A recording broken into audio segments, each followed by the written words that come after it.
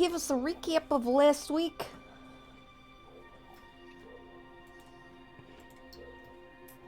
The Russian is strong today. Thank you. Very much. No takers? Great. You're on the block, Liza. Cool. I believe we woke up from a long rest in Westbridge. Tempo had headed down to the temple to look at Vanifer's remains and did some talking with Kusak and just trying to find closure because I don't think she got what she was hoping for with Vanifer's demise. Nina and Nathan have a moment up in the bedroom. Nathan making sure that she gets the rest that she needs after the crazy night that had unfolded with all the monsters coming out. While Nathan goes down to check on an update on everyone else, Nina figured out what was going on in the ring that he had crafted, including talking to Kippen about it and kind of what she put in there. Let's see. We tried to get some updates from Parsonus, but it kind of seems like we are the people to be doing the reviving if it needs to happen. So I think when it comes to Gelesta or anybody else, it's up to us to figure out how to make that happen outside of other powers. But we did all come together to do some planning, and when that happened, we heard a crash outside of the dining room where Pell was cleaning up after Corbett, but Corbett was having a vision about Antono and some of his other friends in Red Larch as a monster was attacking.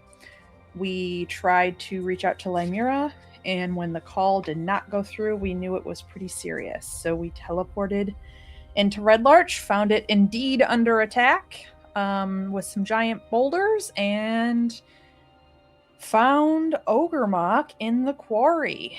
And it was a hell of a fight. Rowan in the thick of it got baseball thrown 500 feet across town. But in the end, we did defeat him. Tempo specifically doing a lot of damage along with Nathan and Shara. And we learned kind of as the battle was winding down that Ogremok, I guess the theory is he has no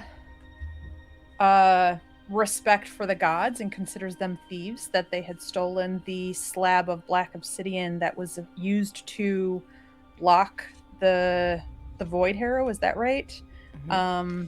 Where the Thrasidune is, and it was shattered into the crystals. So he's been looking for the crystals, trying to get them back because they were stolen from him. They are part of his plan. But as we cast legend lore to learn a little bit more about that, Nathan tried to help get Lymira's body and resurrect her, but when he realized that she was too far gone, did a little Hail Mary and attempted to put Alia's soul, or what was in the ring, into there. And Nina, when she kind of realized what was happening, instinctively flew down to help and lend her draconic magic, and it kind of did what it was going to do. And so Alia became a gold dragon, which may or may not come to bite us in the ass.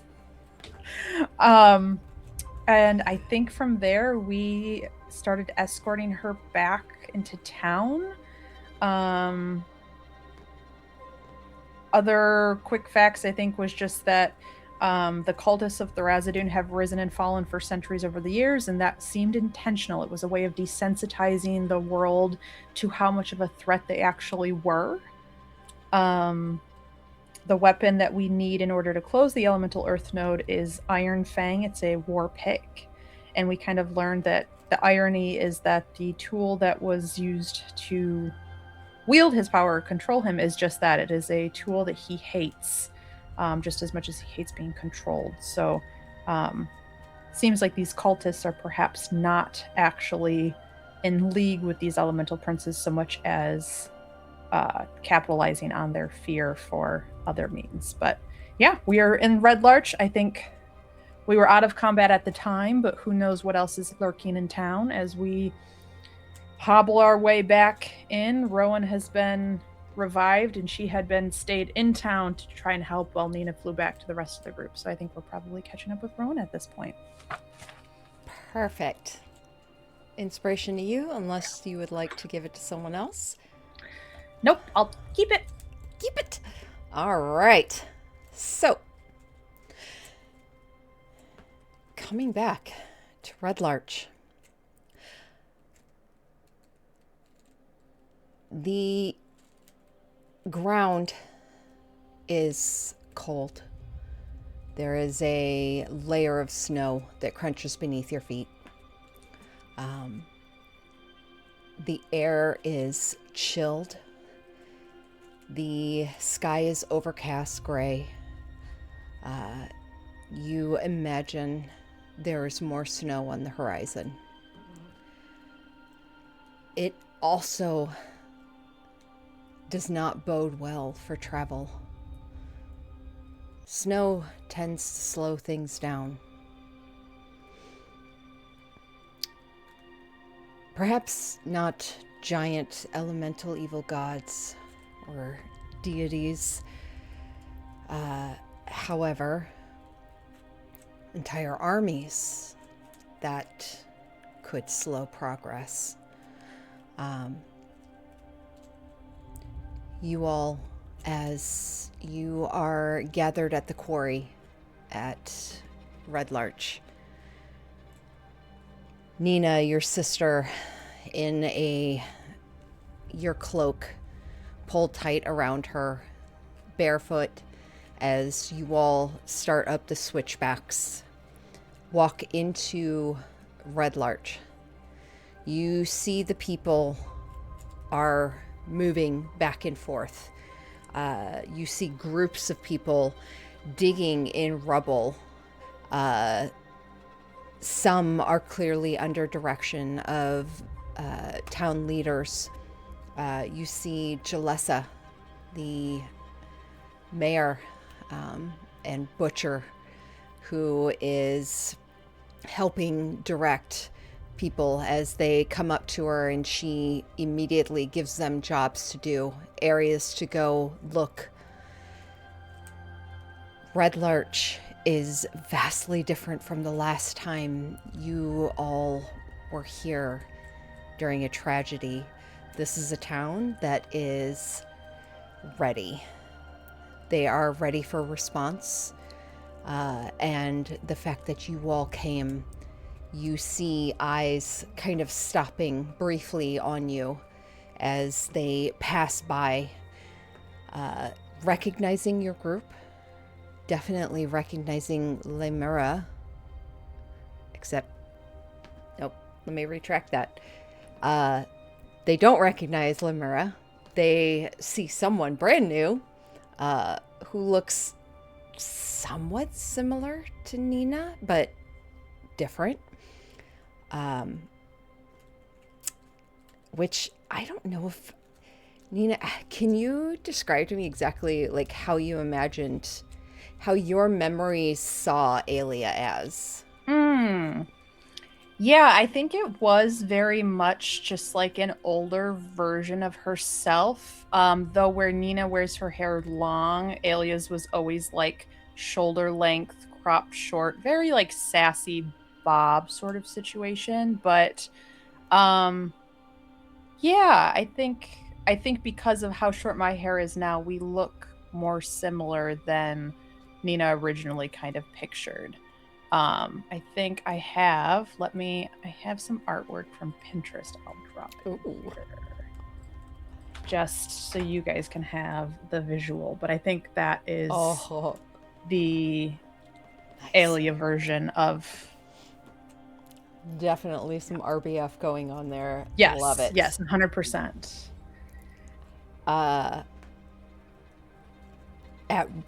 As you continue onward, Jalessa sees all of you. She gives more direction. No, Hamus, do not let him move that. You have to brace it before you lift that. That whole thing will come down unless you do. Get Jeremy over here. And you see several more move before she takes a few steps towards you. Thank you for coming. Is it done? For now, yes. I think we took care of him, but I think we have somewhere else to go to make sure he doesn't come back. All right. Do you need anything from us? Nina kind of looks to the rest of the group because although she does have a level of exhaustion from helping Alia, did not take any hits in that fight and is feeling pretty okay. She doesn't have any of her big guns, but she still has several other things. So she kind of looks to you guys for what you might need. Did Rowan find you? She was thrown. She looks away behind her, kind of waves her hand, and you see Rowan in the background, knelt over someone, pressing her hand against someone, and you see them draw breath and cough as they kind of turn towards their side, and Rowan helps bandage them.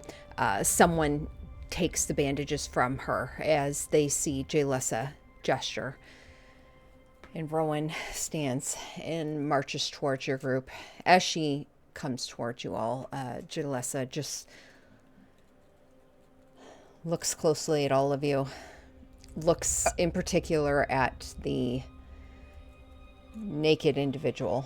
Yeah, and Nina goes, "Oh, clothes. We need clothes."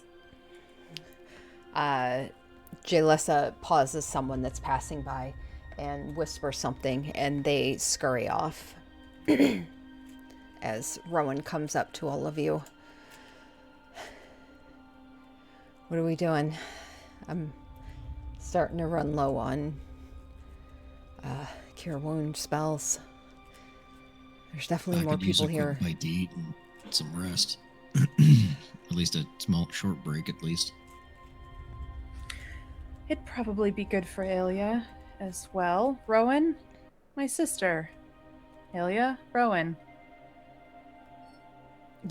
Rowan just, like, expression doesn't change. She just kind of goes stiff before she just kind of leans over to whoever's close to her, probably Nathan, and she just kind of says, I thought she wasn't real. Oh. Well. Ta-da. Okay, she turns her shoulder away from Nathan and Nathan to explain magic? Yeah, okay. steps up towards Nina and Alia. Nice to meet you. Long story short, she's been hiding in that ring. The person Nathan's been talking to, right? Yeah.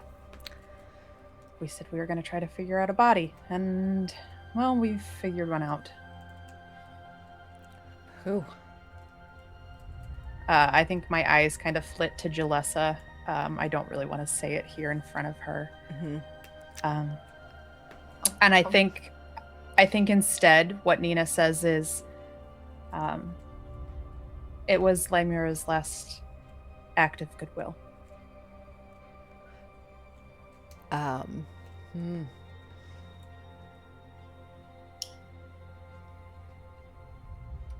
gonna roll. I'll make any roll you want me to do. Okay. Oh, Rowan rolled a 28. Mm-hmm. Hearing that, and then knowing you see her head kind of tilt a bit, and she just kind of takes a step back, and you see her turn her gaze, her expression away from the party, and especially away from Jalessa. And you kind of see this sheen in her eyes. And a slight, almost I don't want to speak for Rowan, but I feel like Rowan would be a little upset by this. I think Nina fully tends to tell her the truth. Yeah. She just doesn't want to lie. Like, she doesn't want to say it all here in front of And I think Jalessa. she understands that. She's Yeah. more upset by what happened. And so she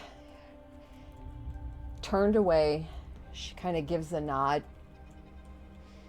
You see her fist. You hear the armor kind of grasp a bit, the cloth and leather stretching as she squeezes her fist tightly, gives a nod. Briefly, her eyes catch with yours, Nina. I'm gonna go get us some food. And she Okay. walks off. Jalessa looks to all of you. Final act.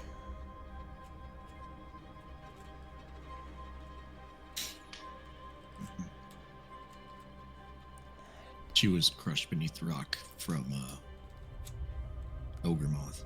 Nothing we could do, unfortunately. Yeah, you see Jalessa, this hits her hard as she takes a step back and takes a moment to really process that. This priestess who has been at Red Larch probably longer than Jalessa has even lived. Lemura has traveled about. However, Red Larch and the temple, the All Faiths Temple, is where she dedicated herself to. And to have this legend of this town that very few knew what she was no longer be there. You gather she knew, and this is hitting her as she kind of takes a few moments. You hear footsteps crunching in the snow, and you see Harburg, the former sheriff, and missing an arm, which is bandaged nicely now. You just kind of see a sleeve that hangs as he walks up, and his hand just kind of briefly touches on her back. And you see her draw in a breath and give a nod. I'm fine. She reaches up and grabs his hand. We'll announce it to the rest of the city later. Please, all of you, take whatever rest, sustenance that you need. Anything. Kaylessa has already started back at the inn.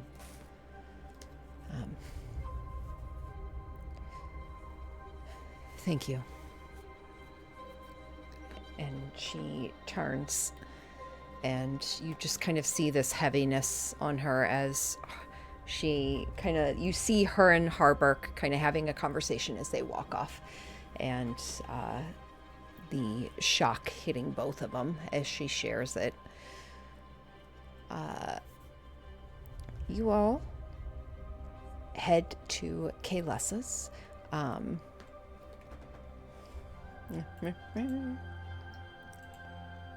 should probably throw you on to the Red Larch map. That would be helpful. Okay.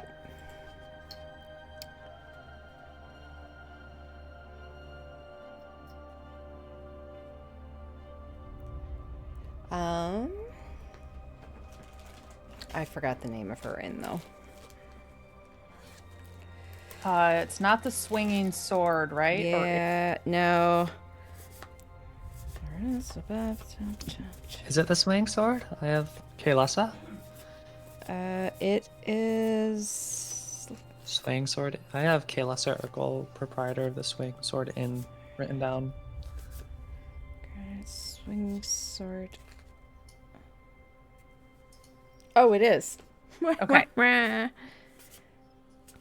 It's the other one that has like the Yeah. day in it. That is the rowdier one. Also, Allie's gonna join. She's just getting some food. Yay!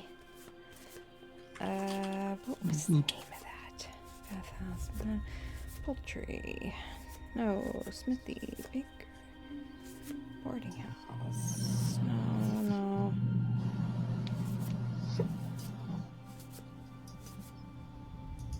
Well, apparently I lost that card. So, fun times.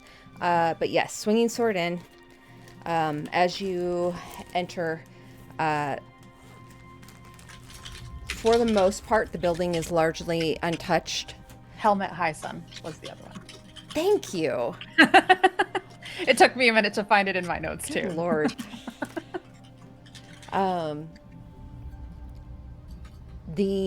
Obviously the energy is dampened quite a bit. There is a sense though of camaraderie.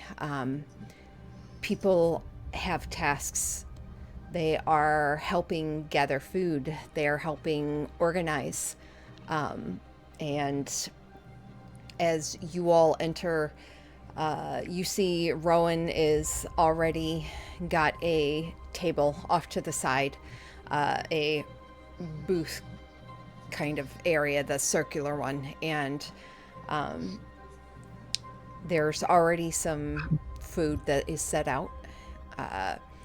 A moment later, someone walks up to you, probably an older male with a graying beard that just kind of hangs loosely, and he walks up, taps you on the arm, Nina, and he holds his hands out, and there's a set of clothing. Right. Okay. I kind of look at Alia, who has legs for the first time. It's like, okay, let's go use the washroom and get you changed. Two of you head to the washroom. Gets her cleaned up. I'm sure you probably prestidigitate a lot of the blood and scrapes off the mud and dirt, and she picks up the clothing of this like kind of simple white tunic, probably ivory, and she looks at it for a moment. Oh, gross. She lifts it. Ugh.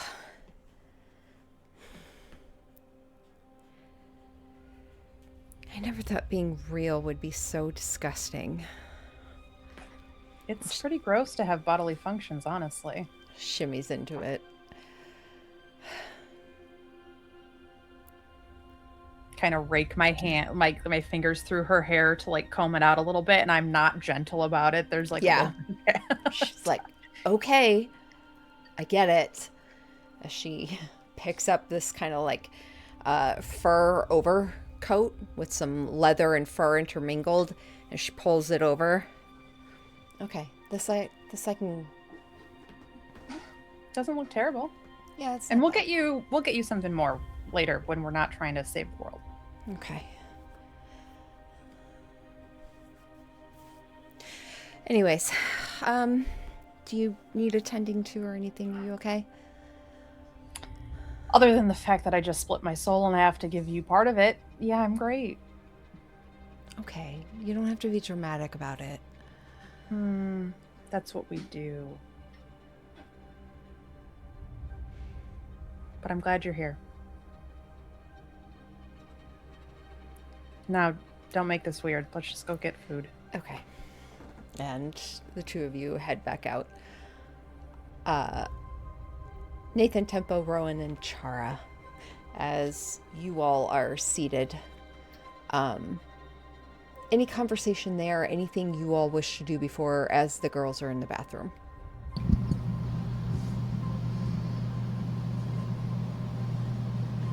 If Tempo Did would anyone? like to, go for it. But Nathan's going to be basically stuffing his face because he's hungry. Mhm. Did anyone but Rowan take like significant hits in the fight? Nathan did. Okay. Yeah, I think Nathan did. Chara was fine, I think. Blasted through all of my healing. Mhm. Okay. Rowan, Temple I mean, would, I'm at 102 out of 136, but I still blasted through all my healing to keep that up. Yeah. Tempo would reach out, put a hand on Rowan and Nathan, and cast aid. nice. Meant to do this earlier, but things got a little hectic. Yeah, so that's it's a 5th level, so 20 additional maximum hit points for 8 hours, and then assuming we're taking a short rest, I'll just get it back anyway. So Cool. Thank you. Appreciate that. of course. And I think the wrist that you're like put your hand on to heal or like add to hit points to, you can hear it just like pop back into place under your hand. Considering you to get squished by a mountain. Yeah. That was all. I need to write down that. Liza, Rowan had Tempo cast 8, so Rowan has 20 additional max HP now. So I guess we gotta find a pickaxe and go shut that portal so we don't have to do that again. 'Cause Yeah. I'm not gonna lie, I didn't like that. It did not feel good.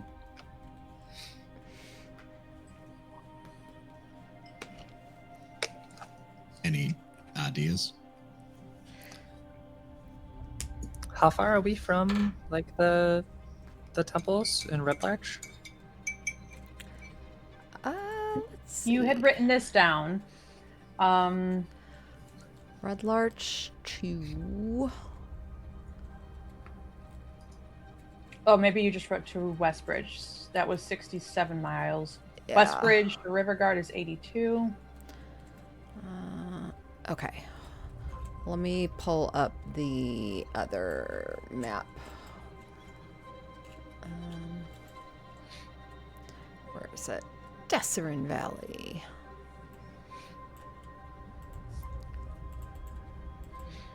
Okay. So you guys are here. And you're looking at getting... Oh, no. Well, it depends on which one you're heading to. Scarlet Moon Hall, Feathergale Spire, Sacred Stone Monastery, or Riverguard Keep.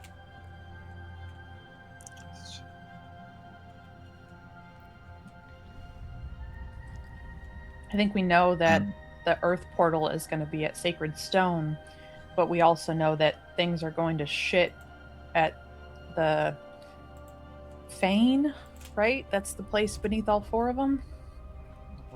Mm-hmm. Right. There was a mine in that quarry.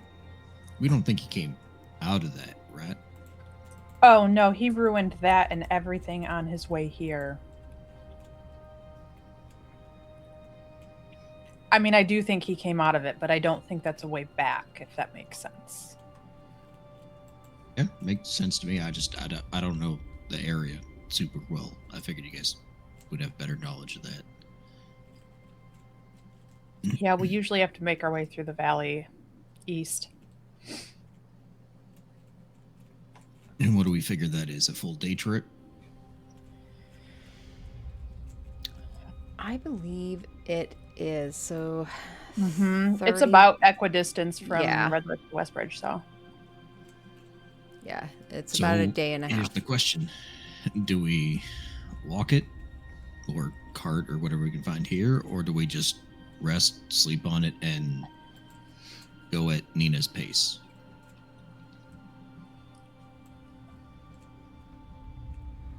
Because both will take the same amount of time, essentially.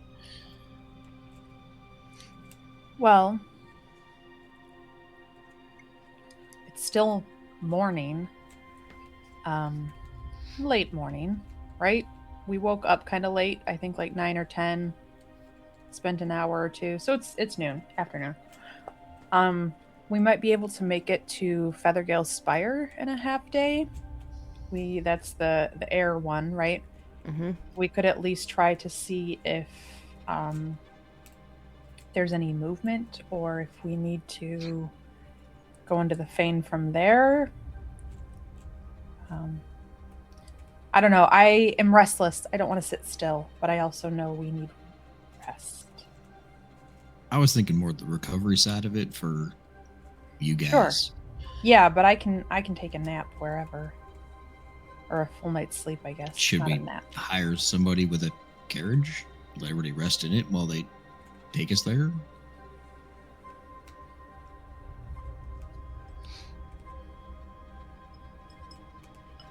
Will the carrot be able to get through these hills in the snow? Yeah. Probably not.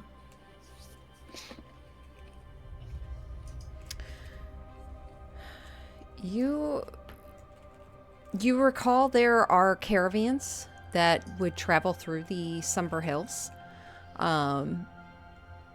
There were some that you ran into, actually, at one point. So it's definitely doable. It could slow down with the snow for sure. Do we think the Mana Rose could get here quick enough to give us a lift?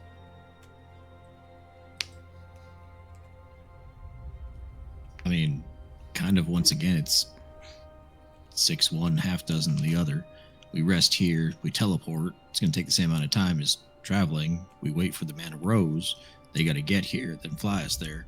Probably going to take the same amount of time. So I don't want to really put it's- anyone in a cart in danger in the valley. Because they're going to die out there. The Mana Rose can fly away. Yeah, that's fair, I guess. If we travel there ourselves, I mean, we save your teleport, Nina, in case we need it in an emergency. Mm-hmm. What if we pinged Renwick? Asked him if he could lift us there real quick. Char, are you still on good terms with him?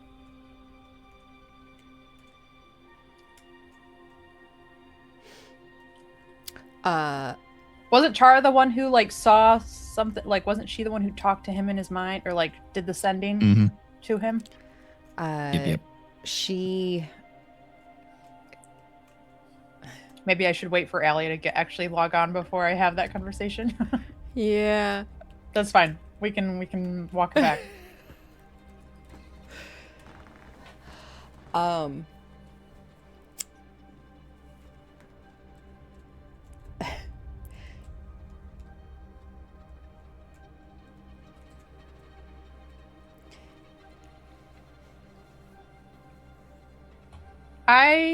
Above table,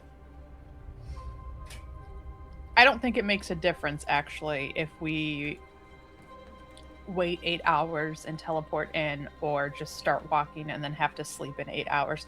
Like,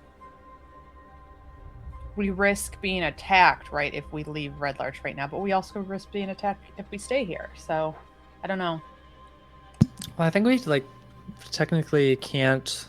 Like, we aren't supposed to be able to rest, like be up for 4 hours and then rest again. Right.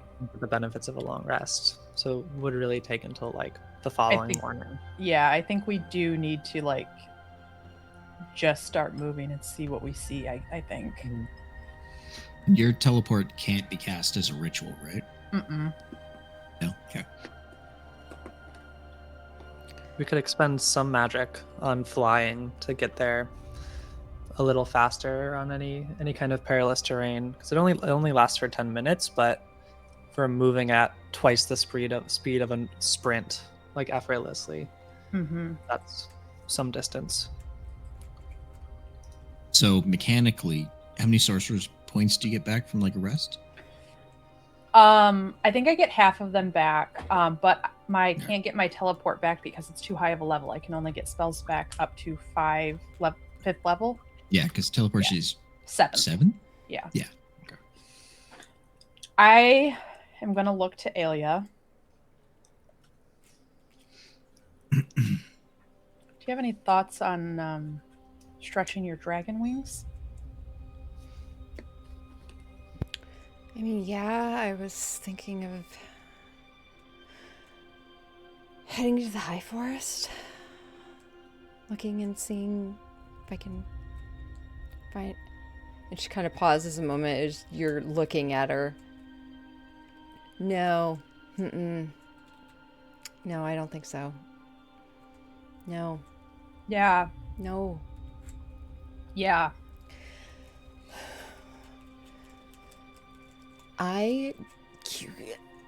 Like ants on my back? That's gross. No. You could pick us up like sheep in your talons if it'd make you feel better. It would. Can't be any worse than living in my head. Also, hi. Nice to officially meet you. Hi. You were cuter in the brain. Okay, so... That's Liza laughing, not Nina. She, like, sits back for a moment.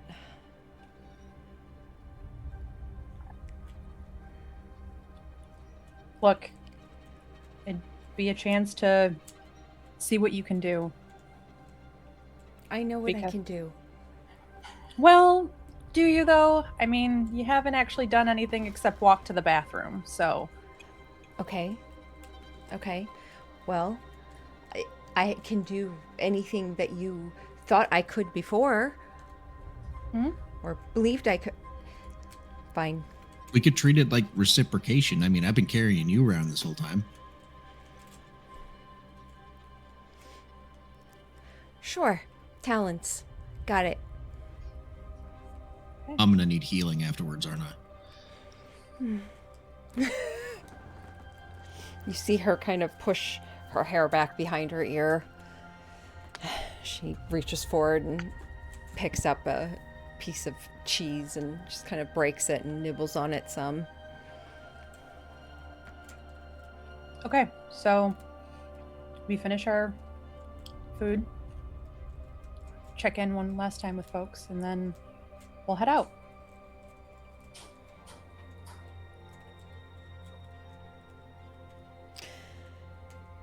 Do I know how, like, could we tell how big of a dragon Limura was? Was she an ancient gold dragon? Was she like a large adult gold dragon? Adult. Adult gold dragon, okay. Mhm. I don't actually know how much they can carry, but I assumed a lot. Yeah, you know. So I think you always gathered she was ancient because of how old she was and Yeah. the things she could do. She probably was on the cusp. Yeah, I think adults can go up to 800 years still too. Yeah. So, but they're technically a huge creature. Yeah. So, okay. She was probably on the cusp of becoming an ancient. Okay. This is me just wanting to make sure I'm not suggesting anything dumb. I think creatures can carry a couple, right? As long as their strength score is a certain. I'm trying to look up. Yeah. Oh yeah, adult gold dragon has a strength of 27. Yeah, she can carry. And if a it all. giant eagle can carry four characters, I think okay. Yeah. I just wanted to make sure that wasn't a dumb suggestion. Especially considering better than asking the lit. only one of you really wears armor anyways, so That's true. only one of you is really very heavy. Rowan, But even then, her plate armor's pretty Because she's got some custom shit pretty now. sweet, yeah. Okay, so do we get to hit a short rest button? Yeah. Take that short rest. As let's see. What time of day is it? I'm trying to remember when you guys teleported. It was morning. Still morning? after Okay. breakfast, so it's I probably do like remember we woke up late because we were up until like 3 or 4 in the morning fighting. So we did sleep until like 9 or 10. Mhm. And then you guys did a couple things. So we'll say at this point it's probably about 2 o'clock. I think is probably a fair assessment. Okay. And as you all finish your long rest, or I'm sorry, your short rest, you regather back outside. Things have generally kind of calmed down. Hi! Welcome. Let me get you added.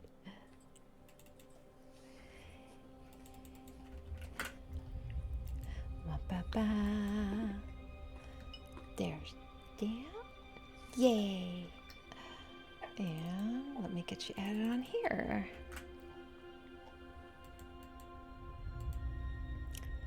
Okay. Real quick, just to catch you up. Party is deciding to head from Red Larch to... Well, real quick, do you know what happened last session? Oh, I was gonna read the notes. I felt It was a lot of combat, Uh-huh. but essentially, I did see we went from breakfast to elemental prince. Yeah. destruction. yep. And we did defeat them. So we basically had breakfast, did a couple of little talky things in Westbridge, and then immediately had to teleport to Red Larch because he was actually attacking Red Larch. So that's why we're there. We beat him. And Lymura, who's the priestess there, the gold dragon, died. And Nathan did a Hail Mary and put Alia into Lymura's body. So my sister is now real in the body of an adult gold dragon who looks like Nina's sister now, which is that picture I actually sent in the Discord. And that's where we're at. We're just deciding now we were bullying Alia into flying us to our next spot because we need to get somewhere quick, and she has big wings. So She has big wings. Okay. Awesome. Yep. Where are we? we're in Red Larch currently. We're in Red Larch. Okay. Yep. Yep. You We're all- eating at the tavern. Just had like some quick meal, some drink, and you all are getting ready to head out. As you're walking outside, you see, for the most part, any of the work of needing to search and rescue has occurred and is done. For now, anyone still working, it looks like they're just on cleanup duties, trying to get things to a place for tomorrow when a new day begins, and they will once again begin the rebuilding of several of their buildings at Red Larch. Poor Red This Larch. poor- Okay. I know this town has been rebuilt like 4 times since we've met them. You know what they could use? Y'all.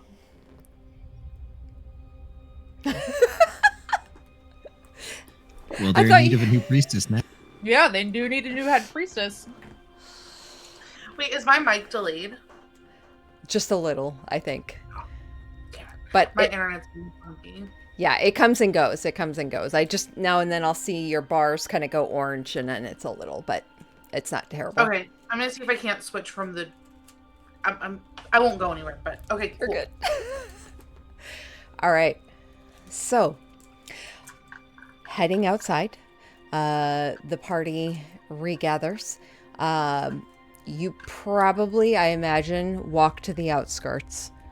Oh yeah, we're not doing that in the middle of town. Following the road that heads east to west. Which one is that? The Cairn Road. You start along the Cairn Road, path you followed many ages ago. You find the little offset path, the shepherd's path, and you start to make your way up it a bit before you kind of get to a nice area that's got a clearing, but it's quite covered. And Okay. Before you do this, who Yeah. has the earpieces? We should ask Gildred where the fuck they've been since the fire cult and if they're in trouble. I show Gildred, Rowan, Chara, and Parsonus. Yeah, did we check on Parsonus?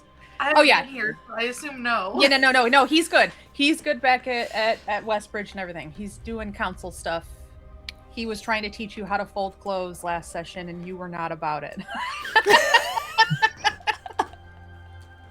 Jeez. Okay.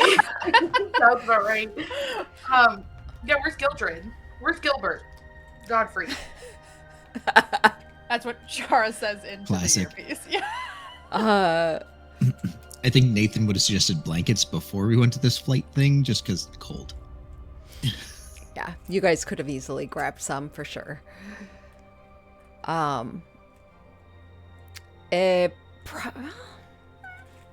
see. Can she roll a persuasion check to get him to answer? Yeah, let's do that. Roll a persuasion check, Chara. You persuading I don't think she person. can get like lower than a 30. I know. DM, check what I think my modifier is 13 or 15. I'm trying to get D&D Beyond to log me in. Modifier charisma. Oh, I'm sorry. Persuasion? Yeah, plus 15. God damn. So that's 26. Okay.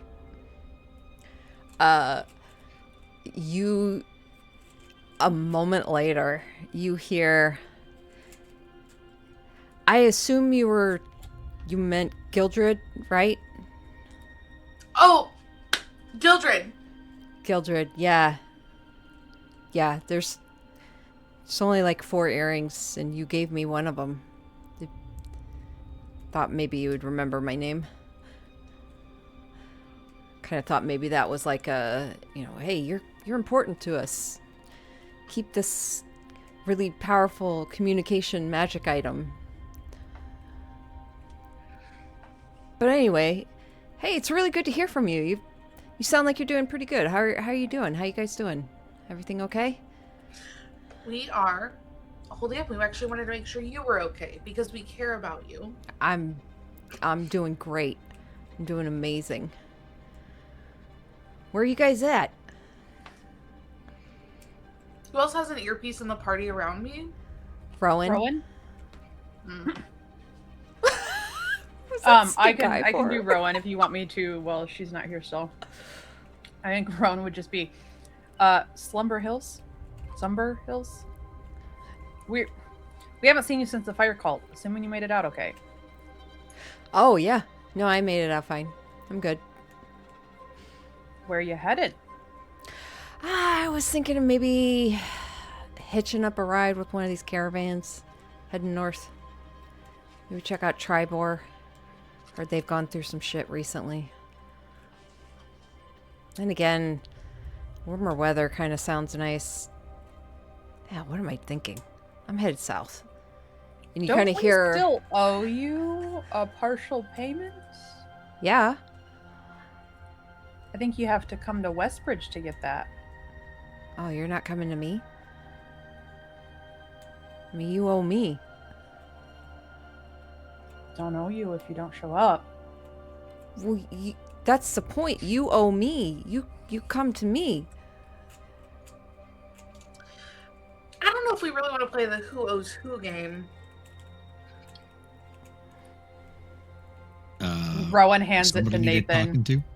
Yeah, you Puts it fix in. this. You hired him. Oh, hey there, bud. Oh, hey. How's it going? It's going. What are you bitching about? I'm not bitching. Not bitching. All right. So we'll see you back in Westbridge? I'm not at So you can Westford. go to work where you work? Get new orders? Your boss may have been expired, but we'll figure it out. Sorry, what? Yeah, Westbridge was attacked. We had issues. So the Gelesta, he's dead? I'm hoping his spirit finds its way to where it needs to go. Okay. But it ain't his body right now. So what does that mean for me? If I don't have a boss Well- anymore? Means I take over and figure it out for you, or Parsoness does, which I'll talk about that later when I see you. Parson is on the other line. Excuse me? Yeah. You hear Gildred just say, okay. You're gonna get Ah. paid. Just take your scrawny ass back to Westbridge. Yeah, a moment. You hear him sigh, and then you hear, I don't want to deal with this asshole. As Parsoness does come on the line. Now, Whoever be he polite. is. He helped us out. And if you haven't even met the guy, how can you call him an asshole? Come on. Don't be so judgy. You'll get wrinkles.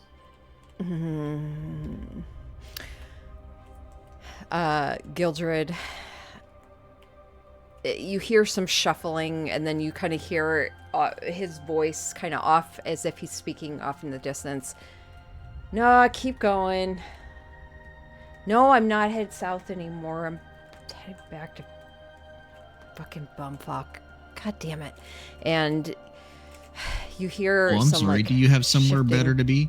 Yeah, actually, I was gonna head south. I was gonna get warmed up and, you know, take my sweet time waiting for you guys to save the world and then pay me and, you know. What are you, a fucking bird? What do you mean heading south? What? Turn your ass around, go back to Westbridge. I'm headed there.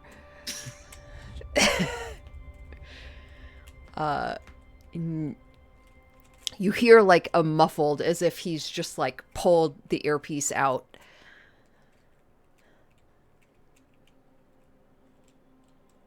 We really All right. probably should get that back from him. Well, we will when we see him in Westbridge. All right. Kind of his collateral for us paying him. Do you want to explain to me again why he's not an asshole? No worse than I am. Well, that doesn't help. Exactly. He's done good Everything's so all far. right in Red He's Lodge? been a good soldier. So, define all right. Is it still standing? Are all of you alive? It's still standing. We're all alive.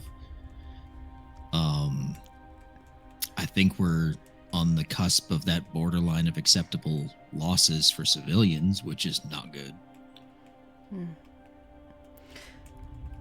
Well, the bard here was wanting to know if you heard anything from his friend.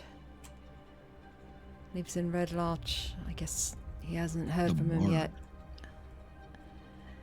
Oh, and to know, we did check on him when we got there. He was buried under rubble, right?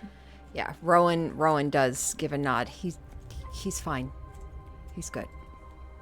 Yeah, the bard's friend. Who is the bard? What are we Corbett! talking about? Like, Rowan punches you in the shoulder. Oh, Uncle Whitehair. Got it. Ow. Very good. I'll relay that. All right. You all are headed where?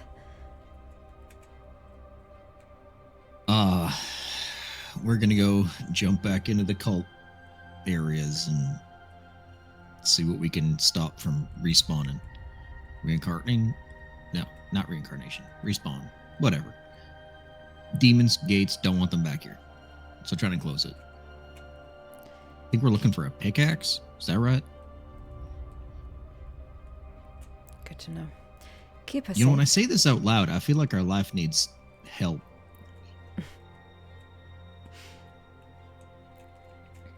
Just keep her alive. He like looks around.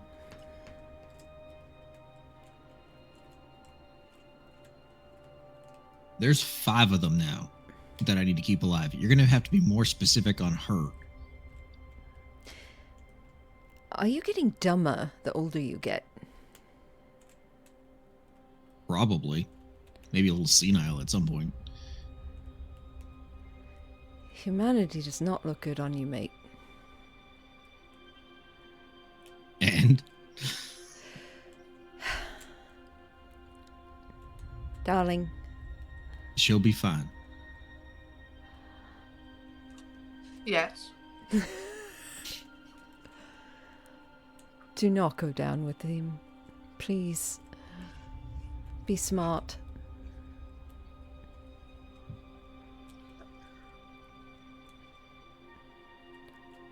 Yeah. Rude. I think what takes him down will probably won't be what takes me down. All right. I think, Dina, you just see Nathan look at you and grin and then look back without saying anything. Good luck. And he signs off.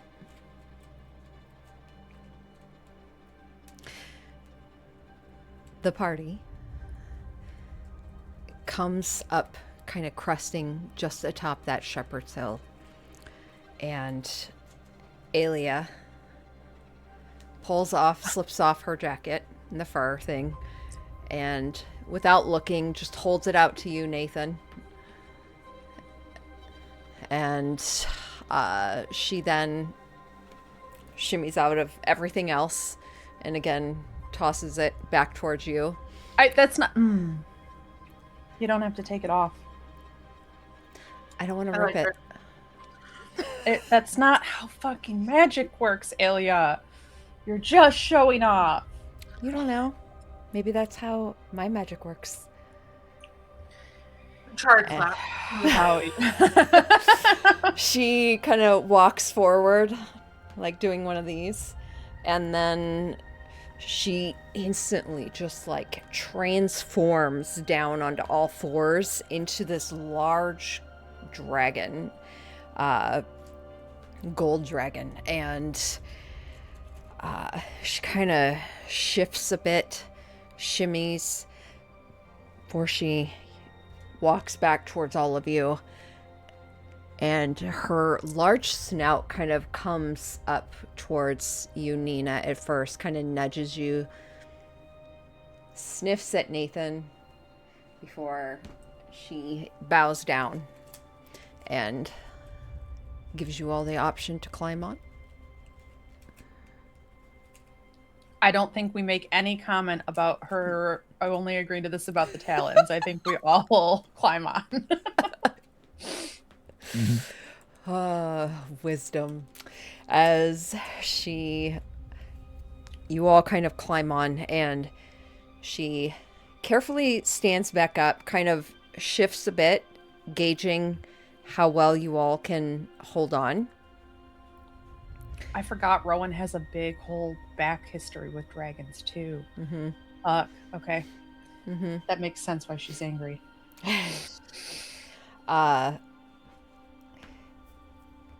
She also has some personal connections with Lymura from the start kind of the campaign and everything. So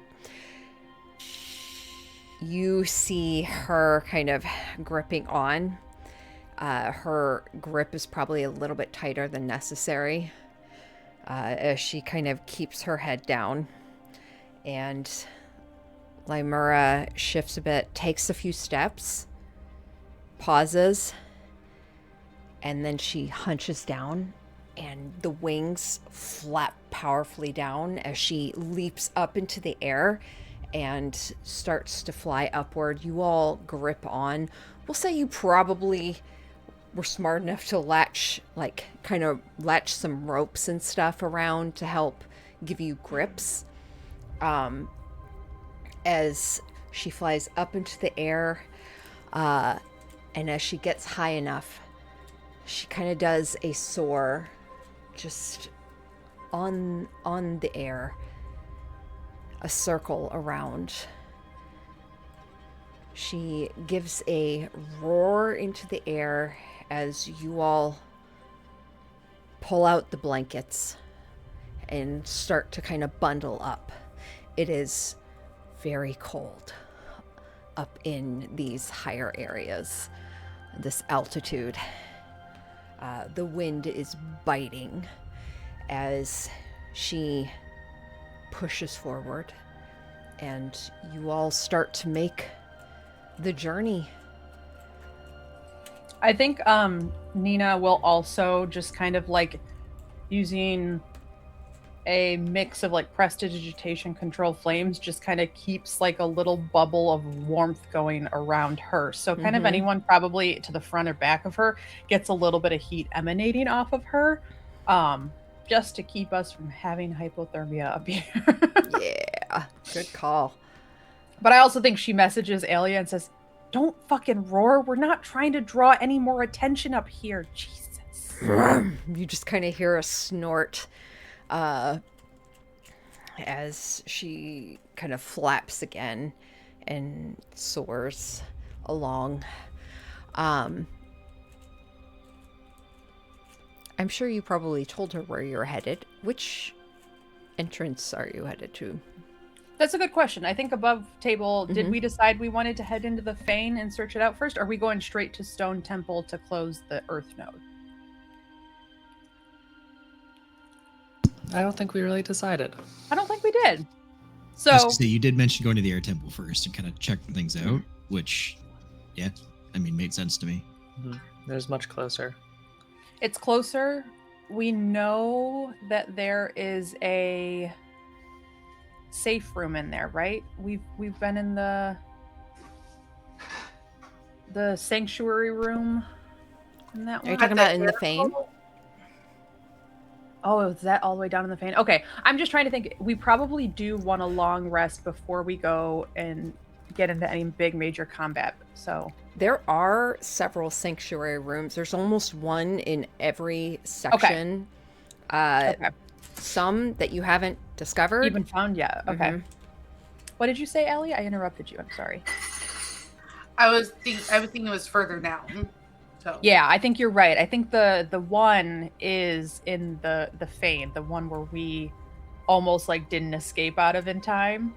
That was when we found Tempo originally right after Durgan died. That one's definitely in the Fane.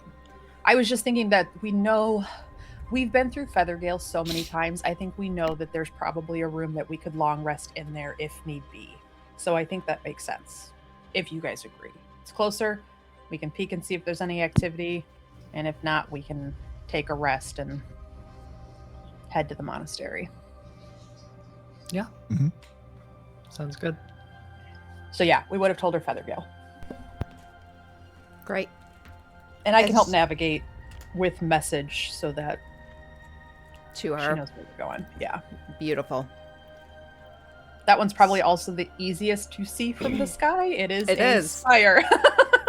It is actually, it can be viewed just the tip of it from Red Larch, way off in the distance. Atop that Shepherd's Hill, you could absolutely see it. You could get there under an hour. Oh, fantastic. As she swoops in and you get to Feathergale Spire, she just kind of circles it, and you'd probably hear in your mind because she also is a magic user. Do you want to land on top, or do you want to land at the ground?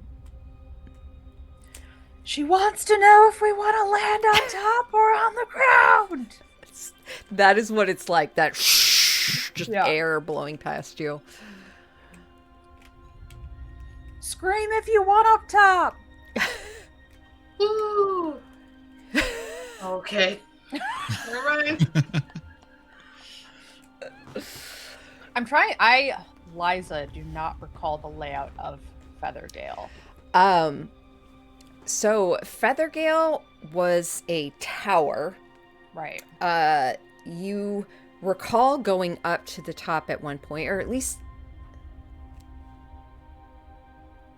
I don't remember if that was before or after Nina joined. Because Nina joined at Riverdale. I don't remember at all. For context. Yeah, I feel like it might have been right after I joined. I feel like we did. Yeah, you know that there is like this kind of roost at the top where they're griffins. Yeah. Roosted. That's right.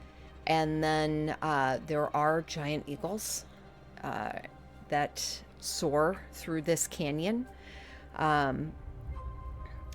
But there's also, you could land at the base as well. Totally up to you.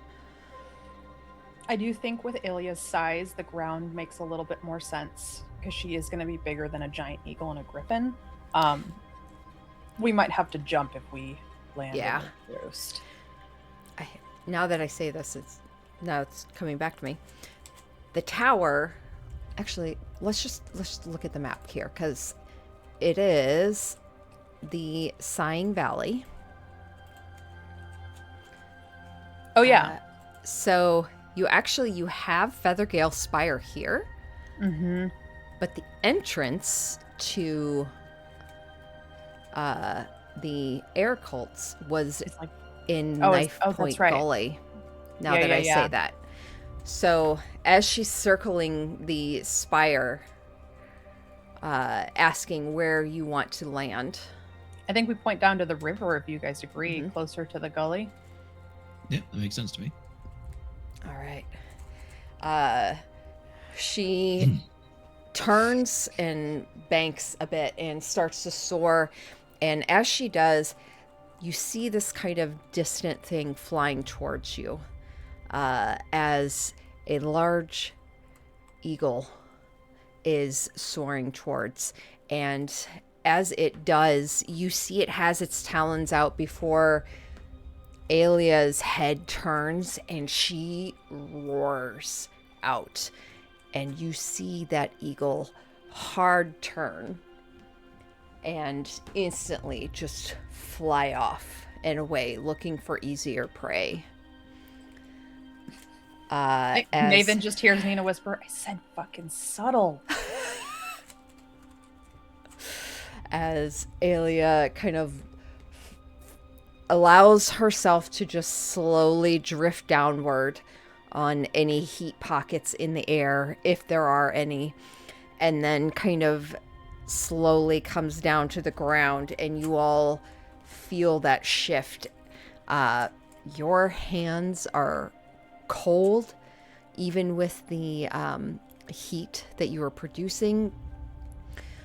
You all are red-faced. You probably have snot coming out of your noses, and you climb down one by one, stiff,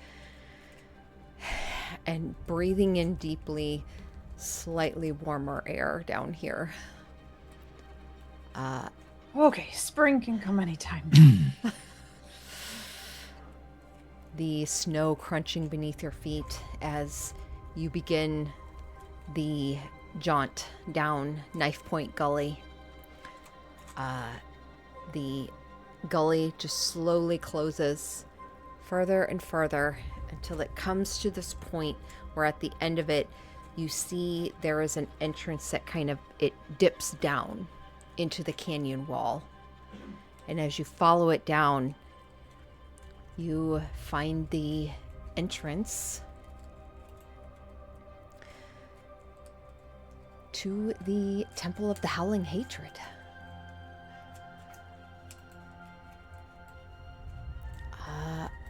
Which I will drop you on. Man, it's been so long since we've been here.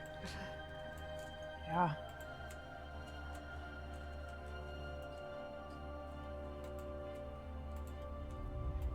Oh, So, yeah.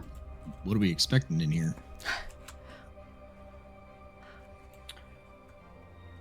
Well, the last time we were here, Let me put you actually where you entered at. yeah. The last time we were here, there was what? Air elementals. We faced a wyvern at one point.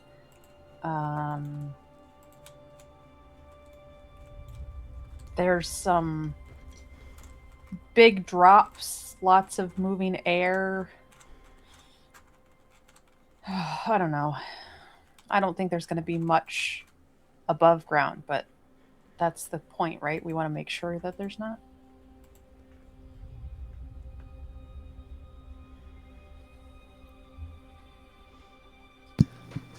I mean, I can scout things out from a distance with my arcane eye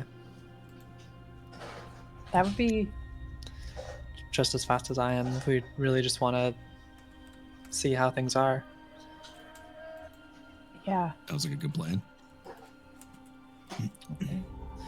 Make sure I have that. Yeah, with my Visions of Distant Realms, I can cast Arcane Eye without expending a spell slot. Cool. I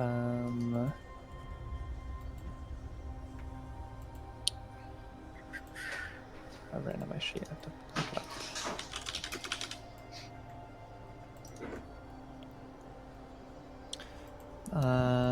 So it creates an invisible.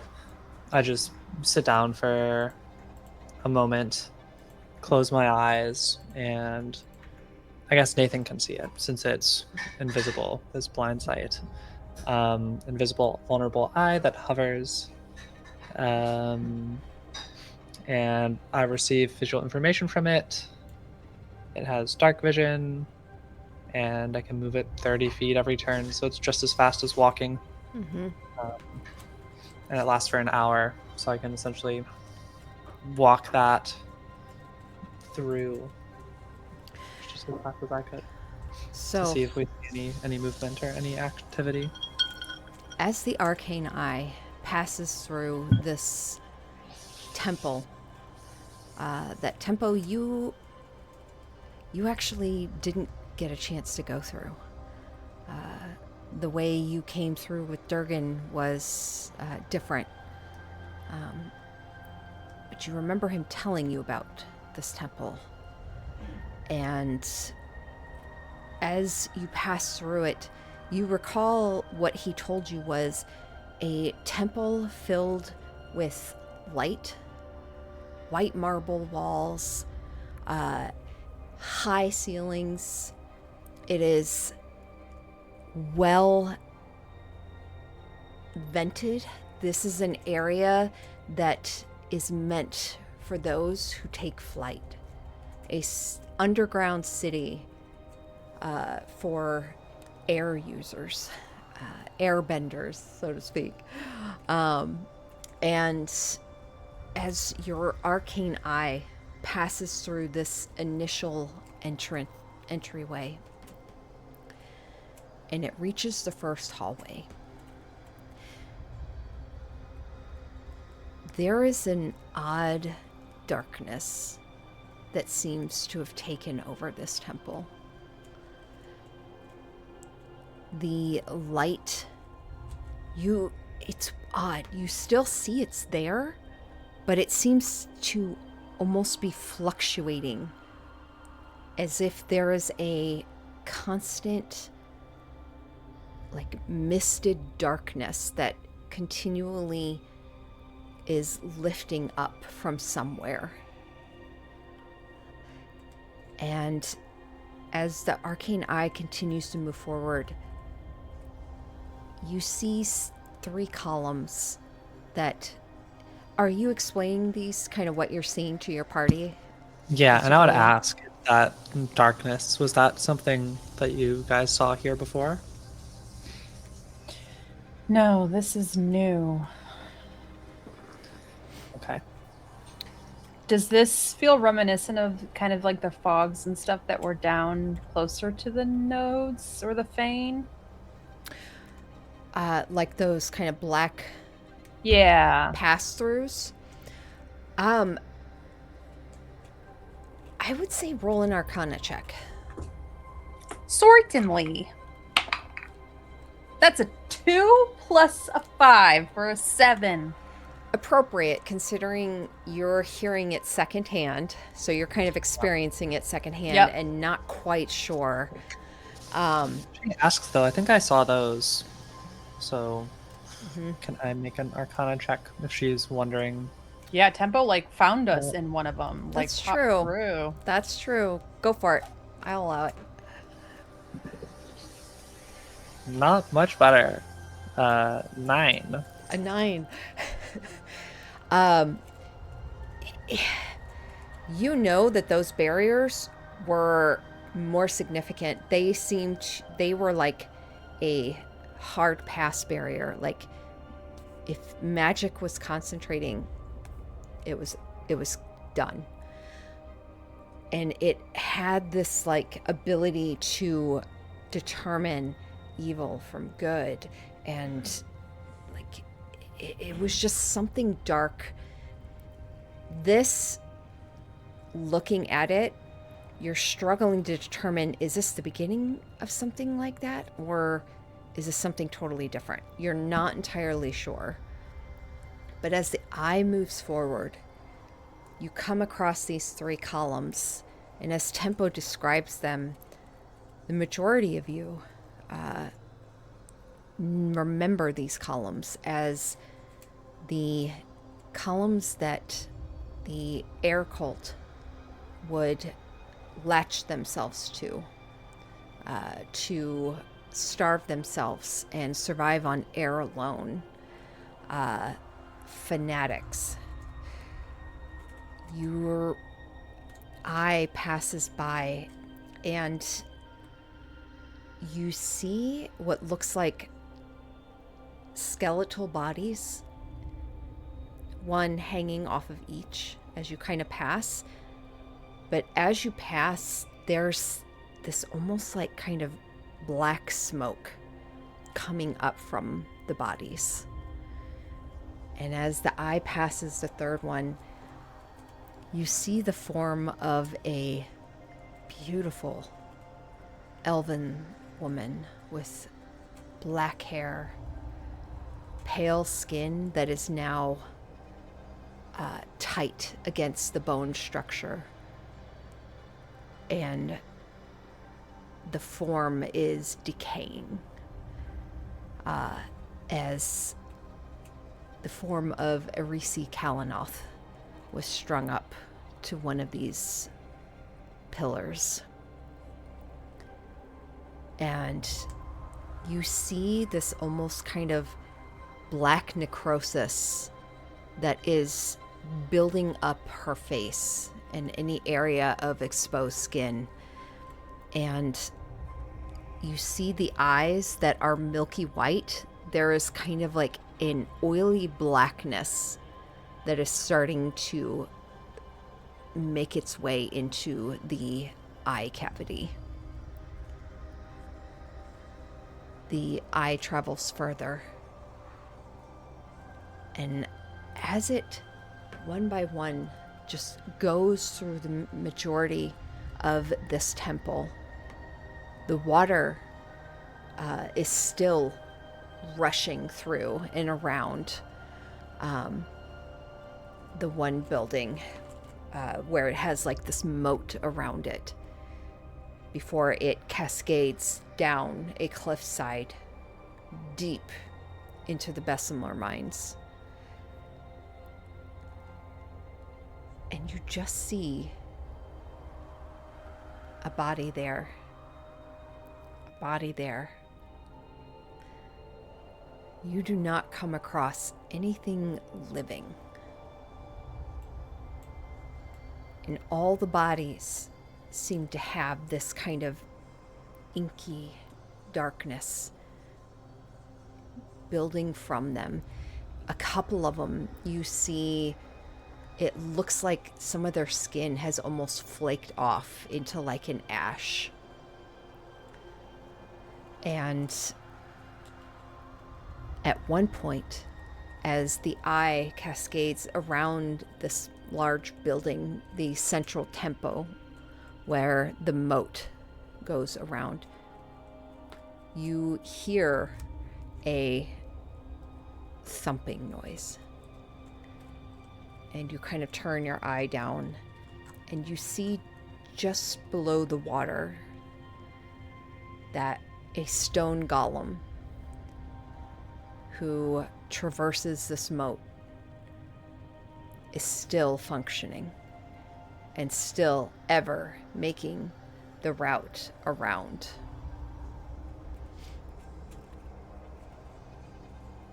The eye continues for the remainder of the time. You find empty halls, dead bodies in some various forms of this odd necrosis or breakdown. And you see several of the entrances. One that heads to the Temple of the Eternal Flame. One that heads down to the Fane. One that leads to the Crushing Wave. Everything here looks empty. And I would relay as much, describe all of that, all the bodies, the inkiness, nothing moving but a stone golem. Should I go down into the Fane? If you have some time left, or if you need to get closer, we can do that too. I mean, it seems like other than the golem, it's worth moving forward. Yeah, how long would it have taken to, at walking speed, move around and check everything out like that?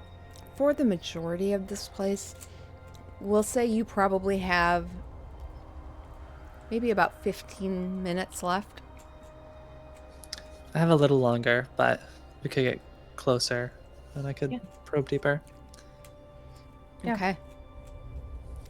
So, the eye, you head to the one area where a worm had carved out a hole in the ground at one point. And you drop the eye down.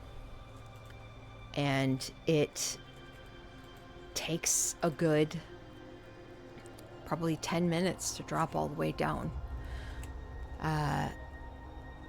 But as it gets to the bottom,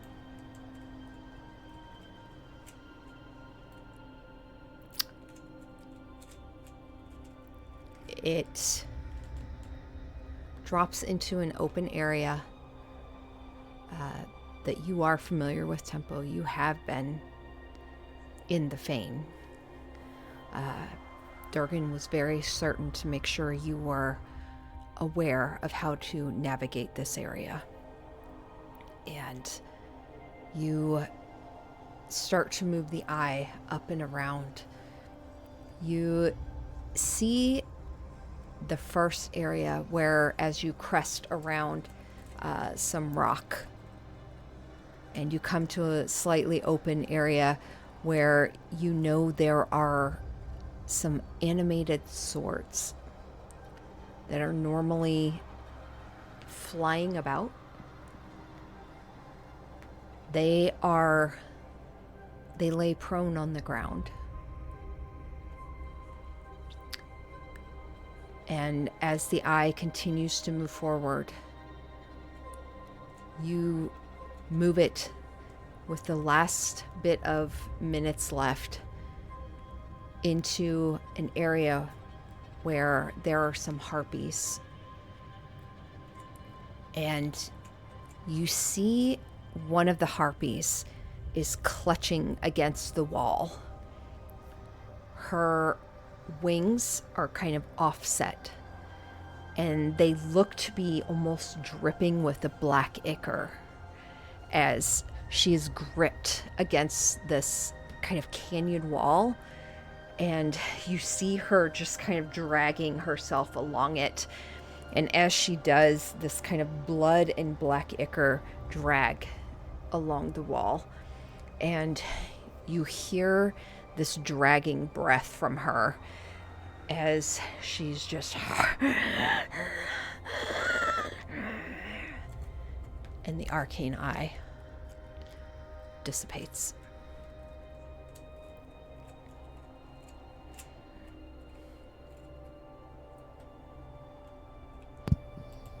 And I would have described all that I was seeing.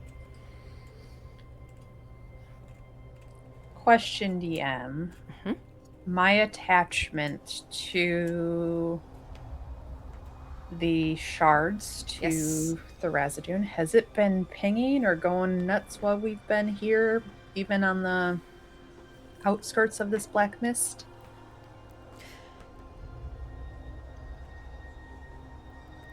You need to get to the Fane. That is where you are drawn. Okay. You have something that belongs there.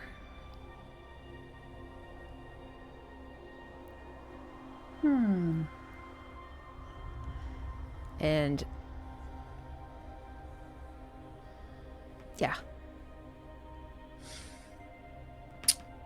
Well, I think Nina is a little like her voice is a little shaky as she is still trying to fight the impulse to kind of run ahead. Mhm. I think that whatever this is, it's not good to be in it for long periods of time, so maybe staying here is not a good idea after all. I feel like I need to be down there, and I have something for it. That can't be good. Maybe we shouldn't have brought the shards with us. Right. I mean, every time they've been left somewhere, it's been hit and taken anyways, so it doesn't really matter.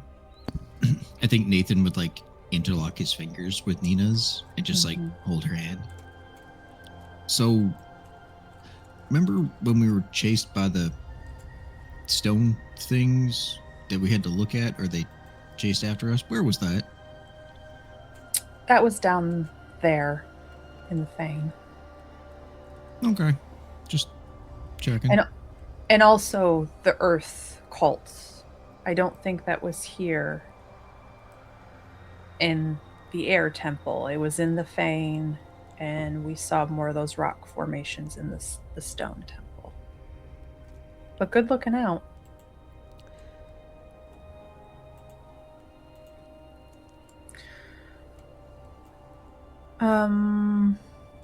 Their tempo. Roll me a history check. Sure. History. I'll be right back. I'm still We're listening. here. though. Might as well just keep going. 2 plus 0. Cool. It's still 2. Cool. Nothing. Where are we again? Cultists.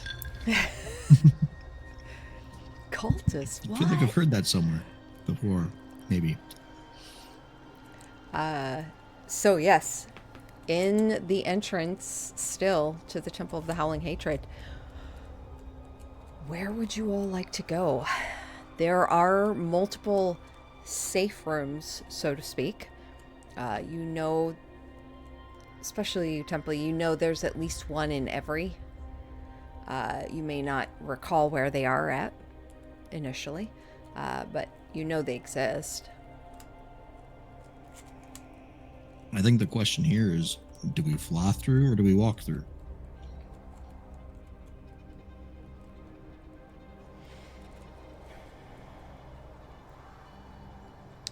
Rowan probably draws in a deep breath.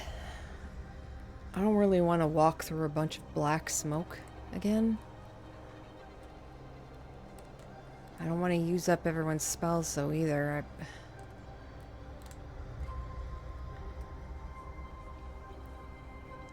I don't know. We either walk through it and figure out what it is or try and avoid it. Mm-hmm. But where are we headed? Are we headed to the Fane, or are we just headed to a I think safe we room? have to get through to the... Well, both, I guess. Safe room, Fane. I think the Fane we have to go to get to their temple, so... We're just doing this in a straight line. Mm-hmm. We might as well get to the Fane, I suppose, and find a safe room down there. Okay. Can we teleport past the black stuff? Like when Chara teleported us through the rock that one time? Wasn't that Tempo? That was Tempo. I can. Is there smoke like throughout though, right? Or did I Mhm. misinterpret? Yeah. I can only get us like with my scatter. I can only get us so far, 120 feet or so. I don't think the smoke was that long map-wise. I don't remember, if I'm being honest. Oh, the ones where we Usually actually had to about make 10, like 15 con Oh. checks and the poisonous Mhm. smoke. Mhm. Yeah. Yeah. Down there.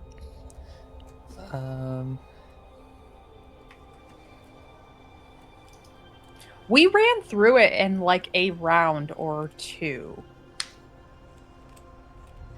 So Like down in the Fane initially?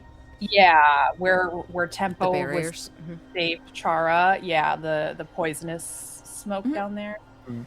I don't think it was like several hundred feet. It was definitely dashable. Okay. I could get us through it then if we want to into that when we're down there. So the Fane theoretically is where they're trying to bring him back, right? That's our assumption. Are we ready to fight a demon lord and a potential resurrected god of chaos on half a tank? Or would we rather, and I kind of look at Ilya, spend a few more hours and try to get to the Earth Cult and deal with a prophet instead?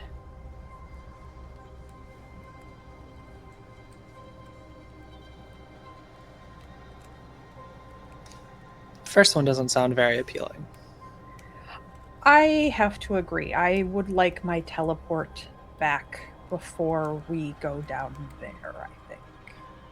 I just wanted us to come here and make sure that there was not a ton of active bodies.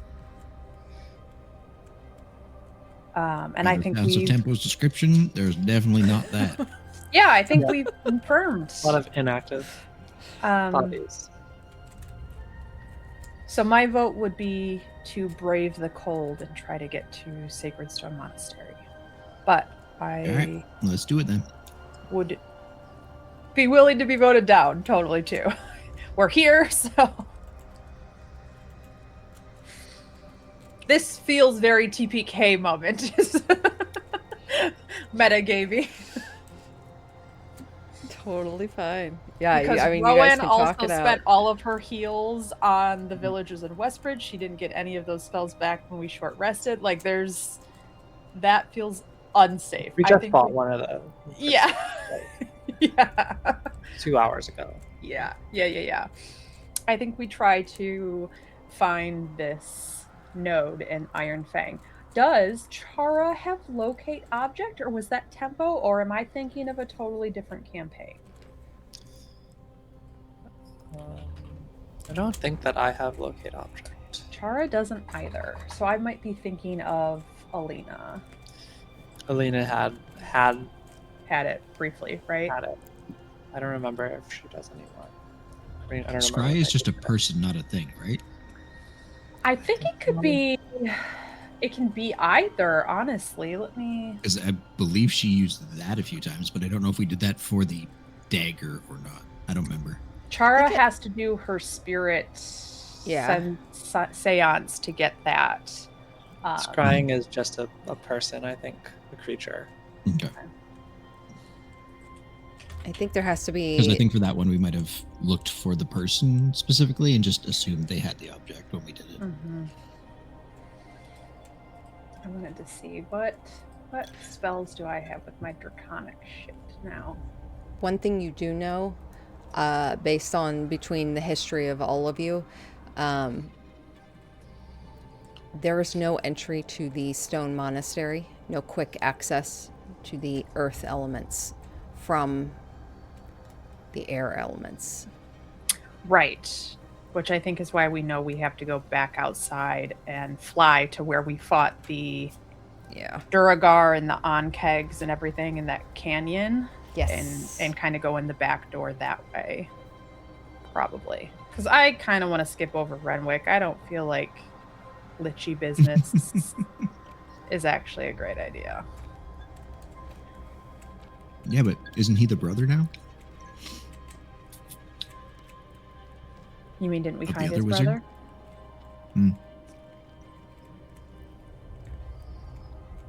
I think we learned that afterwards Maybe. when we were in the wizard tower or whatever it was. I also realize I have polymorph. I could have totally become a full dragon too. No, it's fine. Yeah, no, I think if you guys both agree, I think we head back the way we came, back to the gully and fly out. I really don't want to go down into the Fade without teleport to, Super to fair. dip back out Yeah, fair by me. and heals. I'm To be with it. honest. Yeah, Just Rowan off the top of your used a heads, lot what of was her heals. the deal Chara made with Renwick? Wasn't it bringing his brother back?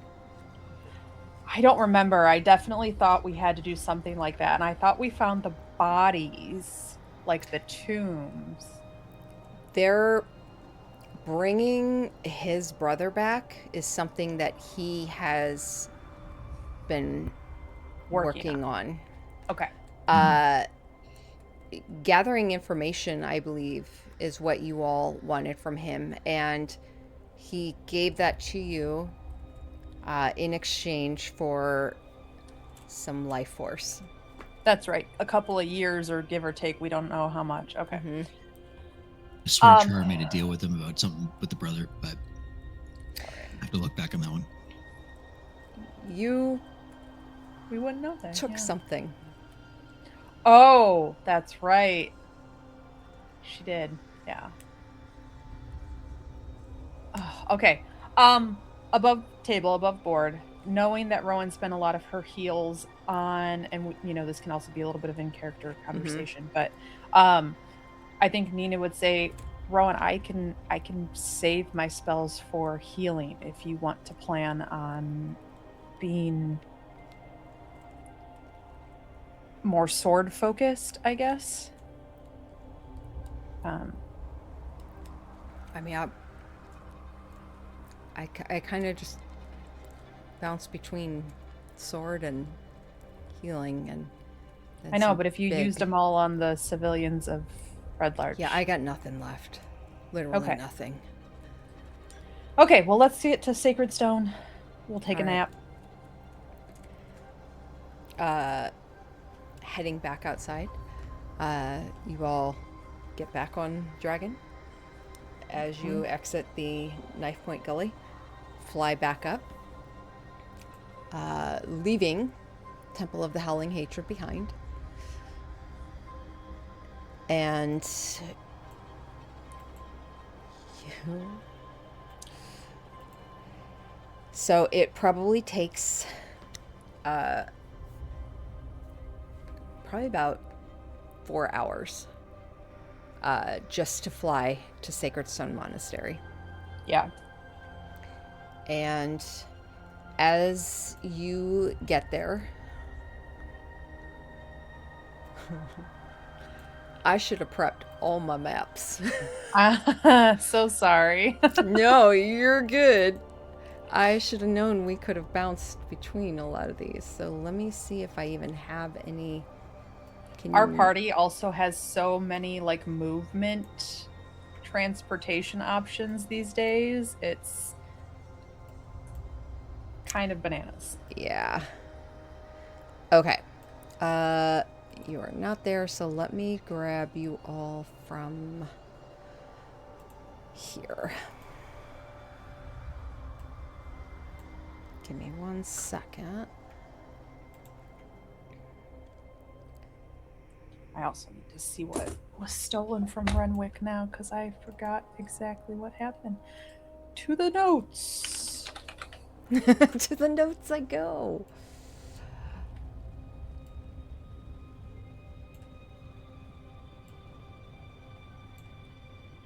Whoops. Chara did want to make a deal with Renwick to find the other gems.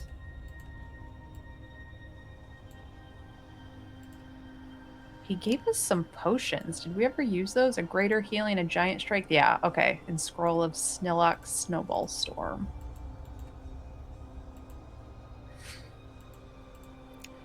Okay. Let me throw you on the map here as you weave your way through the canyons. Or I already threw you on there. And you find yourself coming through this thin pass. Alia, her form in human once again, clothing on, held tight against her. She looks at this monastery, and you all hear the sounds of movement inside the monastery.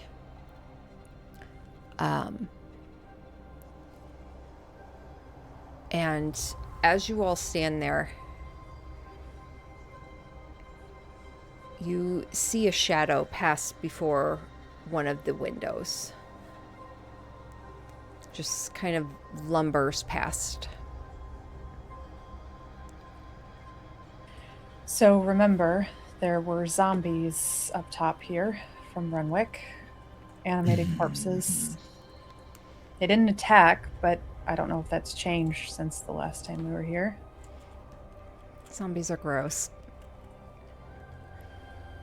Yeah, well, you're kind of a zombie if you think about it. Okay, that's uncalled for. Am I Really wrong? uncalled for. I'm a fucking gold dragon now, Nina. But a gold dragon that was dead like 6 hours ago? I'm not going in there. Okay.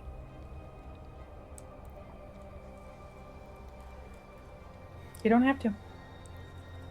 We could use your help. But you don't have to. You flew us here. That's huge.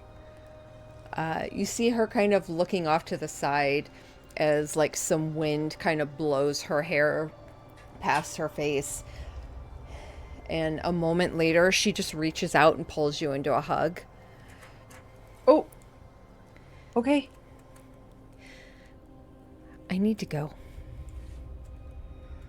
Go where? She kind of pulls back a bit.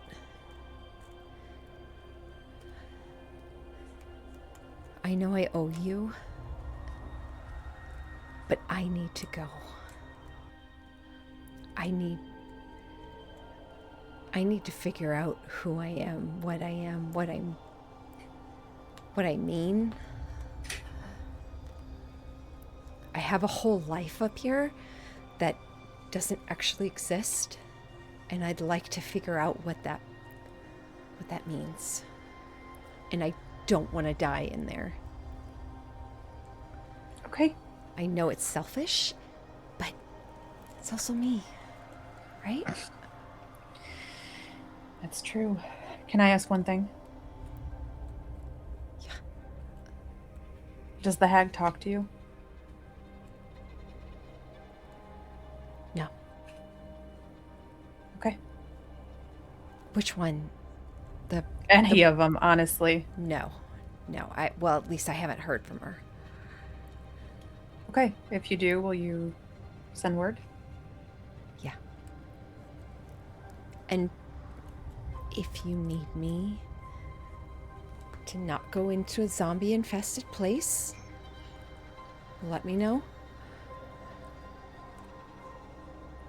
I think Nathan takes off an earring and just like slides it into your hand, Nina, and then just kind of turns. I kind of like reach up and I will clip it on to Ilya's ear. Oh, I'm not really the one earring kind of girl. So make another one, bitch. Just so you can stay in touch.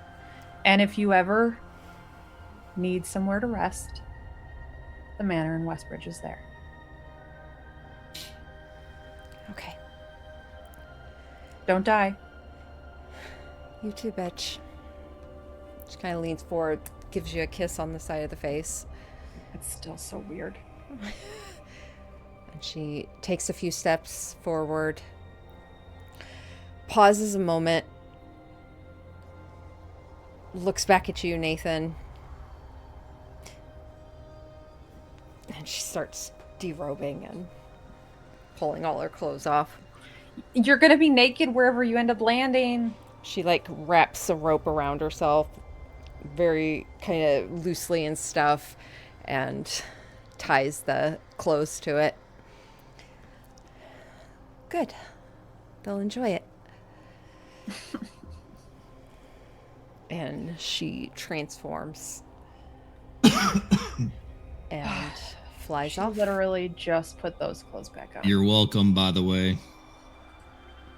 You hear Never a thanked me. loud roar.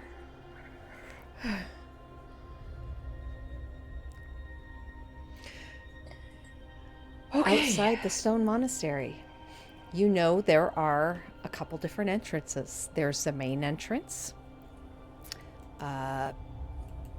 There is an entrance up ahead, and there's an entrance in a garden area to the back that, it kind of depends on how you would like to enter. Actually, the garden area, sorry, that was a walled garden.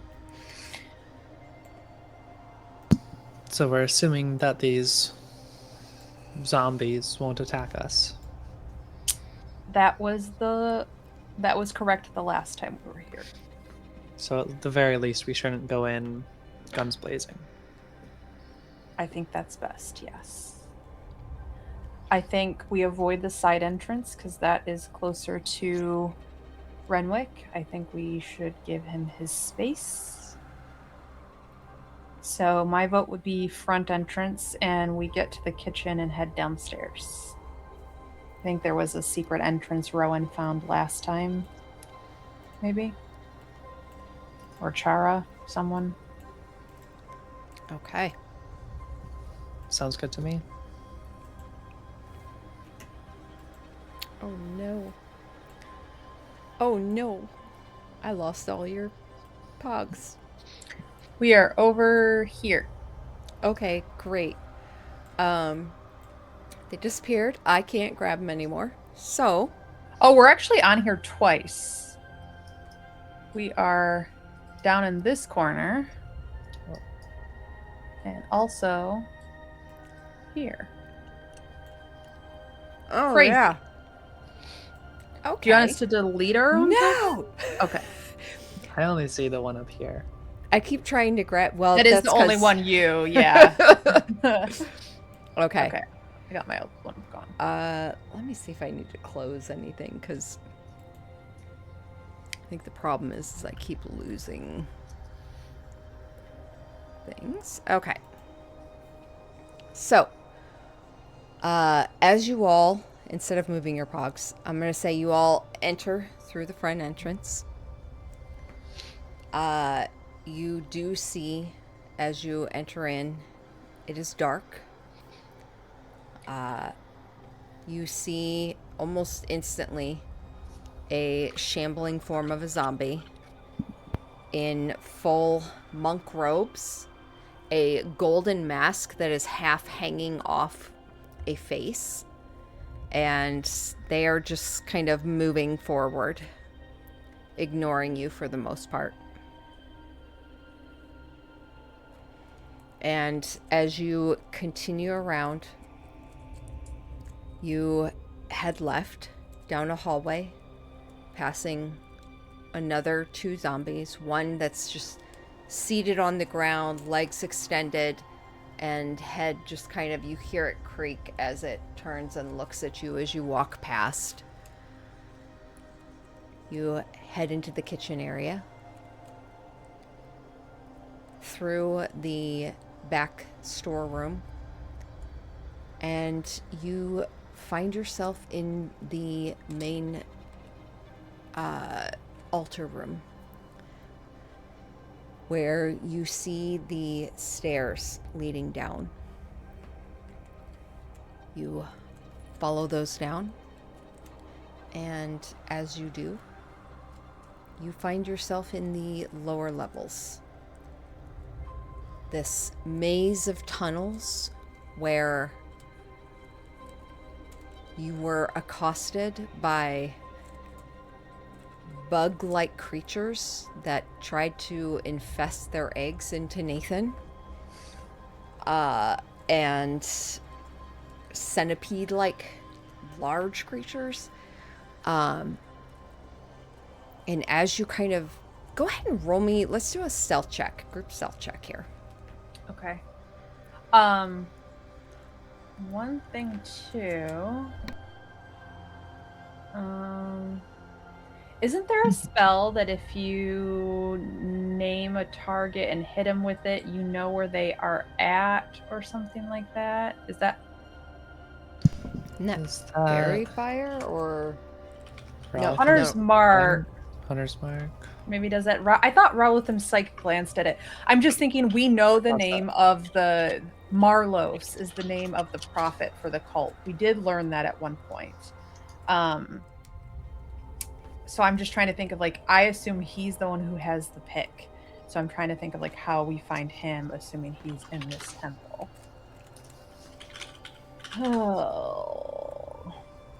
So, Raltham Psychic Lance. Oh, I thought I had, but I don't actually see that on there. I don't think it is. I think It only has a range of 120 feet, though. Don't know why I thought that. Because I also thought that. Oh, there's got to be one, though. Hold on.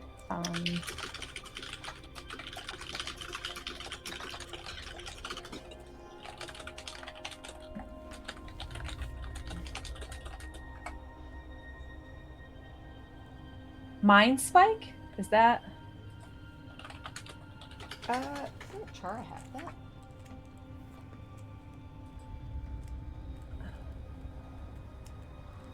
Yeah. Okay. Yeah. I mean, it also only has a range of 60 feet, so it's not one that you can just say their name and hit them. But She if they doesn't have fail to save, they can't become hidden from you, and you always know where it's at as long as it's on the same plane of existence for that hour.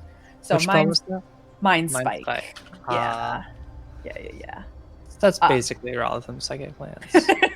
I think the difference is it's 60 feet, and you can't just say the name like Rowletham's Psychic Glance. You actually have to be able to see the creature Okay. within range. So Makes sense. Makes sense Anyway. why we thought it was that, though. Yeah. Okay. Mind You said stealth Spike, check? Psychic Lance. Same thing. It's Yes. like someone got tired of naming magic spells. Oh, brain that's horn. so bad. 5 from Nina. Oh, yeah, I forgot we were doing stealth checks.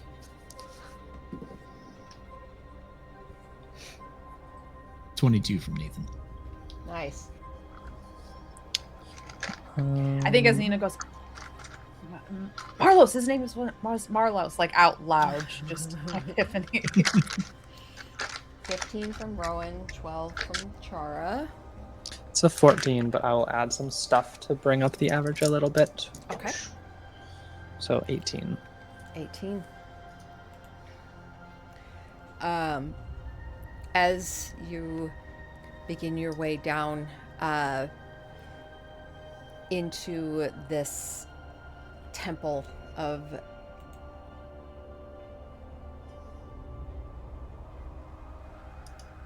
oh no, I'm sorry, this is still the monastery, the tunnels. As you make your way through, it seems quite quiet. You do hear skittering now and then.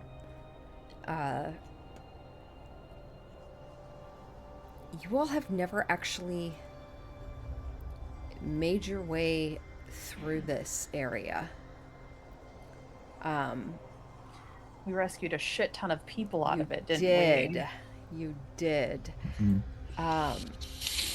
Let me pull this up real quick because we? Well, it might be worth taking out a couple of minions to make our life easier in the morning. Bugs, they don't like fire, right? We determined that? You scalded the eggs out of Nathan's arm or some shit?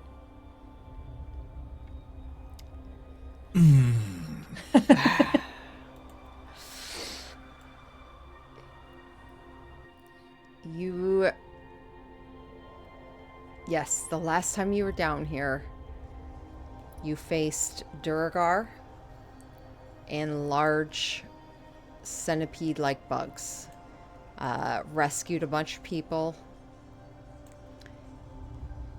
And I would say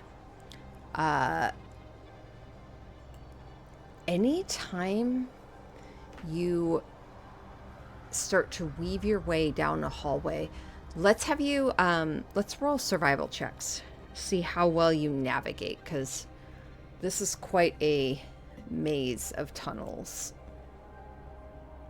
That's another 5. I'm gonna roll double digits here. When we get into combat, I'm sure of it. 16 for Chara. 11 for Nathan. 11. And I for vividly Temple. remember shooting myself last time to get eggs out of me. So Rowan Doesn't sound rolled very a pleasant. 28. As the one person that got yelled at for running after to try and help you, Nathan. Apparently, she took enough time the last time she was down here to visualize where she was. And as she kind of starts remapping it as you all are trailing through, doing your best to be quiet, you find your way down a hallway that it splits into 2 different ways. And as you all kind of drift down one, Rowan kind of pauses and leans looking over at the other. And she takes a few steps forward. And she just kind of reaches out a hand into the air. Kind of pulls her hand back a bit. And as she does, she kind of runs her fingers along her palm, and she can almost feel traces of something oily on her skin. I think it's this way. She kind of calls back to the rest of you. Really quick, I just happened to notice, because when I was looking for that Mind Spike spell, Rowan is at 30 out of 101 hit points. Can we roll some hit dice for her from our short rest from before, just so she's not at 30 HP for this? I don't know if she gets anything else back on a short rest, but it'd be nice to not have our cleric go down again. And is that including? I gave her 20 from aid. Oh, right. I don't think has aid factored in. I have a sticky note about it. But... Let me do short rest for her. Holy crap, she has a shit ton of hit die. I think we all do, right? That's based on our level. Oh my gosh. Only half of them. I never get this high in level as a player.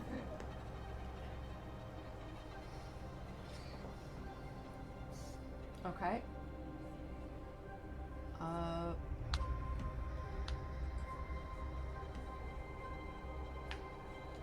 Shut up. That's not possible. Hold on. That didn't roll right.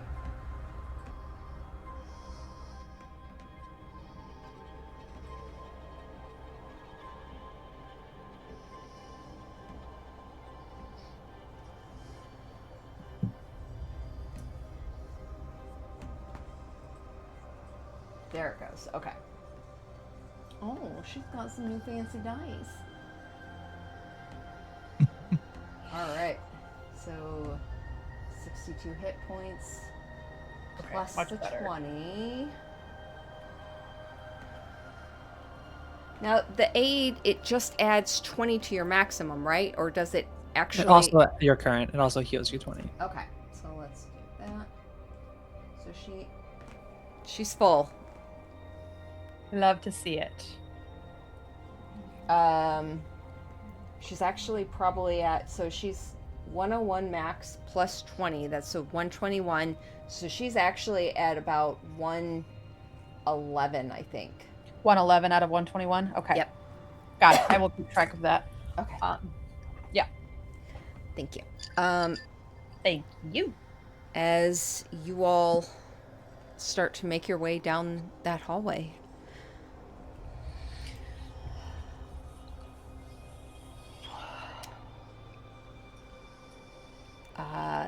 the hallway that leads down to the Temple of the Black Earth.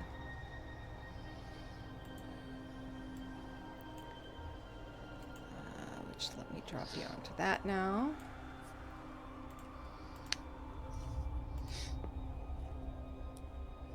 Ooh, new map.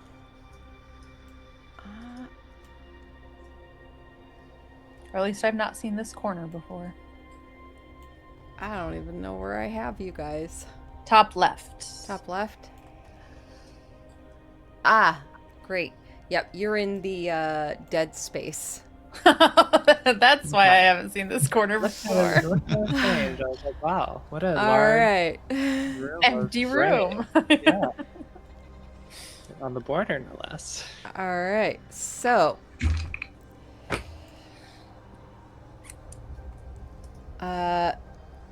you all, excuse me, immediately are not here.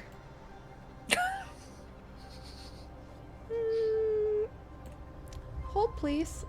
I'm gonna find where your entrance is.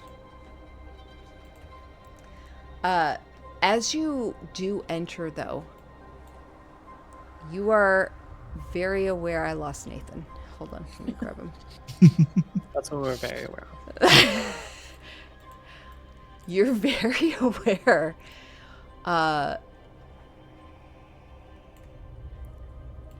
There is that inky blackness that is kind of drifting up from the ground as you walk forward. You initially kind of feel a slight nausea, just slight, as you start to walk through it. You don't feel like a tugging from it or like you're drifting through water. You can just feel this kind of offness to it. as you start to make your way through it. And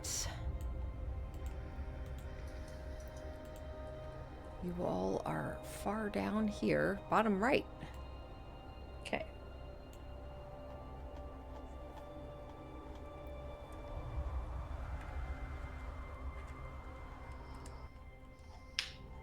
Is it, or is it this one? Sorry, they have so many fucking entrances. Yeah. Take your time.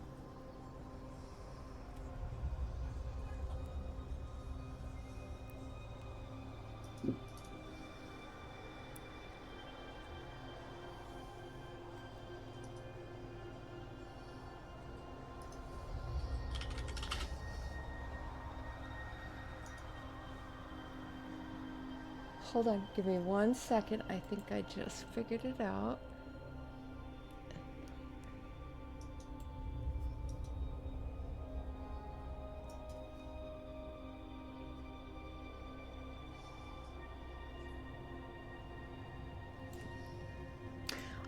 Actually, what it brings you to,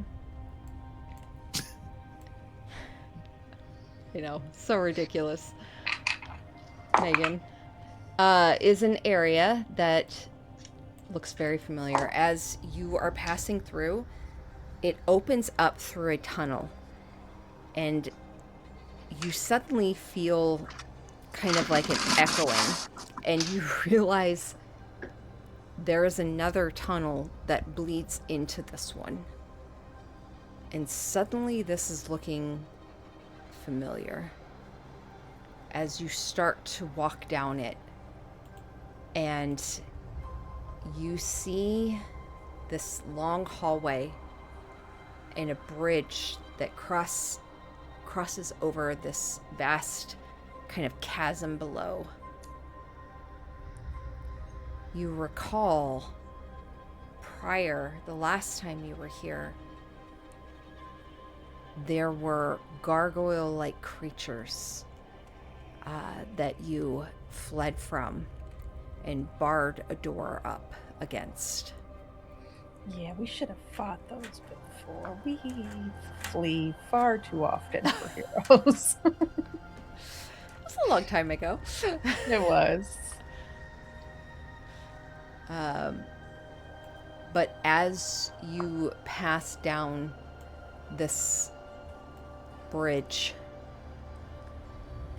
it looks empty, your footsteps echoing along it.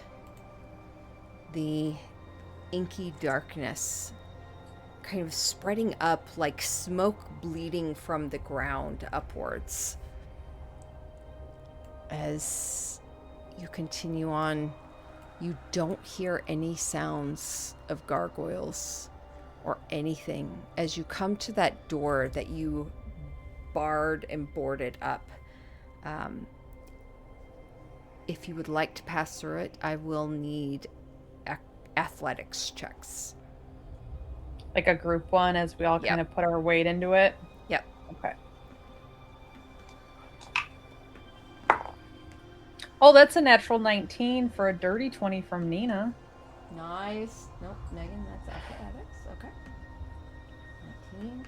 Cool. 7 from Chara. 21 18 from Rowan. from Nathan. Nice. 18. Tempo?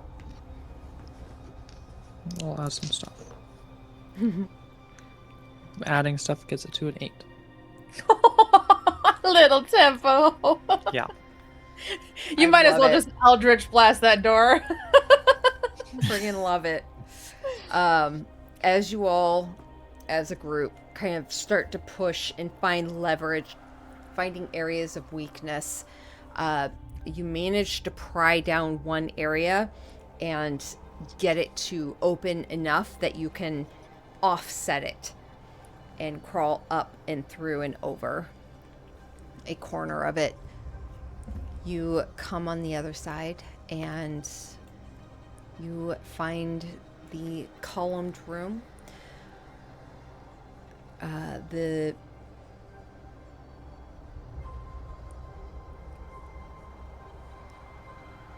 It's been so long since we've been here. This once magnificent hall with marble floors, intricate carvings, these prosperous farmlands along the walls.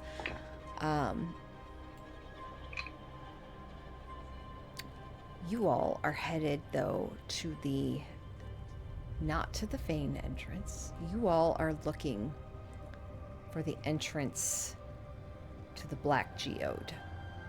Yeah, I think we're trying to hunt out any minions that are still here and specifically looking for Marlos and Iron Fang. Yeah. Like a shadow of the Temple of Howling Hatred, you find bodies with drifting smoke coming from them. Some of them in various forms of decay. Some of them looking like they were struggling for life. Now and then you come across someone still alive that doesn't notice you. They are just kind of like dragging themselves or walking along the wall, kind of drifting a bit. And they, now and then you'll see them do something, especially in this area, where they try and scrape their hands into the wall, their fingers bloodied, and a couple of them down to bone, as they are trying to do what is instinctual. These are former cultists. They're like wearing cult gear. Yep. Should we put them out of their misery? I mean, I don't know if this is feeding him in any way.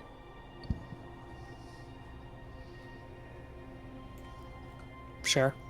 Temple cast Eldritch Blast and just put some of them down. I think Nina will do the same, but with Mind Sliver, just... Yeah. You, between the group of you, putting down these individuals, they go down without a fight. Some of them you do hear a release of breath. Some of them you hear a gasp, a cry for life.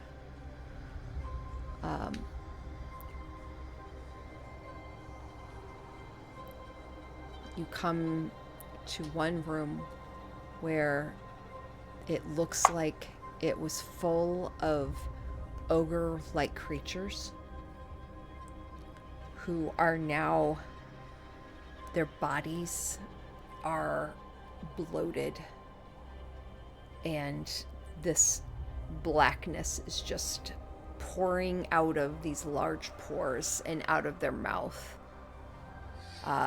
And you see one whose hand is just turned to like an ash that is slowly pieces just kind of falling.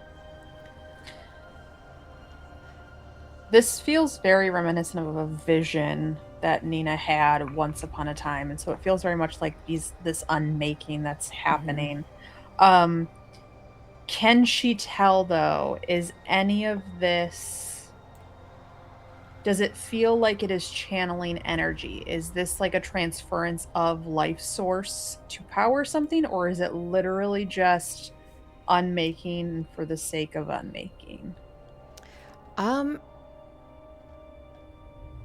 would say that's probably a Arcana check. Okay. So 17 on the dice plus 5, so a 22. Nice.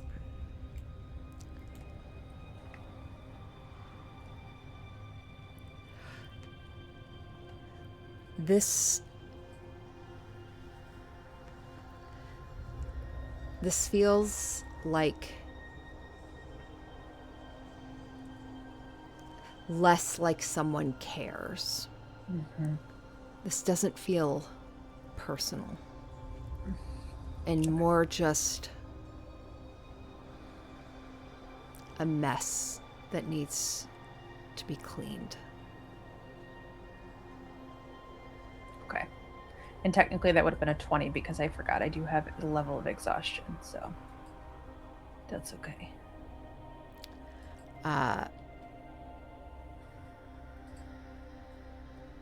But as you all make your way through, I would say let's roll another survival check.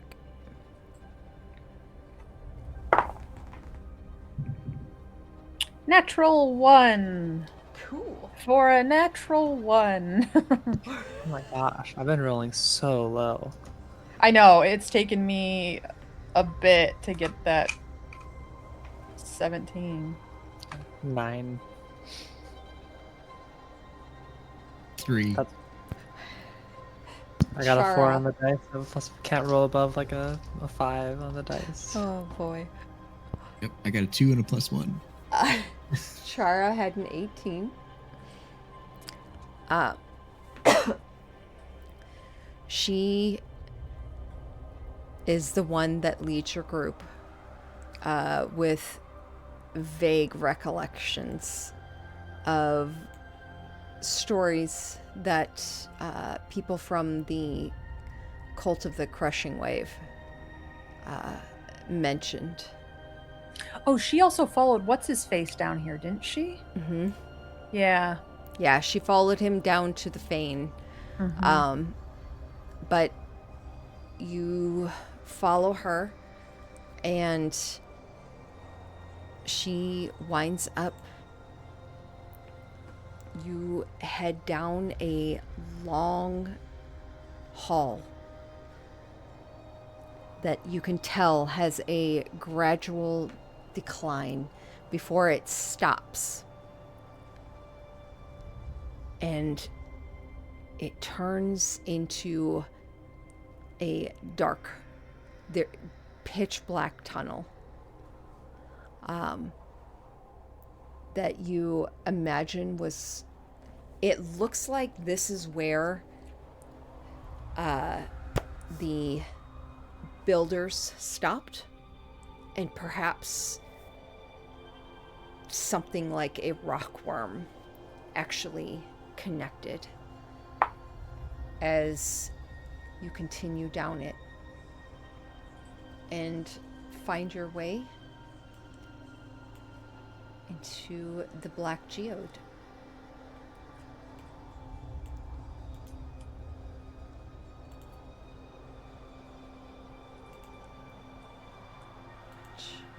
Let me get you onto that map. Give me 1 second while I figure out where that entrance is.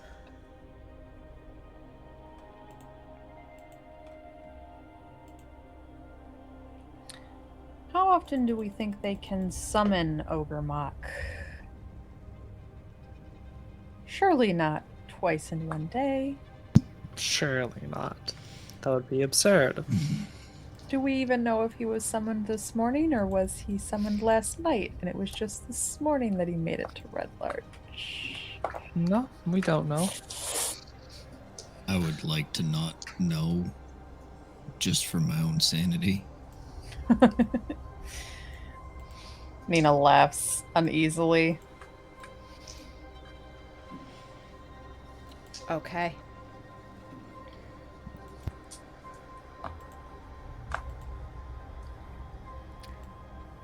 As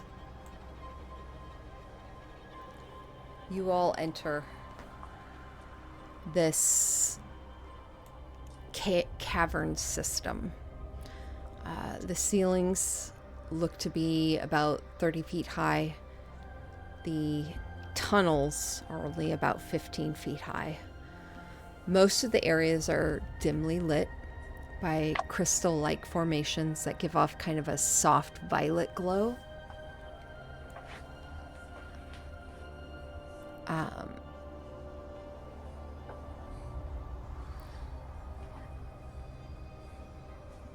Let's have you roll me a d20. one of you. Sure. why not? Yeah, I was gonna say we've been rolling low all night. So A 5. Cool. Cool. It'll turn around when we're in combat, surely. surely. Surely. Okay. I keep rolling mine over here, hoping to get the bad rolls out, and they still single digits every time. I got all my dice out and I rolled all of them, and I'm only rolling with the 2 that rolled the highest, but Yeah. still not working. Sorry. As you all come into this first area, which I think I dropped you under. Yeah. Let me change this. I should always just trust my rainbow dice. I just rolled a 19 and a natural 20 on my 2 rainbow d20s. So those are the ones we're moving forward with for the rest of the night. Oh, the rolls are gone now. No, these ones pretty consistently roll well. Once they're in a good mood, they're pretty stable. Yeah, and who's not in a good mood when there's rainbows about? Yeah. All right. I'm going to turn off that music and we'll start this music. Oh, that's a good start. Just a bell. Cool. Nothing ominous about that. Can we just pull the dead right out the gate on us? Yeah. As you begin to make your way forward through this area. Nah, I don't like that. Let's go back to this. Sorry.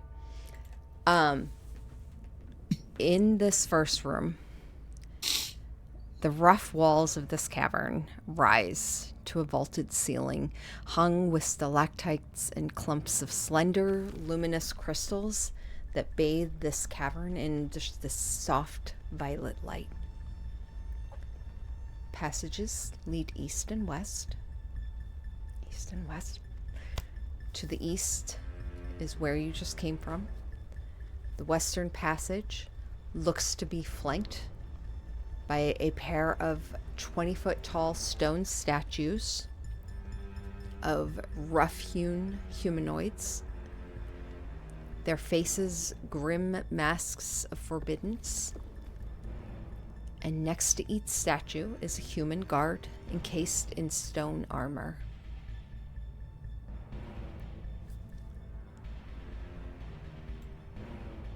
And as you all come into the cavern,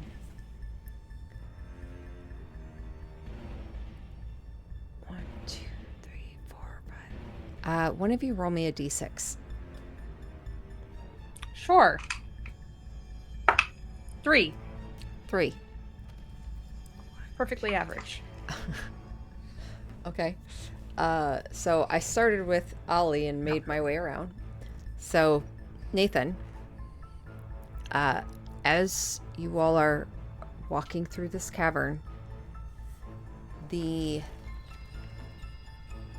nearby wall swells and splits open, and it oozes this thick black mud. A portion of it bursts free, and as it does, almost like lava being burped out, it splashes onto you, and you don't take much. Oh, well, okay. You take 7 poison damage. I'm sorry, acid damage. Cool. Okay. And as you continue walking forward, you notice there are portions of the walls that seem to be breaking down. And this black ooze just seems to be emanating.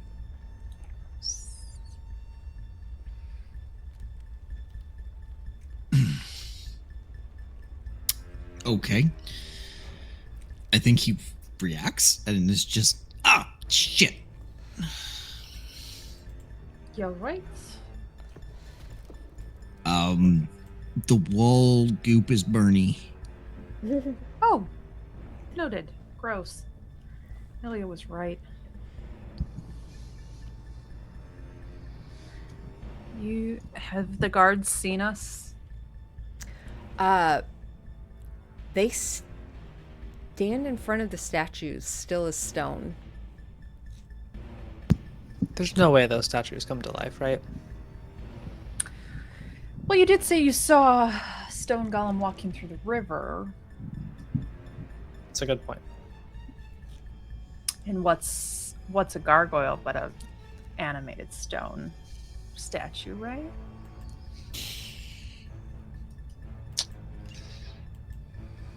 Okay, well, we're not going to do what we did in the fire one and run past a bunch of guys. We're going to take them out methodically and cover our backs.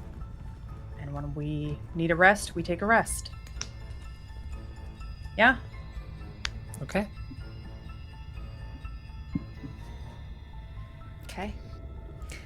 As you all head forward, you get closer to these two guards standing before these large statues. And you see their forms are almost melding with the stone behind them. And one of them, you hear like grinding rock as the head slowly turns towards you, gets caught, and then cracks and breaks as it tries to follow you. And you see the fingers flexing, reaching, but the arm is almost melded into the stone statue behind it. Does this look like they summoned Ogremok and Ogremok was like, fuck you, and melded them into the stone? Like, does this look like maybe not something that they can control?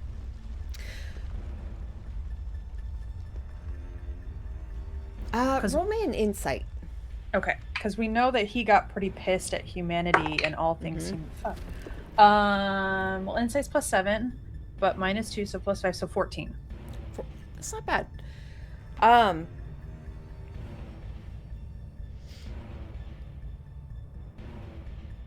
It could be Ogremok.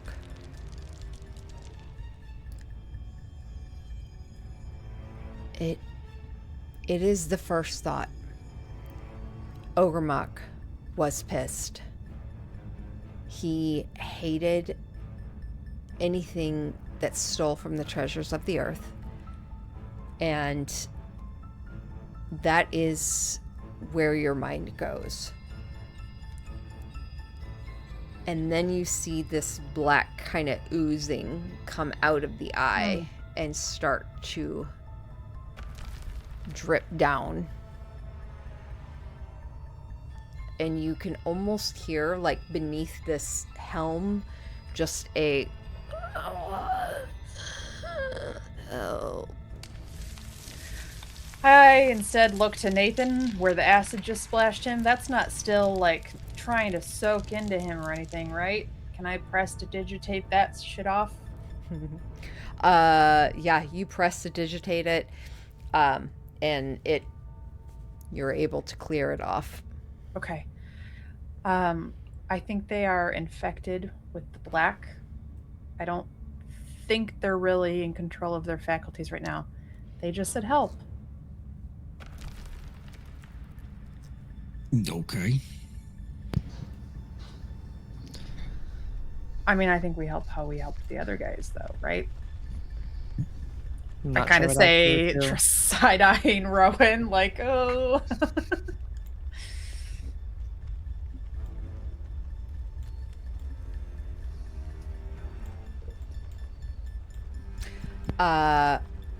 Yeah, I think Rowan probably does kind of look at you for a moment.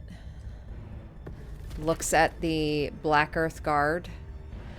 Oh, you know. I think Nina goes, I will try to heal them if you want. But it's sort of an us or them situation. So keep that in mind.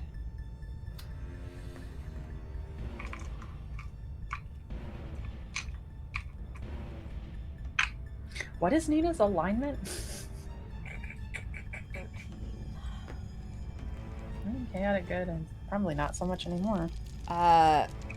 Rowan just gives a nod a bit.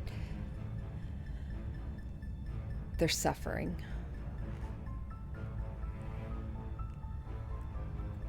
I think they deserve it. But they can have their suffering down below. And she'll come up and she's going to pull dissonance and just stab it into him.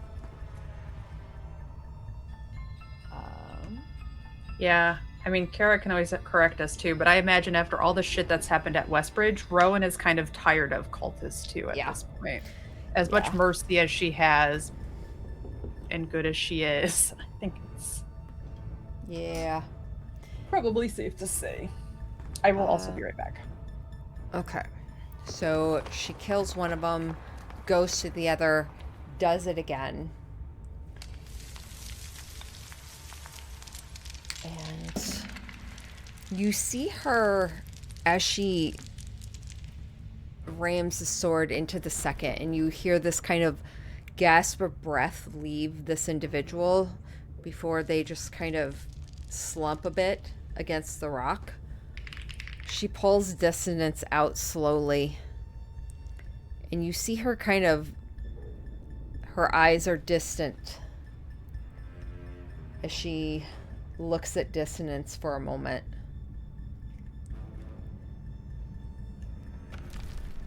And she reaches down, grasps some dust, and drags the blade along it. And she just kind of has this look on her face as she cleans it a bit and puts it back into her satchel. Or satchel. Back into the sheath. As you all continue forward.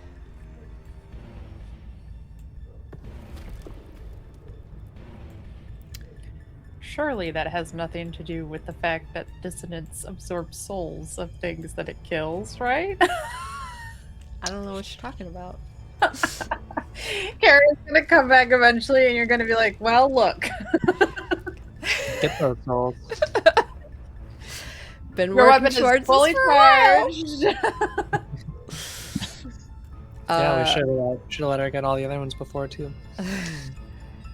So, you weed your way through this smaller kind of channel in the rock, and you see the walls of this circular chamber are thick with these glowing crystals.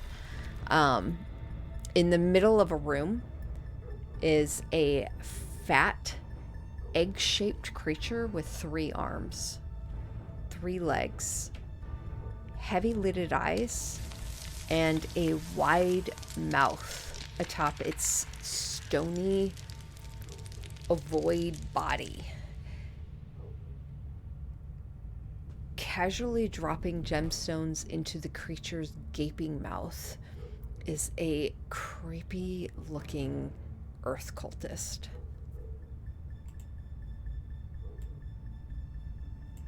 Gemstones, shiny gemstones or black gemstones? Like shards? Shiny gemstones. Okay, like They look... rubies, sapphires. Yeah. That sort of thing. Got it.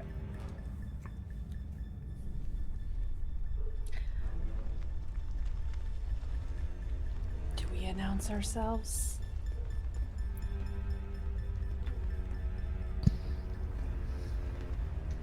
He doesn't happen to have a war pick on him, does he?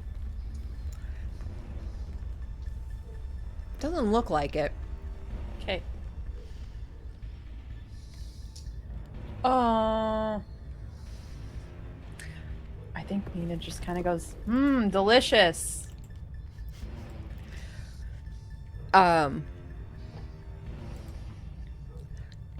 creature with this, suddenly a just below this open, gaping mouth above,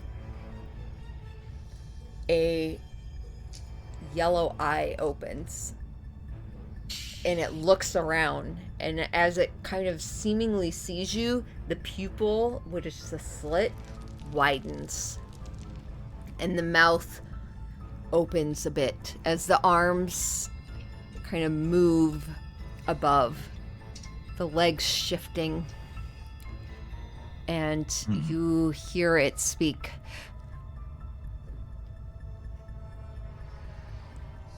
You can't have mine. Gemstones? Fine. Where's Marlos?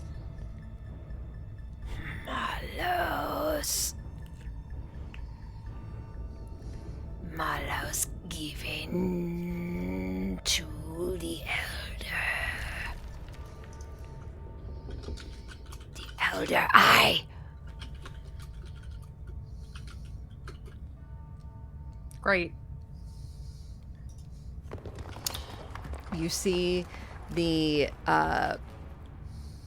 creepy looking cultist who doesn't even seem to realize you're there, pick up another crystal, hold it up, the other, like, above the creature's mouth, and the creature reaches up and grasps his wrist for a moment as that eye kind of rests on the rest of you.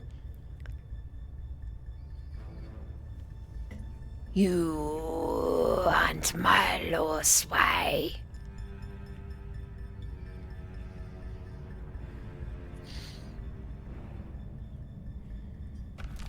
We're looking for the war pick. Iron Fang. Yeah, that one. And he kind of like makes this hissing noise. It sounds like rock being grated. And the eye kind of shifts around, and you see his arm shake, the cultist arm, until he releases the gem into this creature's mouth, which gulps it. You give to Gorks. Give to Gorks. You want us to give Iron Fang to you? No. You want gemstones? Gems. Give. And then you'll tell us where Iron Fang is. The eye shifts to you, the pupil widens, and one of the arms comes down and points towards you. You, yes.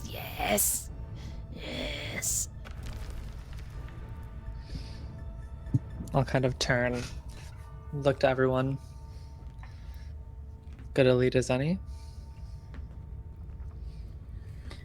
We surely have something in Jonathan. Gonna take a look. We actually sold. No, we consumed them for Heroes Feast. I think all we have are the diamonds that Chara and Rowan have, right? I have a 300 gold piece diamond. Do you? I do. I mean, we can maybe always get it back if we have to kill this thing after we... Maybe. I'll exchange a knowing look with Nina. Yeah. And it's a huge Jonathan, and I'll pull a diamond from my side pouch.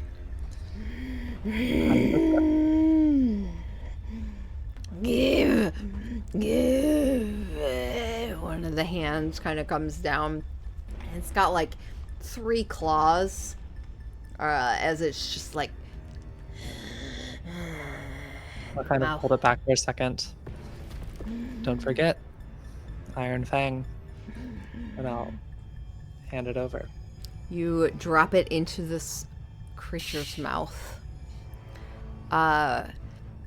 It You hear it drop against this kind of like tongue that rolls it and grates it along the teeth before it pulls it in, and the mouth closes, and you see that eye close.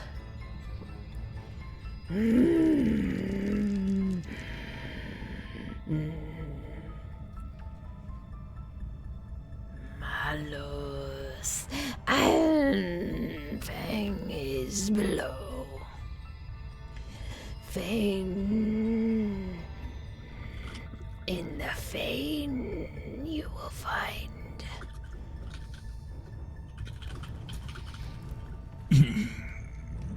Sorry, not below, above. The Fane. So you have your temples, then the Fane, and then the nodes that kind of break off from the Fane. Okay, so right now we went through the monastery, then the temples that the cults are in, then there's the Fane, then there's the nodes. Yes, there are connecting tunnels that bypass Right. the Fane directly into the node node. areas. Yeah. And that's where we are now. Yep. Okay. And he said it was above in the Fane. Mm-hmm. Yeah. He said Marlos and Iron Fang are together. Well, that's good information. We'll kind of look around.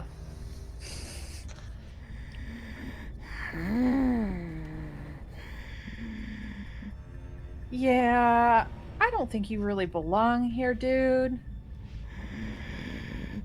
What? Gorks belong, live here long.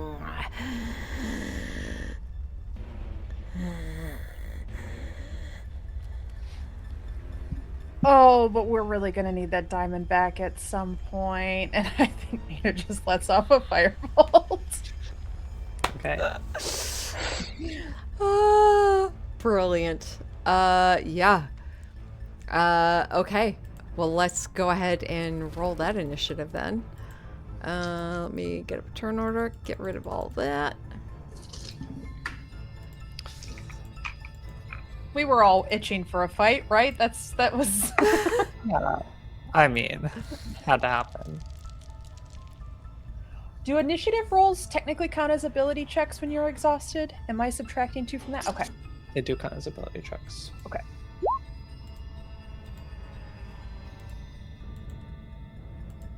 It's a dexterity check. That's what I thought. I guess I'll run Chara. Oh, are you. we on the right map? I'm still in the campfire room. Mm-hmm. Oh, what? Oh no, I'm sorry, guys. That's okay. You did great theater of the mind. I'm all for that. Okay. Oh, that guy's cool. I mean, he's gross, but he's cool. Yep. I hated every moment of that. It was perfect. Okay. Rowan also has a +2 for a 10 as well. Rowan's a 10. What did Char get? Chara got a natural 1 for a 2. Cool. Nathan? So she misses the first round. 18 for Nathan. 18. The 20 for tempo total. Dirty Oh, 20. yeah. Nice. Whoops. Well, you always want to let the big guns go first. Tempo and Nathan. Okay. Let me open their character sheet and. Oh my goodness. Come on, computer. You're okay. There we go. And last but not least.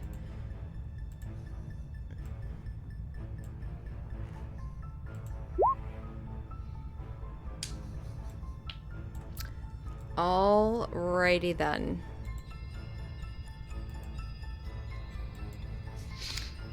Starting at the top of the round with tempo. So I don't see. Oh, is it just because I'm like around the corner here Mm-hmm. that I don't? I move. Is it okay? It's this guy. This is Gork. Mm-hmm. Okay, not that big. Okay, I was picturing him like big, Nope, big guy. he's not. He's Okay. normal, medium type creature. Uh-huh. Okay. Oh no, you're muted, Liza. I'm really excited to see this guy in action because I almost just threw this at you guys when you were fighting the Oculorb if you had gone down further. I'm really excited to see what this guy does in combat. Let's see. I don't remember his character sheet, but I the gem eating reminded me of it. Mm. And now that I can see the picture, I was like, oh yeah, that guy.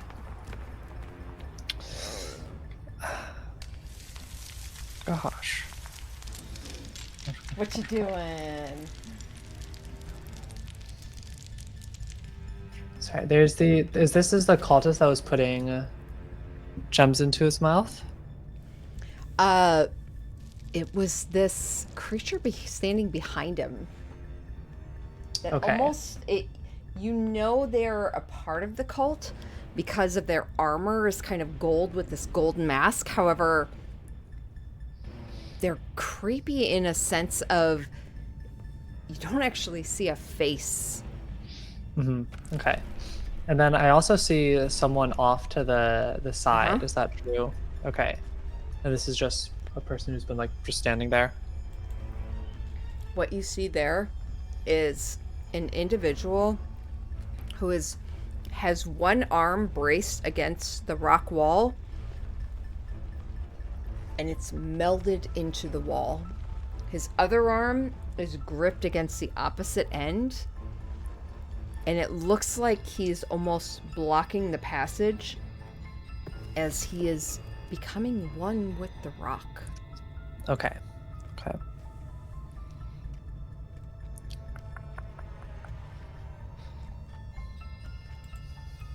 But he definitely seems to notice your entrance. Mm-hmm.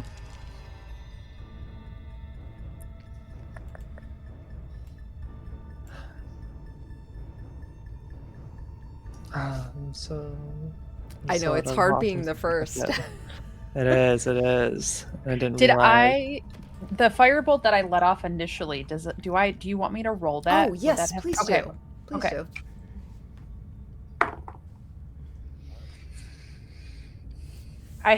Exhaustion takes the -2 off of attack rolls too, correct? Yes. Yeah, then that's a dirty 1 plus 11, so 12. Cool. Warning The- shot. Firebolt shoots towards Gorks, whose mouth, you hear it snap shut. The arms clasp over the mouth, and the fire bursts over him. And you can see his skin is like this kind of rocky carapace-like form. Okay. Well, that could have gone better. She says, steps out of the way of tempo. Okay. I don't know what to do. I'm gonna cast Mental Prison on Gorks. Okay. So, first of all, are they immune to being charmed? You're not sure. Well, I'm casting on it. If they're immune to being charmed, they'll succeed. If not, they make an intelligence saving throw. Gotcha. All right. Intelligence saving throw.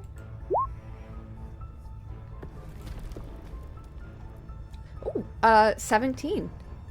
17 fails. My DC is 18. Boo. So, okay. Oh, I'm so excited.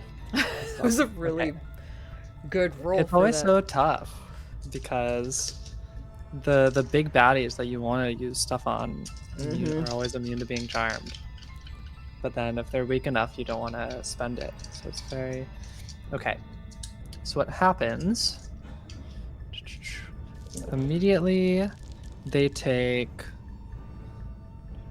23 psychic damage. Okay. And it appears to them that they have been transported to a tiny, I'm talking this large, stone platform floating in the sky, and that they can barely stand on with one foot or tentacle or whatever type of thing this has, that they suddenly are having to keep balance. And below them is a 20,000 foot drop on any direction, and they see the clouds going by them. And that's all they see. And they can't hear. They're still right there, but that's what they perceive. And they can't hear or see anything beyond it. And they are restrained currently. Yeah. You see as the three arms, one of them grips into the mouth, gripping his own, like, kind of teeth and such out of sheer fear. The one of them grips this thing below him that his three legs and his feet are just kind of clasped around, and he tries to find some form of balance as he centers himself downward. That eye is just going nuts, looking around in sheer panic. Okay, I will move over here. I'll move Ollie.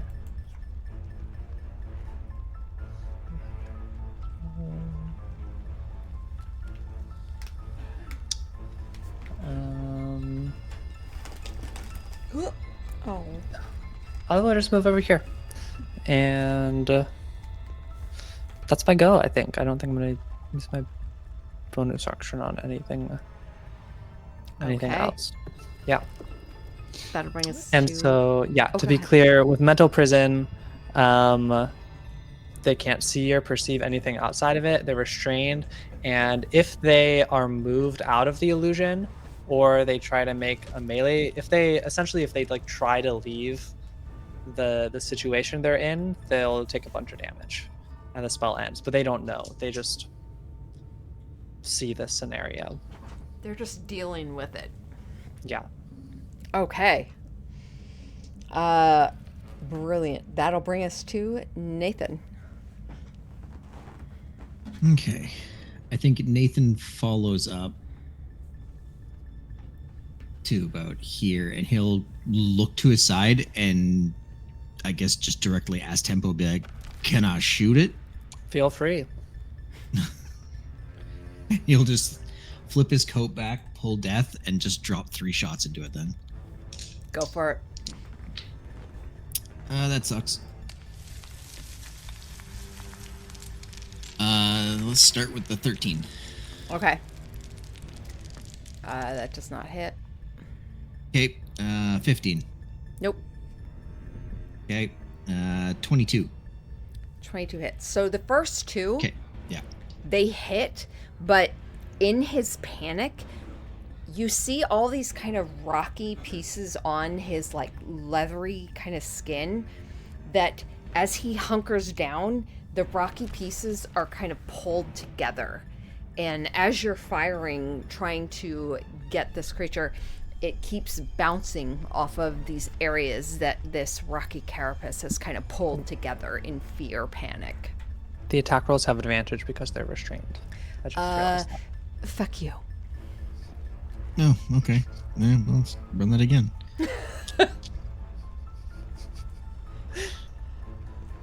Okay, so the 22 stands. Okay. Now it's a 21 and a 23.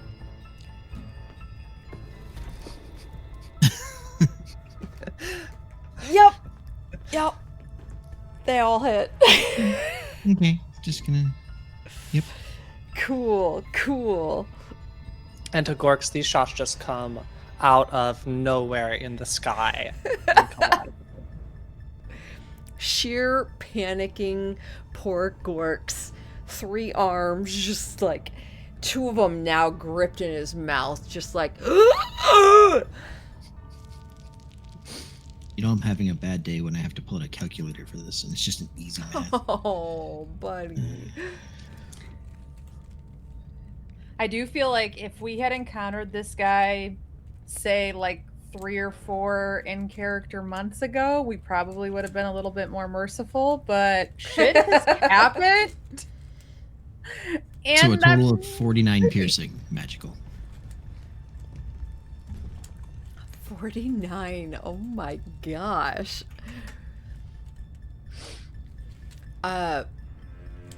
Gorks flying through the air 20,000 feet above any semblance of normalcy. A creature of Earth. Enemy of air cultists.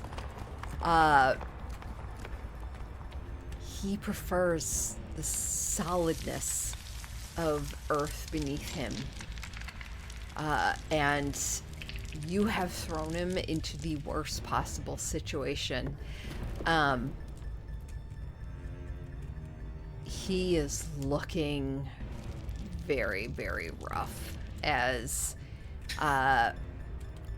one of his arms has been completely blasted off. You have blown off one of his legs, and you start to see as another bullet pierces into his flesh form, you see his eyes starting to fill with a kind of brackish, brownish liquid. And you just hear him, that mouth kind of open with a scream. I'm just imagining in his vision, he's just hit by a berg strike. Just way up in the air. Oh, man. That's Nathan's turn. He'll stop there. Gorks. The condition lasts until what? Your next turn? Or end of his? It lasts until I stop concentrating on it. So a great. minute. Okay. Yeah. He's too terrified to do anything in the moment. As you see him just standing with 2 of his legs now, like trembling and shaking, he is like this creature that is bowled down. 2 of his hands now just kind of gripped in his mouth, and the one eye filling with like what you imagine is his blood, as he just screams and is teetering on his own 2 kind of legs, but hunched down. I feel sad for Quarks. I always feel sad for Quarks. So does Liza. Nina, maybe even just a little bit, but she didn't expect him to cower so quickly. Was pretty literally Earth cult and air cult, they're like Opposites. yeah. Okay, so that'll bring us to the creepy cultist, which kind of looks like just this armor that moves. You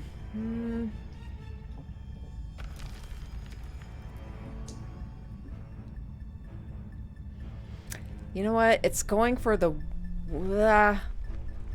let's just see who it's going for. 1 through 10, it's Tempo. 11 through 20, it's Nathan. 16. Nathan.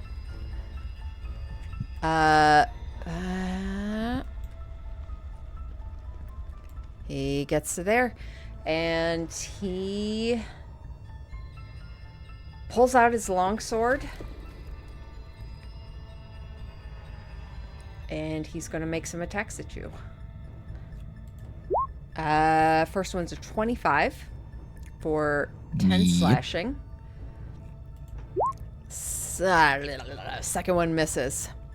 So the first one, he darts in between, pulls the longsword, and slashes down, catching you.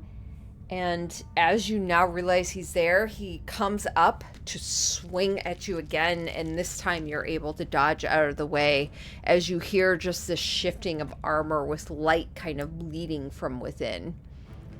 That is his turn. The individual within the rock.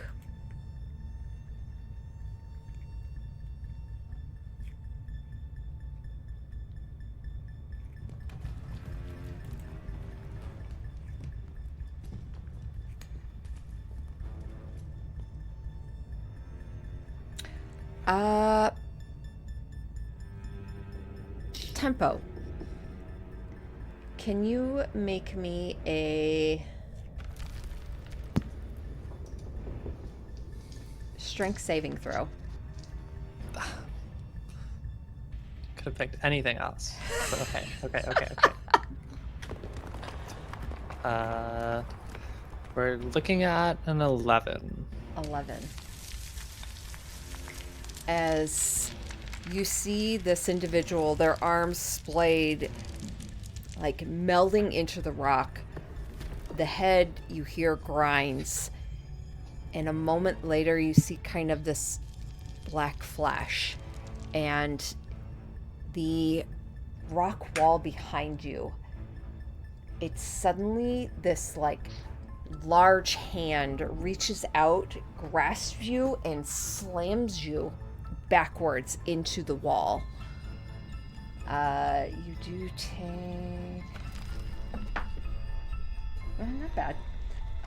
6 plus 2... 8 bludgeoning damage. Okay. And then you are considered restrained. Okay. As it presses and holds you back kind of against the wall. This stone hand made from the wall behind you. I did roll my concentration check because I have to. It's a DC of 10, and I have advantage, and a +9, so I cannot fail. But I did roll 2 ones, so it's still a 10, and I remain concentrating. But I just But wanted the that to be fucking known. odds. Yeah. That was crazy. You know, being high level, it's starting to pay off. Nice. Good 2 ones. Nina. Okay. I will come in here. Does Tempo look like she wants assistance getting out of that? She is okay. She wasn't hurt at all in the Ogremok fight. She looks fine now. She doesn't look too perturbed as long as it doesn't start dragging her into the wall or something. Okay. I think then we're gonna take advantage of what's his face being restrained, maybe. Well, 20, 25, 30. I will be here. I think what I'm gonna do actually is give Tempo the help action to escape it in the future if she wants. No big deal. You have the help action for whatever. But I will bonus action quicken my firebolts.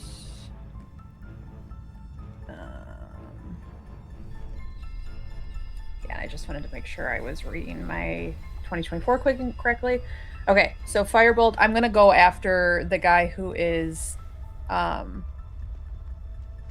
melding into stone back here. Okay.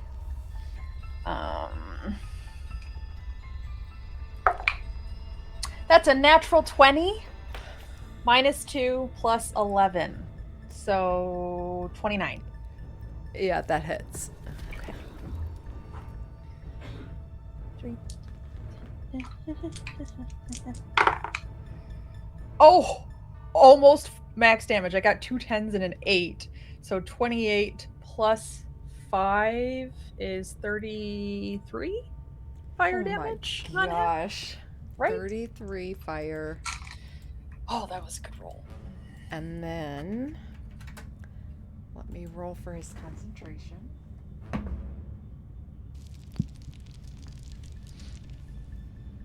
So DC 16. Right? He just barely passes it. Like, just barely. Wait. Is it a 16 or? It's half the damage, so 32. It would be 16. Yeah. Okay. He just barely passes. As the arms, you see this kind of crystallization start to form as the fire just burns across, and the head turns and looks back, and you just see these crystals that have formed. Anything else? Nope. That was my movement, my action, and my bonus action. So that's me. Rowan. Do you want me to do her? Are you or okay wanna... doing her? I'm okay. Yeah. Okay. I think she's going to 5, 10, 15, 20. No, 15, 20, 25, 30. Because we told her to focus on melee. I don't think she's considered flanking there, but we'll go ahead and attack with dissonance. Ooh, a natural 17. I told you these dice were so much better. Plus 10, so 27 to hit. Yes, that hits. And she has her shield, so it's going to be a D8. Fuck, where's my 8? For 9 slashing damage to the armor that Nathan is fighting. Slash damage. Okay.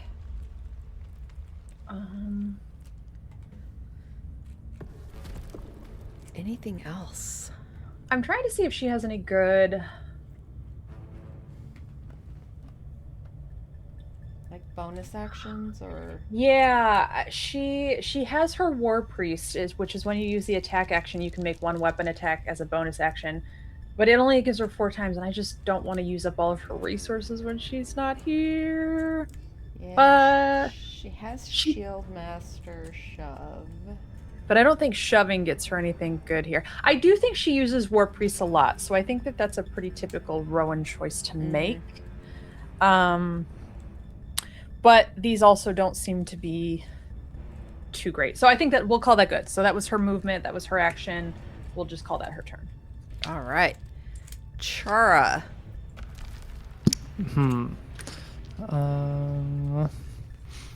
Do Bardic dice come back on a short rest or a long rest? I think a long rest. I don't know. It says short. Bardic Inspiration, like the little ticker says, uses 5 and then per short rest. Yeah. Yeah, it is. Okay. Hell yeah. Just wanted to check because I used a bunch for her during Ogremont. Yeah. We short rested since then, so okay. Because I can't control stuff on her sheet, but I marked off like the 4th. I used all the 4th level spells and 1 3rd level spell fighting Ogremont, which I think should be all that she's used today. It's kind of weird because it says you can use this feature a number of times equal to your cursor modifier. You regain any expended uses when you finish a long rest. Okay, if that's what it is, that's fine. Well, but that's weird because it says per short rest. I wonder if she only gets like 1 back per short rest, and then. Is she using the 2024 rules for Bara? Probably not. If 2024 says that, then she. 2024 says long rest. Okay, we'll say she gets 1 back then. So she's only utilized 3. Okay. How long does this spirit table stuff last?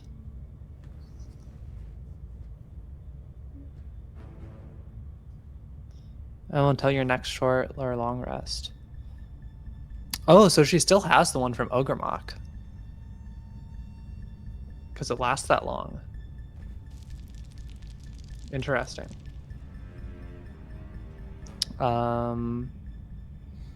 Okay. Let's see.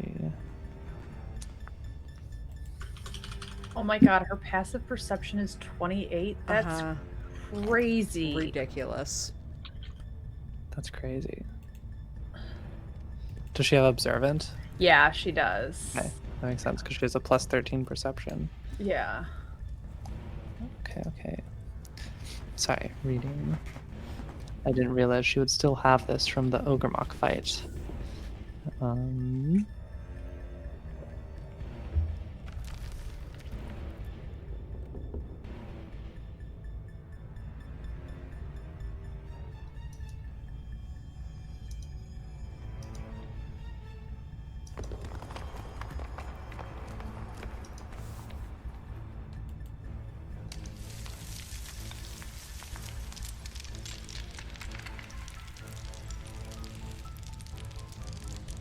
It's 35.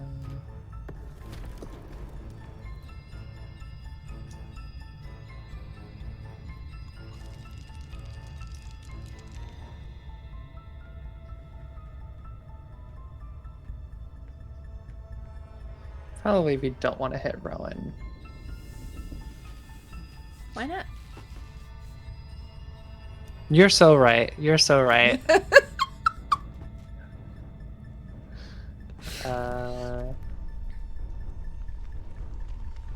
How is Rowan's dexterity saves? We probably don't want to hit Rowan. Rowan, is doing better. It's probably not worth hitting Rowan. I mean, we don't have to.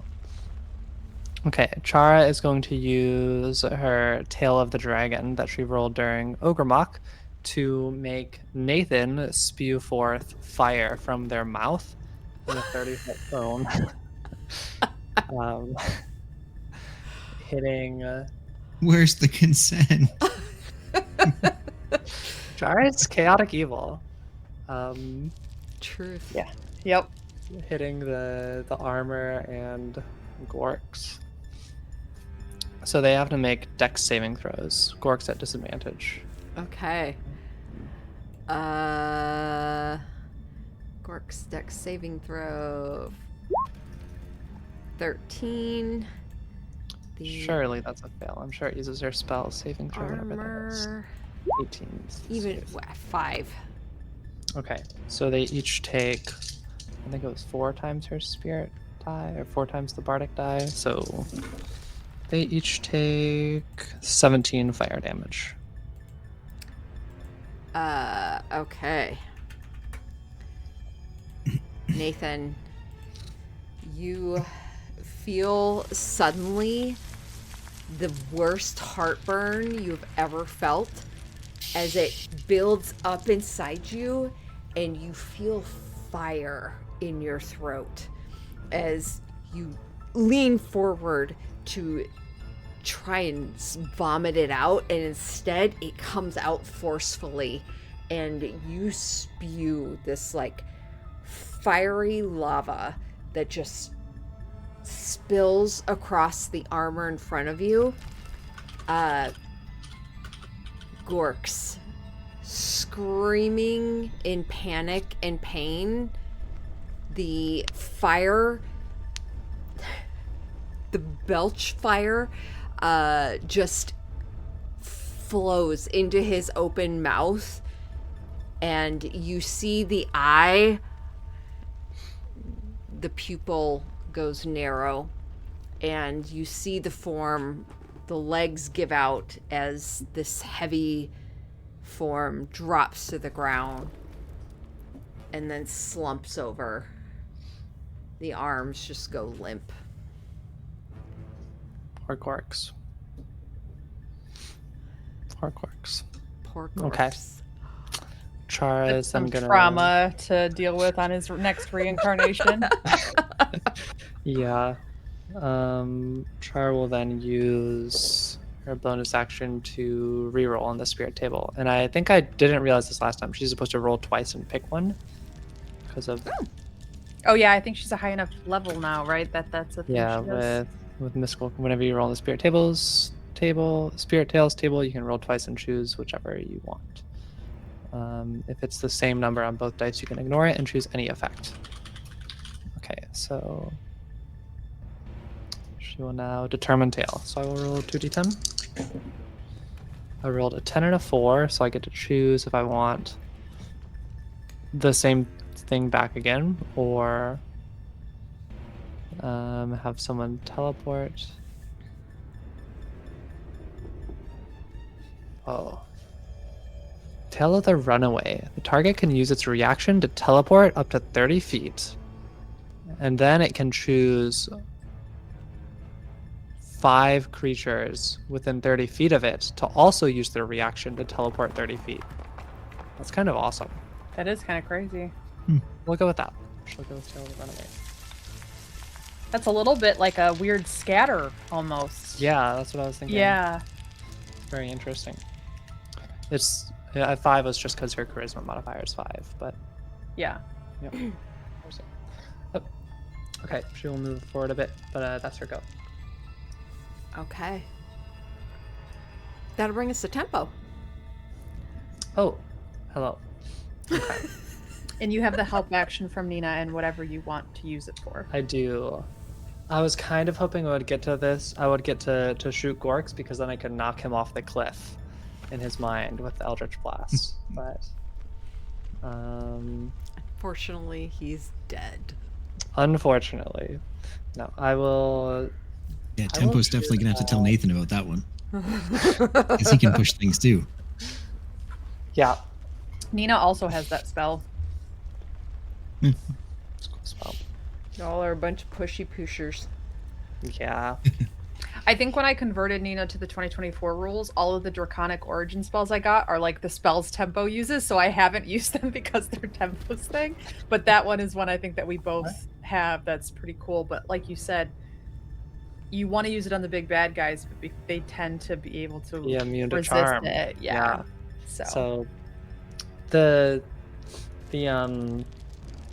warlock subclass that I am from one of the Arcadia editions Mhm. has it so for the what are they called? What are the high level warlock spells? Arcanum. evocations? No. The evocations, oh gosh. Shouldn't be blanking on it.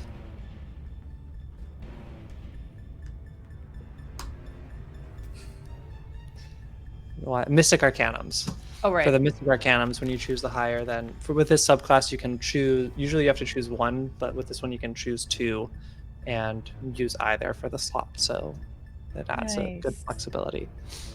So that's why I have Scatter in Magician. Okay, I'm just gonna shoot the guy that is restraining me back over there. So I guess I'm restrained. So even with the help action, it's just a normal. Yeah, straight you would have. shot. I'm essentially trying to cancel out your disadvantage if you're going to use it to attack. Sure. So that's I think that's a 21 to hit on this guy back here, the far guy. That hits. Okay. So that's 13 force damage on him, and it would push him 10 feet back, but he's kind of connected to the wall. Yeah, I would say it probably doesn't. You see the form kind of shift a bit, and you know what? I'll say it probably does another, if you want to roll a d4 Sure. of damage, as his form won't go backwards. One more. One more damage. All right. Okay. Does he remain concentrating? Good point. Just a DC 10. Yes, he does. Okay. I'll just keep shooting him. The next one at disadvantage is only at 12 to hit. And then the last one is a 15 to hit. That also misses. Okay. Is he technically restrained by the wall, though? Not necessarily. Okay. Yeah, Okay. these are earth melders. I feel like if anything, that gives them an advantage. Ollie will come around to this other guy and swing.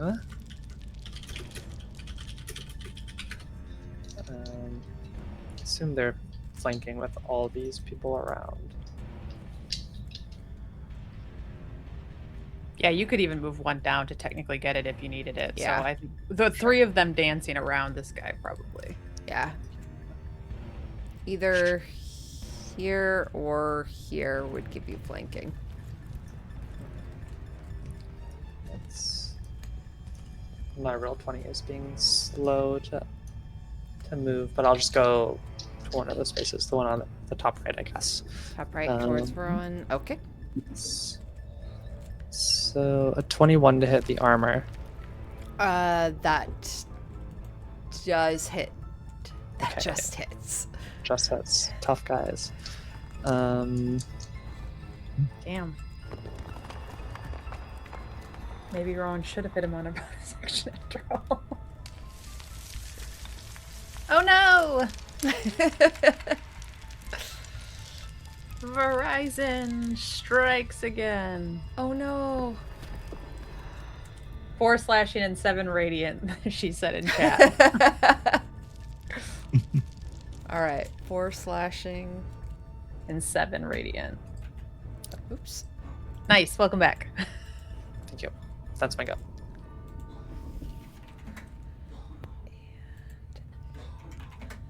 Okay. Great turn.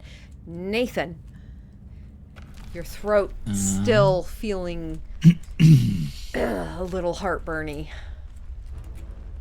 Yeah, I think he's just like slightly bent over, coughing, and just. That's new. I.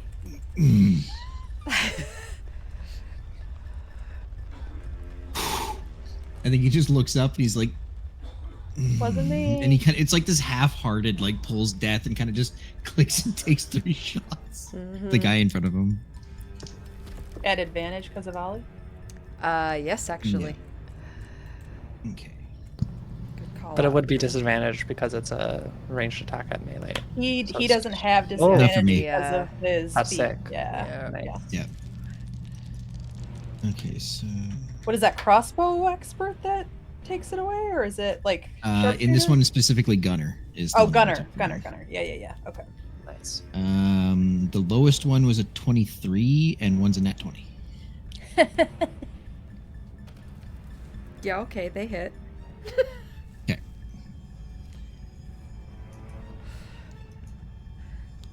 Next time I see you, JD, 9. I'm stealing yeah. those dice. And I'm gonna melt them down. I cast heat They metal. would actually melt down. They are metal. So, Are they? yeah, this one's the white one's the metal one for life, and then I have the, I don't know if they're like onyx or what, but the black one are death. And the black one got the nat 20. Nice. Nice. I love our clicky clacky rocks. I do too.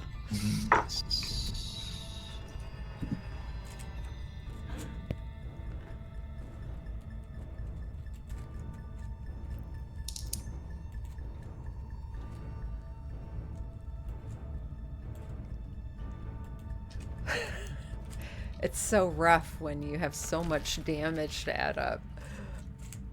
59 points of piercing. Good lord. Yeah, the bullets just break through this individual, and the armor is, you hear the armor latchings being shattered as a portion of the helm just breaks, and the whole upper side takes along with its shoulder as it breaks and rips free. And then the last 2 shots just completely break this armor as it falls to the ground. I think at that too, he just like his arm drops and he's still like coughing, looking at the ground. Oh. And that's his turn. So All right. They're both out. Stone Melder. Last one.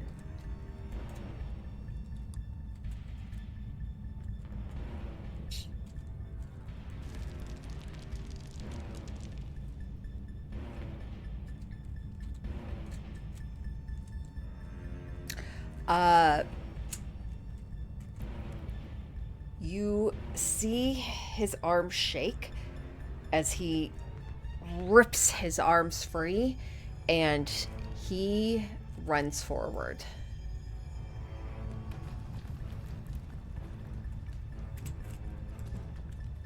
And he gets to there.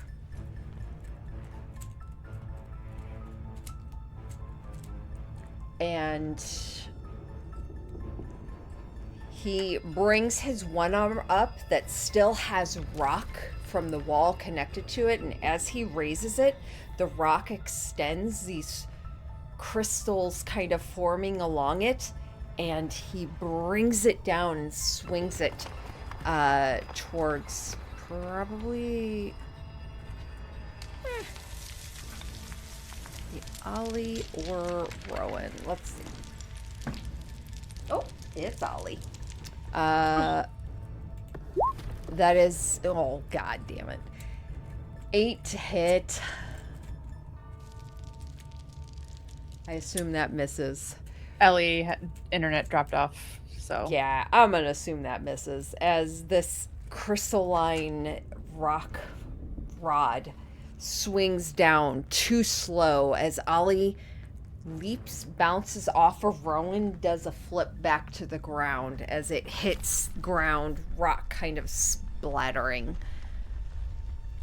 That'll bring us to you, Nina. Okay. We're just gonna firebolt him. Okay.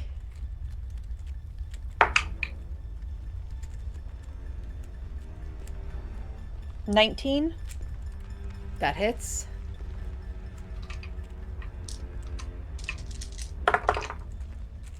Oh, all good rolls again. 2 8s and a 9. 16, 25 plus 5, 30 fire damage to him. The fire damage bursts across him, and you see the crystals flare brightly, taking in the heat, and you almost see it kind of lighting through him as you see his head tilt and fire builds within him. You start to see popping and cracking of these crystal shards before he explodes into just this smoking pile of rubble. But the rock shards, I do need Ollie, Rowan, and Nathan to make dexterity saving throws.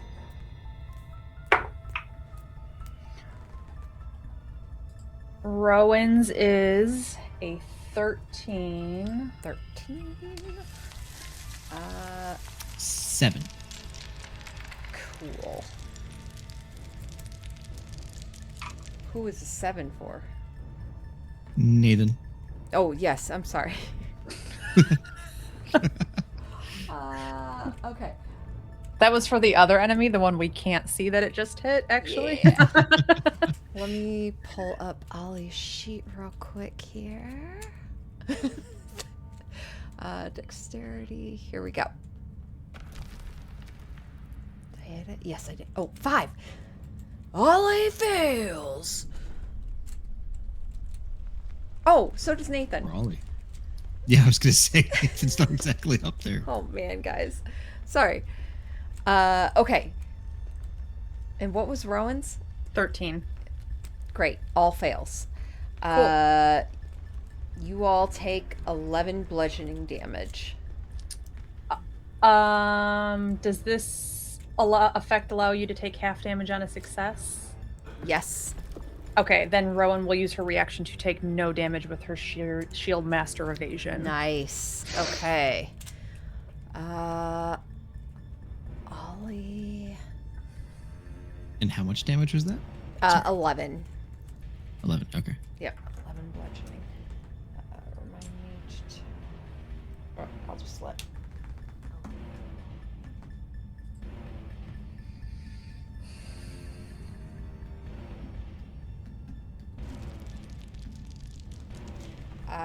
Okay. As he expires as well. There she is. Computer wasn't happy. Oh. Oh.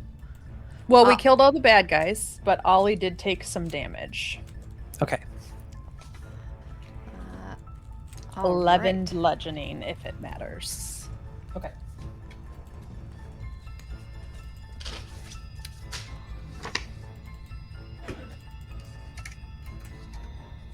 Does that mean Tempo drops out of the grasp on the wall too, since he's gone? Oh, yes. Yes. Okay. That stone hand, it almost turns to just like a sand dust that falls off of you. I make sure she lands on her feet and then kind of walk over to Nathan. So fire breathing now? Not my choice. I don't. Where? Why? Why? Chara just kind of saunters up. Sorry. You did great. She kind of like gives you a little punch in the shoulder. Mhm. I guess that makes sense. Ask. Yeah. Ask next time.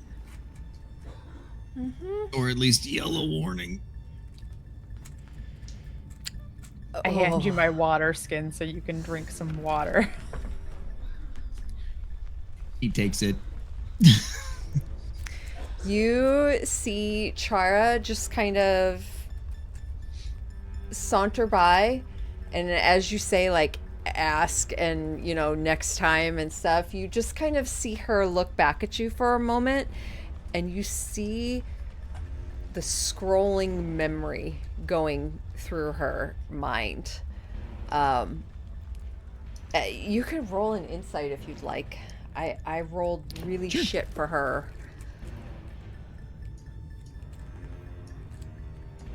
18. Nice. So 24. Okay.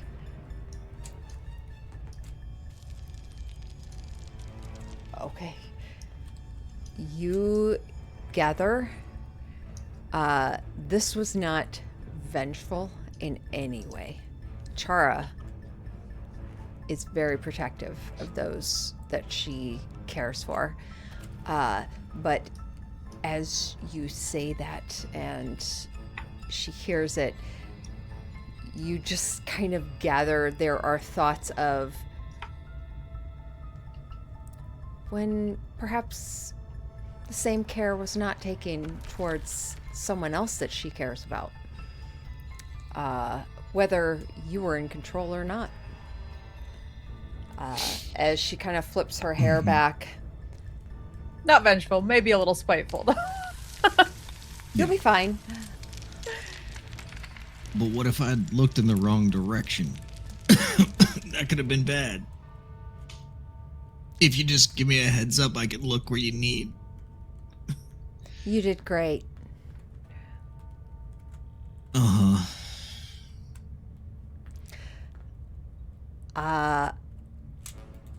As you go up to this creature, do any of you we're wish gonna to dig. investigate? Oh yeah, we gotta find that diamond. Okay. It's probably got lots of other jewels in them too.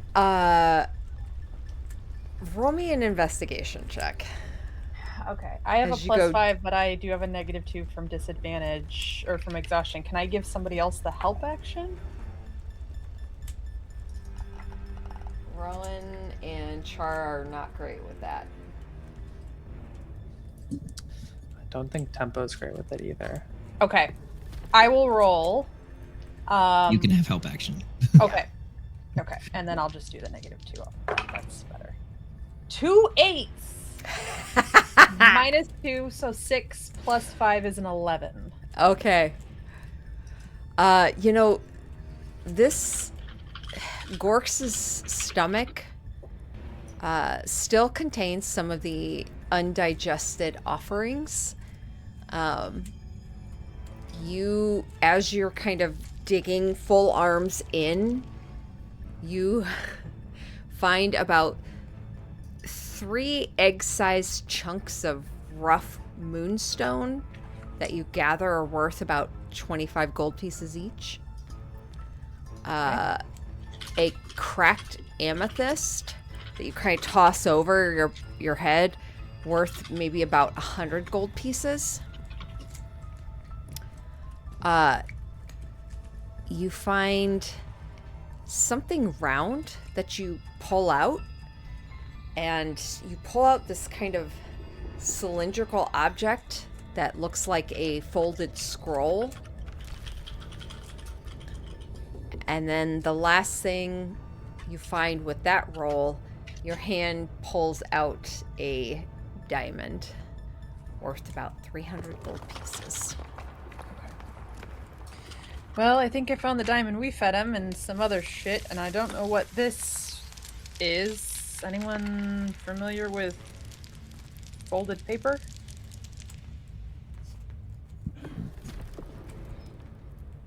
I mean, I can take a look. Might take a little sitting down to figure out what it is. Well, how's everybody feeling? I mean, we know we gotta go back up to the Fane to get the weapon and get to the node. We also know Marlos is sacrificed to the Elder Eye. Is that what we all intuited from that conversation? So he's likely not going to be re-summoning Ogremok. I think Nathan like hits his chest and burps, and it's just smoke.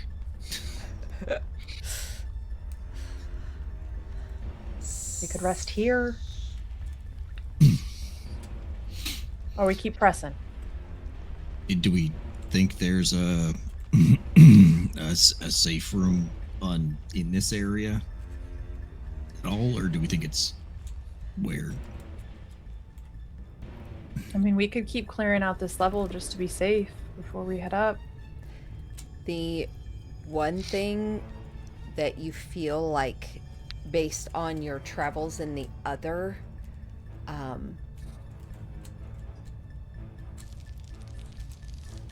areas, all of the temples and the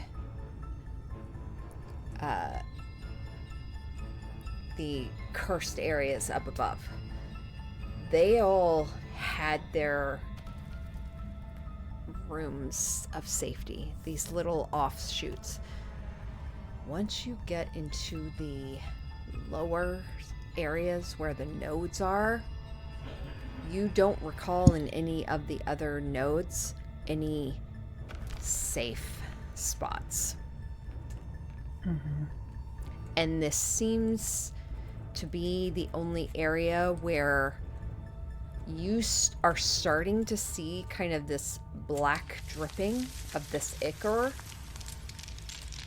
and you gather whatever is happening up in the temples above, and possibly in the Fane, it sounds like, is starting to make its way down here, and you're not sure what that's going to look like if it hits the nodes.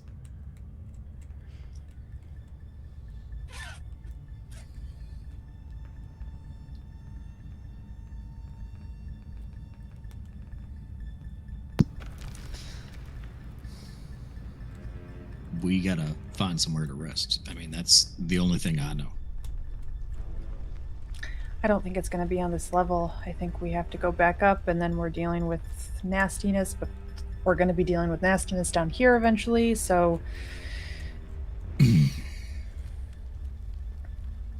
Well, I'm doing all right personally for feelings.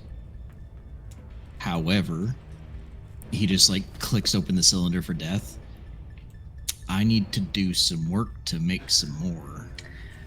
And he clicks it closed and holsters it. Okay. I think... I think we should maybe go up to the cursed temple area and safe room it in a room where there just are no zombies and sleep there, where we're not sleeping in Icker, and rest above it, and then we can come back down below. We know that there's nothing between here and there other than the black goo. I don't want to sleep in it. I don't know what that would mean for my mental health. I can get behind that. Yeah, I'm fine with that, and I can Okay. tie you to me for the night. It's fine.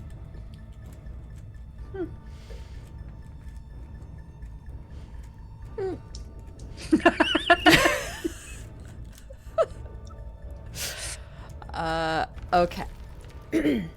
I don't think Megan needs to drag us up there or anything unless you plan to ambush us in the middle of the night, which is always possible. But I think, yeah, we probably head back up the way we came, back stepping to Okay.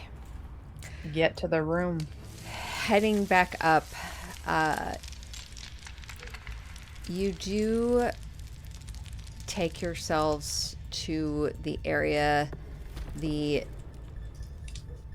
one kind of offset room that you knew to be kind of a safe space, so to speak.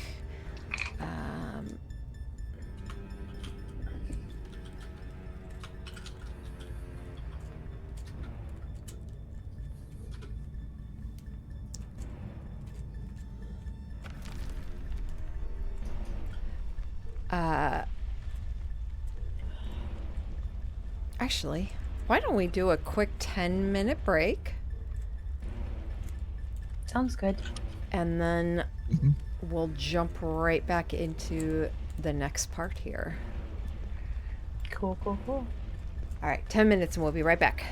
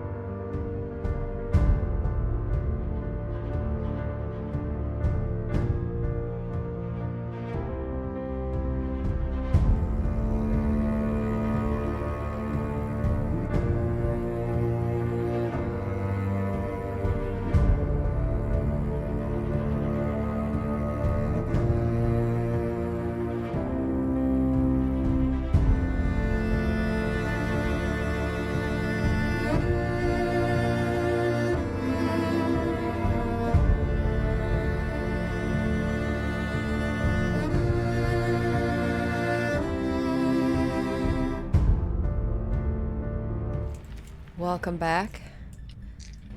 We're gonna dive right back into this. So, you all make your way to the Temple of the Black Earth.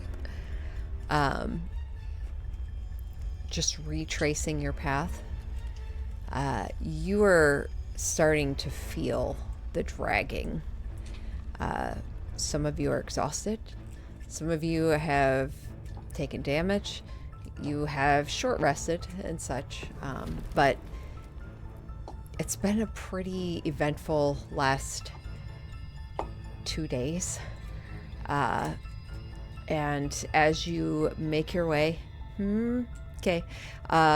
again, towards a safe area, you find this kind of sumptuously appointed chamber that features tapestries of gold and brown, this huge bed covered in pillows, fine mahogany furniture with crimson cushions, lovely art objects including sculptures, busts, and urns. And this looks like a room of a nobleman. Perhaps at one time a dwarven noble. This looks recently lived in, though. And based on some of the busts and urns, you gather some that have been recently reformed. You assume that Marlos was staying here. And as you close the door, push a piece of furniture in front of it, and start to kind of make yourselves comfortable for the evening, I would say someone roll me a perception check. We'll let Tempo do that. Nina will take 10 minutes to ritually cast Detect Magic in here, Okay. pending whatever this perception check is. If it's like, oh my god, a trap, then she won't have time. But. Okay.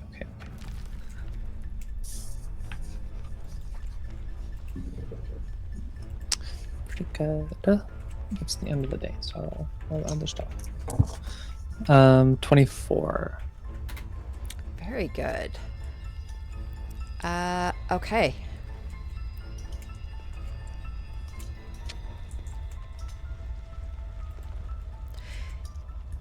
You,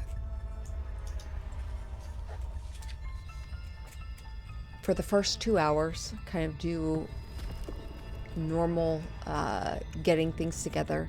Nathan, you're creating some more bullets. The rest of you are kind of starting to relax, tense at first, listening, trying to make sure that this truly is a safe room. You do find a couple things in this room. You find, as you start looking within the urns, you find about 1,100 silver pieces and 130 platinum pieces. You find a beautiful tapestry of a flying dragon that, best guess, you think would be worth anywhere around 400 gold pieces. A embroidered silk robe and a suit of elven chain folded within a wooden chest.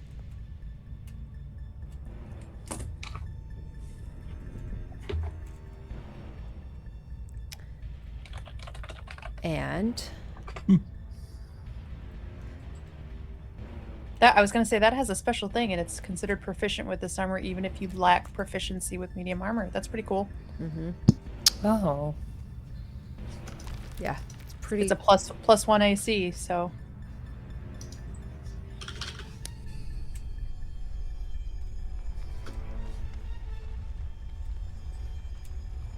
You ready?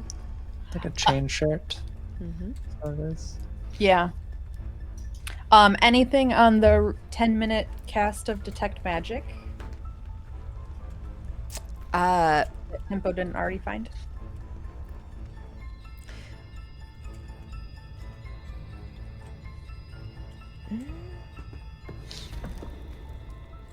Yes, actually.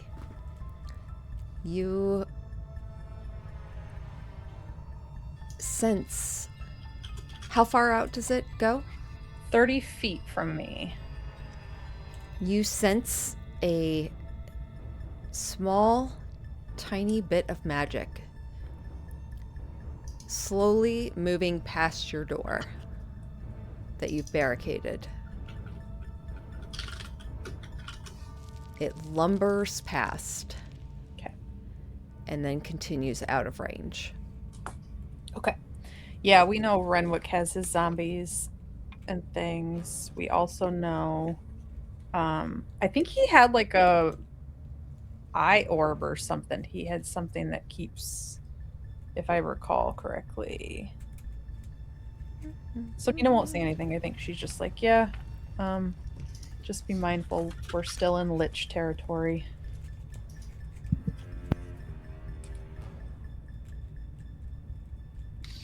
I'm gonna take last watch because I think we want my teleportation back. So I'm gonna prioritize getting some sleep.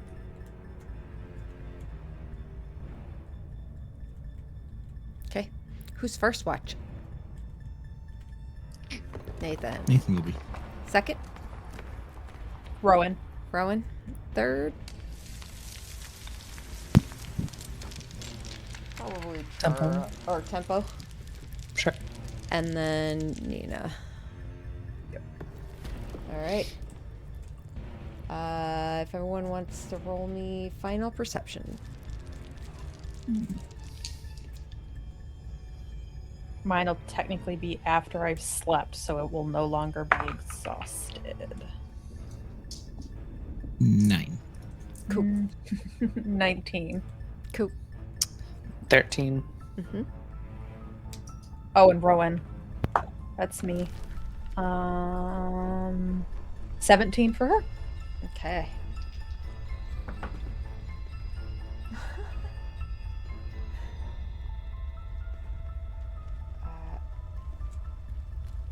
Okay.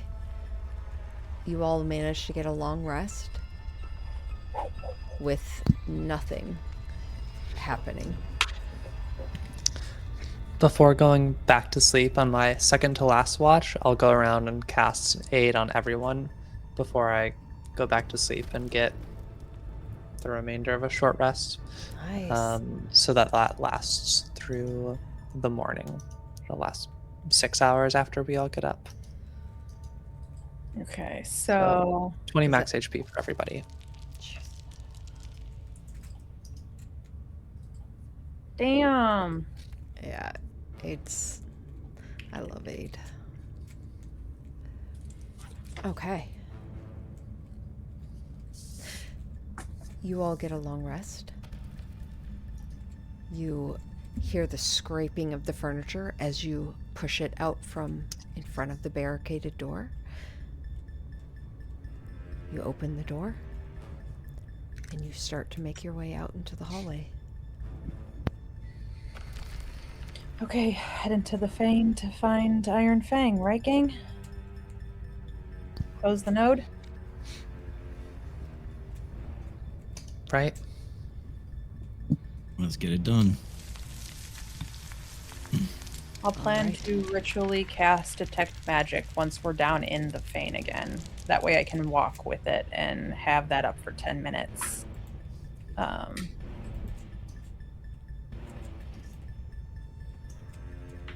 Okay. You head towards the stairwell that you followed Chara as she was being led previously, the last time you headed towards the Fane from this area. and you make your way down the steps. As you do, you get down to the area that you can now see. The cavern, the vertical shaft that you are kind of walking down these stairwells, the black stone, and you see the doorway off to the left. It is dark down here. There's this black, oily kind of smoke just drifting up from the ground. And as you all step down, you hear a dragging sound as it comes closer towards you. And you kind of hear a low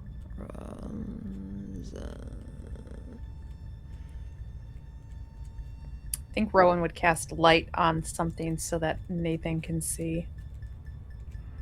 Probably just like her holy symbol or whatever. So casting light. It brightens the area immediately, and you see before you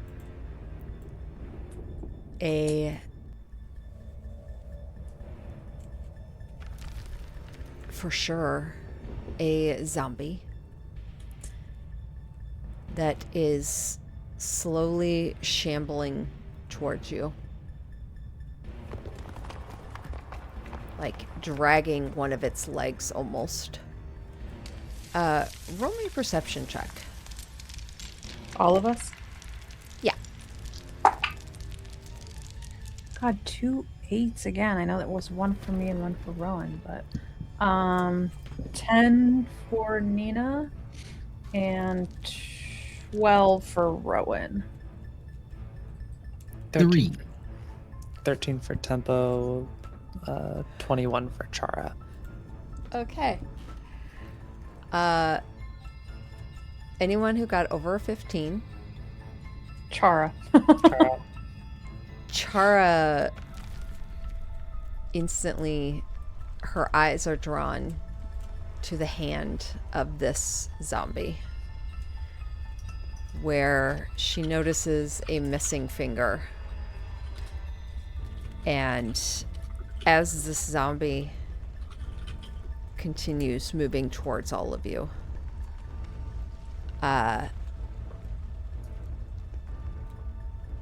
you notice as she holds up a hand, "Ooh, this is a weird one." And she kind of points towards it, and she points out a small object hanging from a string looped around its neck that's kind of resting against this like exposed collarbone. And as Chara points it out, it looks like a bullet.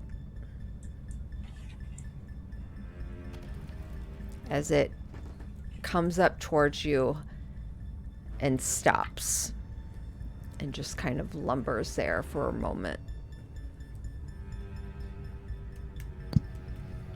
Can you repeat what you said? Nina asked the zombie. Its mouth opens and it kind of clicks and falls to the side.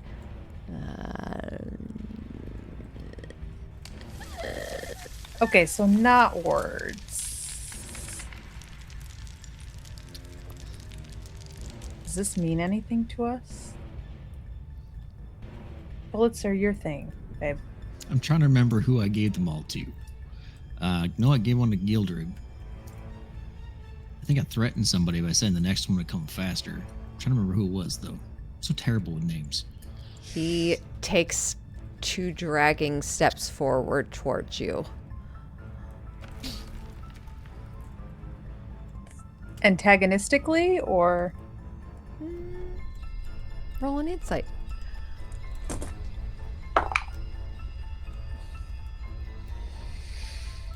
no, 13. Looks like a creature who doesn't have a mind of its own. Sorry, 16. That was a 9, not a 6. But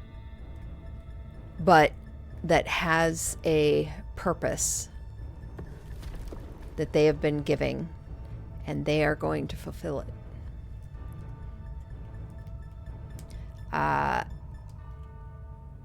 You're not sure what that purpose is, as these milky white eyes kind of, you hear it shifting. The fluid is no longer in there, so it's just like leathery, kind of frog-like skin almost shifting over itself. And it moves towards you, Nathan. Definitely has intention, not its own. Who'd you give the bullets to, Nathan? Yeah, that makes sense, but he crosses his arm.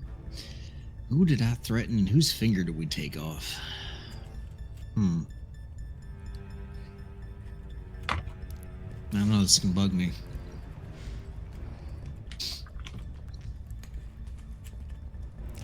It comes up directly in front of you, and it gets unnaturally close. Oh no, that was Liam took the fingers. Its mouth kind of jarred to the side. I'm so terrible with names.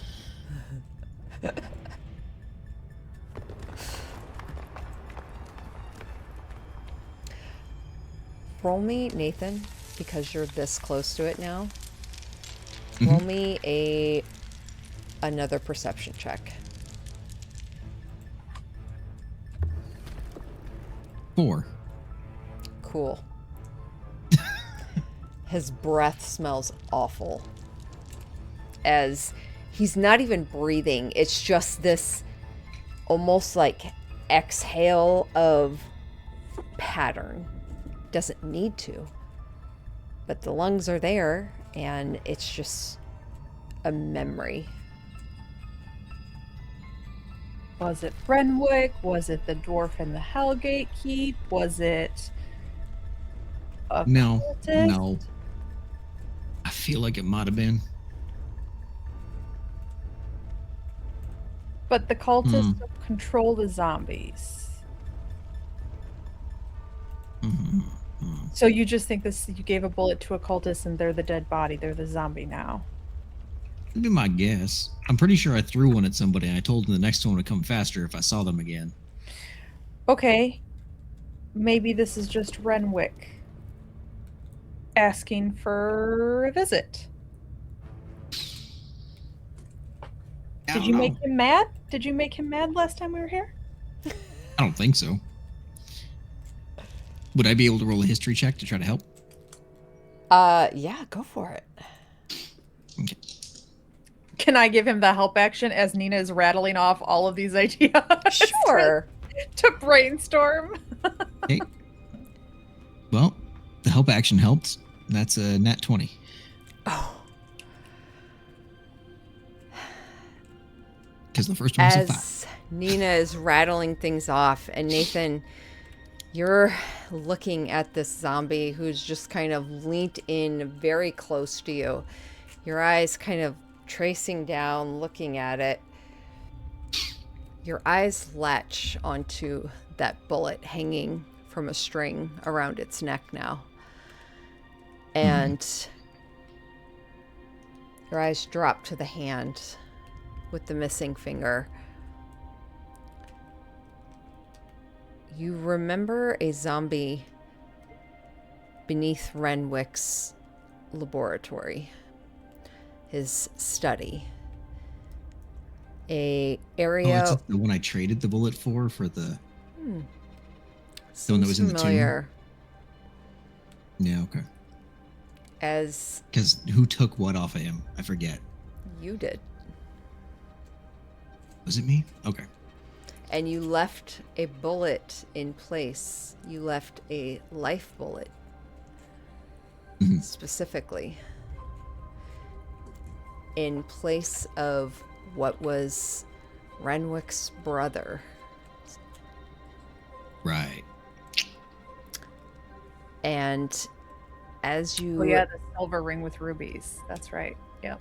Mhm. you see this bullet casing, you see something kind of shimmer on it, like carving within it, the casing. Mind if I take a closer look at that? Of course you don't. And he reaches down and kind of pulls it up. Doesn't take it off his neck, but just kind of like lifts it up. First thing you notice, it feels unnaturally light. You have handled bullets. When they're full of black powder, there's a certain amount of weight to it. This feels empty. And you see neatly carved into the casing, just in common, as you kind of turn it slowly.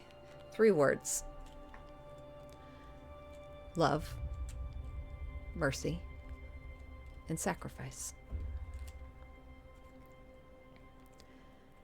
And as you're kind of twisting it, you feel the cap give ever slightly.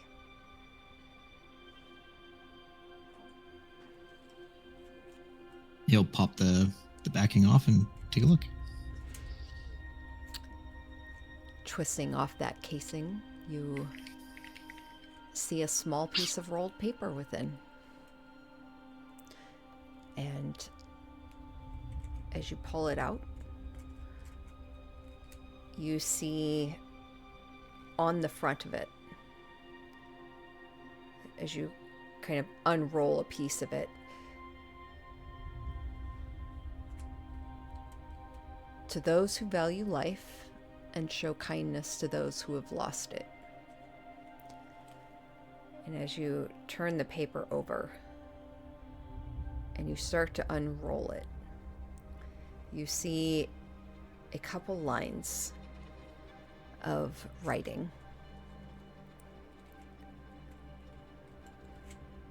The mystery of the mythal of Hellgate Keep lie not in the power of its spellcasters, as is the common held belief, but in 3 simple constructs that transcend the weave of magic.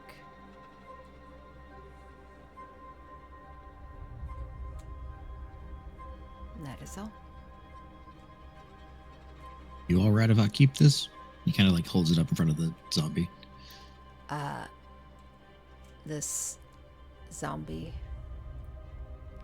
Samilar Caradun. You see the jaw kind of swinging a bit as the eyes, you hear them shifting again.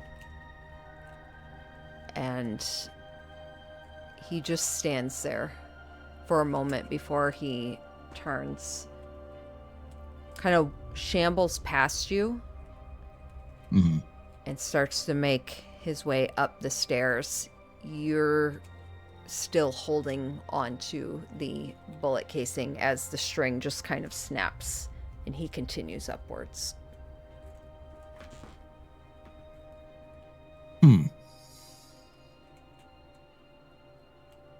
Well, that was unique.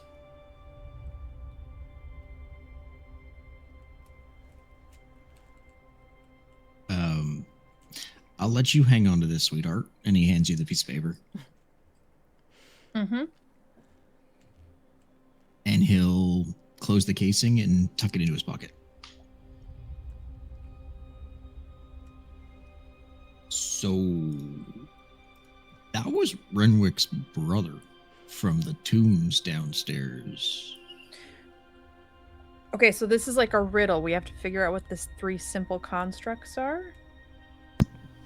Let's do that after the pickaxe thing. Is it not just? I mean, the other side has. Liza knows that it's probably love, mercy, and sacrifice, but that was on the bullet, which Nathan did not give her. Okay. Yep.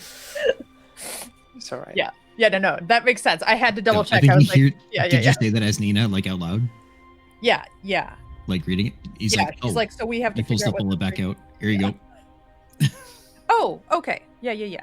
Love, mercy, sacrifice. Cool. Great. We've shown a lot of mercy in the last 24 hours.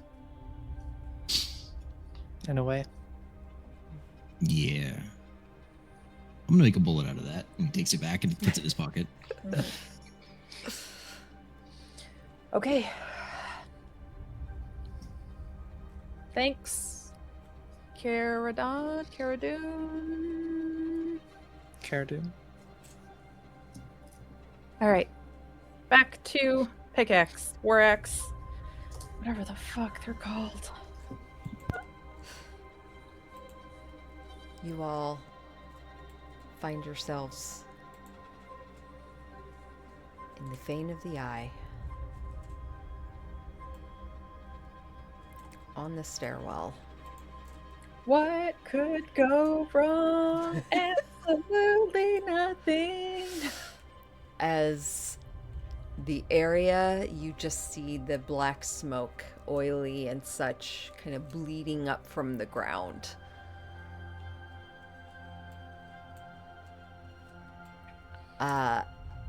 Any particular way you would like to go? You have a south exit, and you know you have an exit to the west.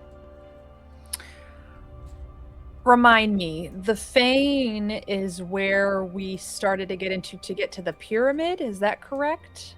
The ziggurat, yep. Ziggurat. I think Nina suggests heading in that direction, and because if Gork said that Marlos gave himself into the Elder Eye, I think that's the only place we've seen that kind of connects all of the cults into what we believe is the Elder Eye. So I think we're heading in that direction. Okay. But I will take a quick, like, as we get to the bottom of these stairs, I'll take a couple of minutes to ritually cast Detect Magic. So I have that up for 30 feet as we're walking.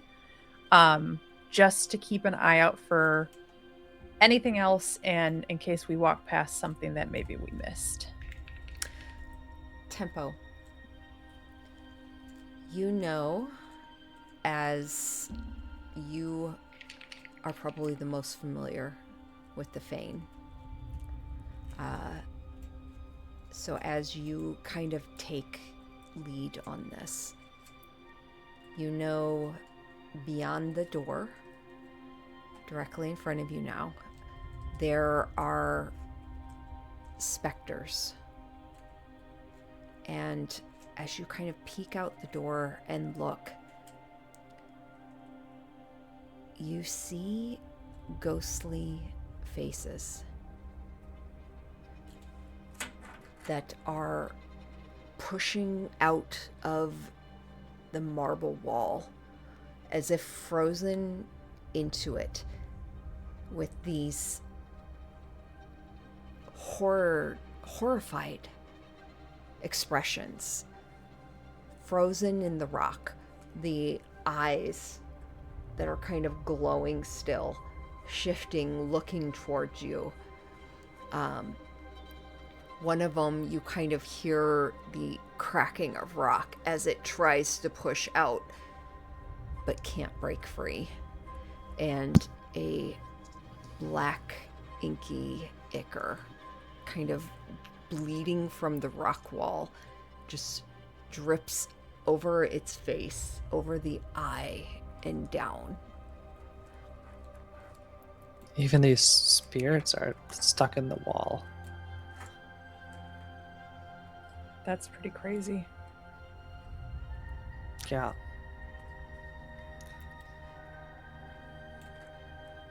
Tempo. You lead your party down. The rest of you are a little familiar with this area too, as this is where you followed Chara as she was being led. And as you come to this area, Tempo, roll me a...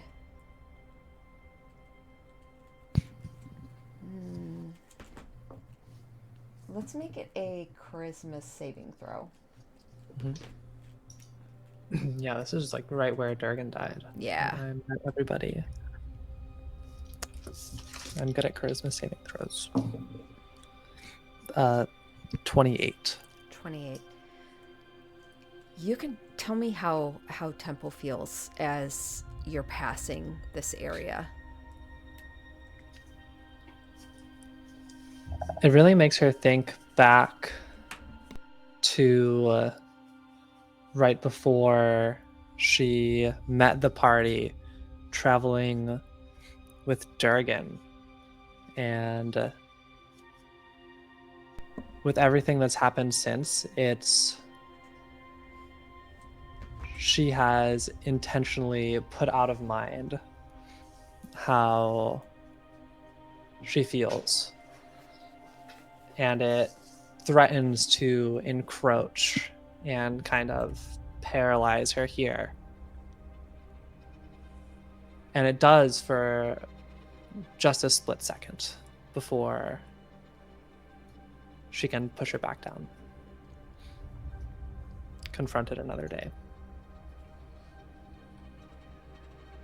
With that, Chara, as you are kind of revisiting that, Chara looks forward, sees that wall where the black oil has kind of thickened, and she looks at it for a moment and says, nope, not gonna do that again. Why don't we try new paths? And Wasn't there, a way around? I think we had gone into that room and found there was a way around it.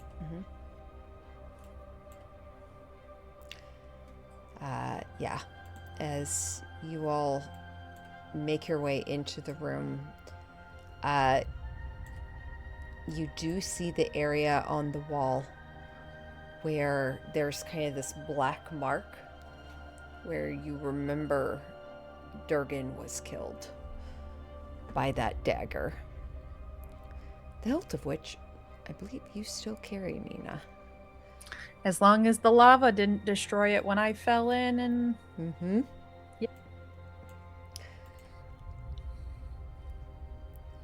That reminds me of that moment when that guy destroyed like all of Rowan's potions. Yeah. Oh man. It's fucked up. That was fucked up. I forgot about that. Just the heat of the Weeping Colossus or whatever. Yeah. Exploded it. Oh, cool. That ritual circle looks real fun. Yeah. So what you see, the stonework in this chamber is noticeably different from the natural caverns nearby.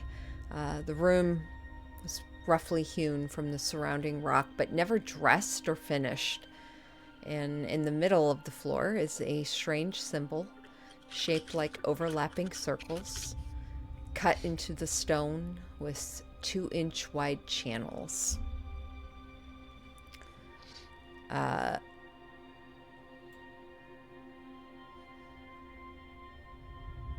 You roll me Arcana checks. It's a 21 for Nina Okay, it's a pass. and a 5 for Rowan. Fail. And a fail from Nathan. Okay, 18 tempo, 23 Chara. great. I Passes am for not both even of going to roll. Nathan has like double disadvantage Oh. on Arcana checks because he's not a magic boy. Those of you that passed, you recognize the nature of the circles, that they are ancient and damaged past the point of uselessness. You gather they were drawn here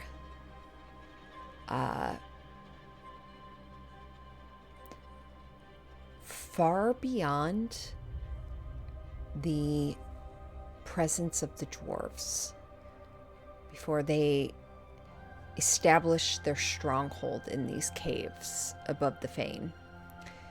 These caverns belonged to drow at one point. The fane here belonged to drow. These circles were a symbol of worship. You're not sure to who or what,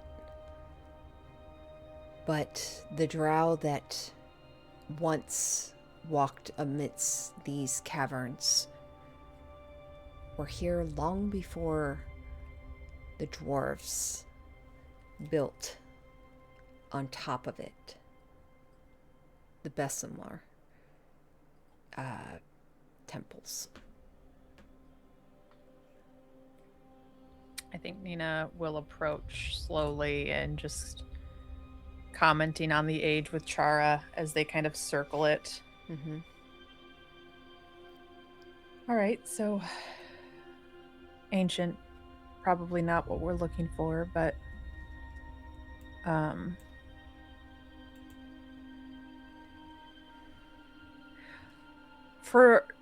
and this might just be Liza picking up on like a similar graphic that was used. Does this circle remind Rowan of the ritual she witnessed in the mirror realm when you guys were unpacking Nina, where she saw like the 3 women being sacrificed that had to do with the devil? Or no, like this is completely unrelated. This is just setting.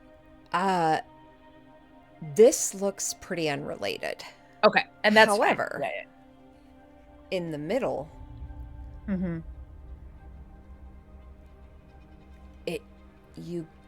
as you're kind of walking around it, Nina, you especially with your role and connection, you see a version of what looks like an eye. Okay. This is potentially an ancient worship spot. It's why they call this the Elder Eye, I'm guessing.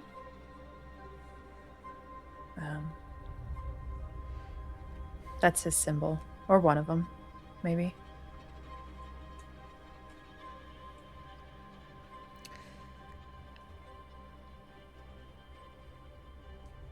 There is a set of stairs that leads up. Temple, you know that leads to a platform that lowers into the Weeping Colossus. And then before you is another area that Chara just kind of, are these things just kind of everywhere? Where you see this like black oil wall. Does it look, is it naturally formed or is this a magical effect? AKA, could I dispel it?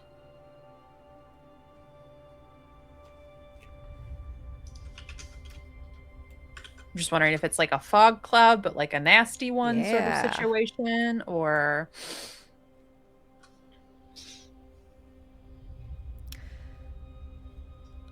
I would say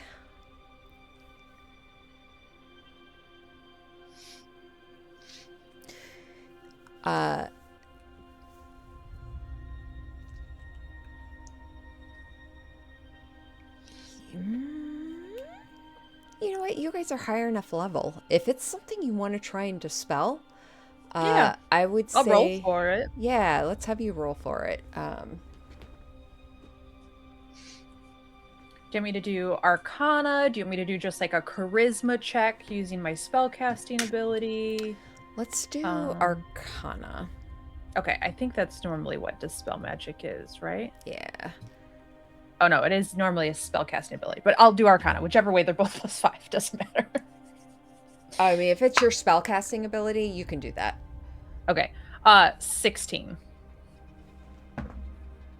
Oh, no. Okay. As you kind of bring your hand forward and you feel the magic pull, you feel that pull within you, that connection, and you want to dispel it. This cloud of black fog, cold and oily to touch. You can feel your hand wanting to pass through it. But you also know that only creatures devoted to elemental evil are untroubled by the sensations. And as your hand drifts towards it, you feel the nausea kind of reach you before you feel the draw, and your hand grasps within it and light pulsates from it, and the oil dissipates and almost like splatters against the wall, dripping down. As you succeed. I thought for sure I had failed. No, I rolled very shit. I Very think, bad. Nina is a little bit surprised, and she's like, "Oh, luck must be on our side today. Let's hope that holds."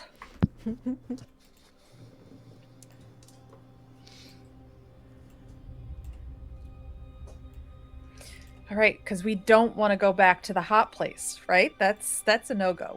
We're going, yeah, okay. Okay. So, oh, you guys can't probably pass through there, can you? I'm gonna. Oh, nope. Cannot do it. Okay, great. I'm gonna. Still trying though, right? Tried. Here we go. Let me in. All right, I'm gonna pull you through one by one.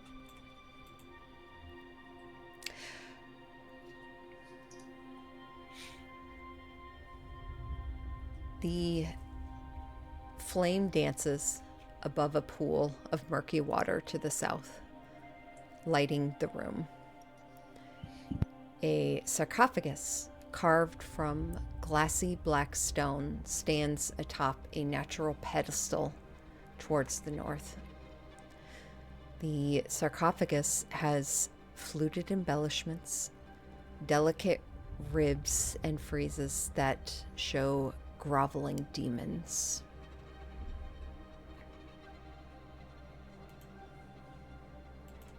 Cool.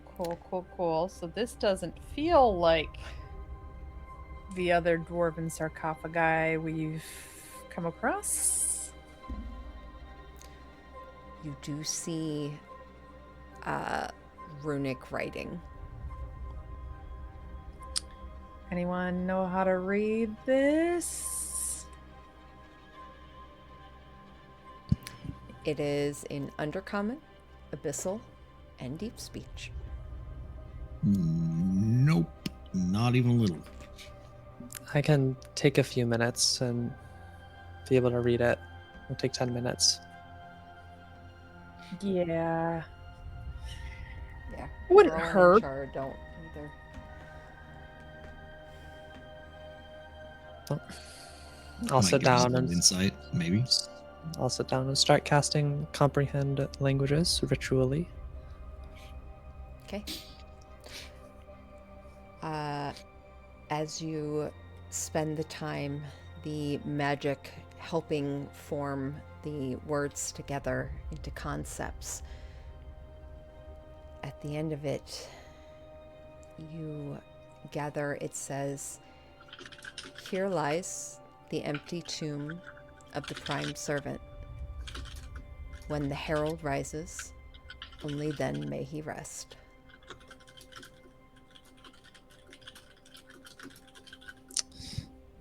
I repeat that back.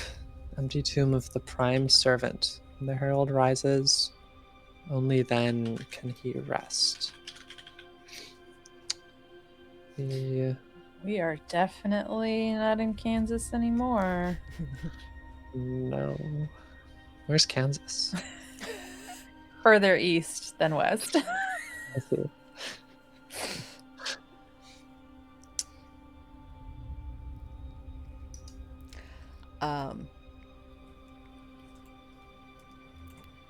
Nathan, you're furthest away. Mhm. As Tempo is kind of sitting before this sarcophagus, and Nina's kind of on the opposite side, and you're further away, you hear Tempo speaking at first to Nina, and then the sound stops, and you just see Nina and Tempo lips moving. And a moment later, you hear Tempo's sentence finish. Something about Kansas.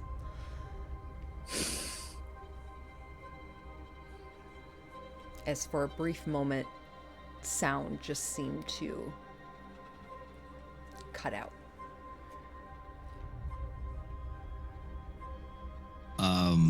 Question: did anybody else not hear that, like, at all? Not hear Hear what? Everything you just said, Tempo. You started speaking words, everything went silent. You finished words, it came back. I'll look around. Does anyone, do Rowan or Chara seem to have any recognition of? Yeah, Chara did. She kind of pauses for a moment. Yeah, no, that was kind of weird. That was weird. You heard me, Nina. I did. I have detect magic up. Anything in 30 feet of me going bananas? Great question.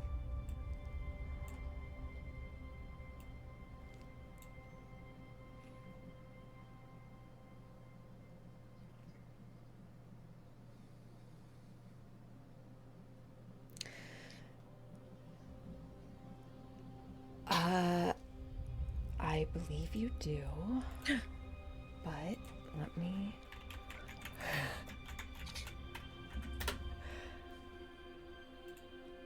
I see a faint aura around any visible creature or object in the area that bears magic, and if effect was created by a spell, I learn the spell's school of magic. It's blocked by 1 foot of stone, dirt, or wood, 1 inch of metal, or a thin sheet of lead.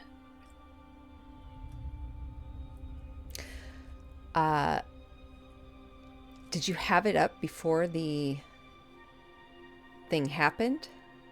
Yeah, because I've had it up Okay. since the moment we stepped into the fane, so I've had it up this entire time. Yep. You had a sense of something magical along the ceiling that skittered past. And it gave off vibes of illusion magic. Okay. How I high are look. the ceilings in here? Yeah. The ceilings in this area, about 15 feet off the floor. Okay. I think Nina just looks up. Illusion. Something moving. Where did it go? It was moving south until it went out of your range. Heading south. I'm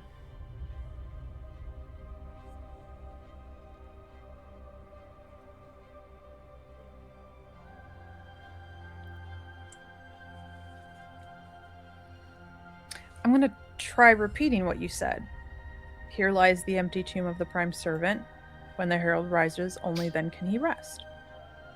Did you hear that? You did. Did this time. Okay. Interesting.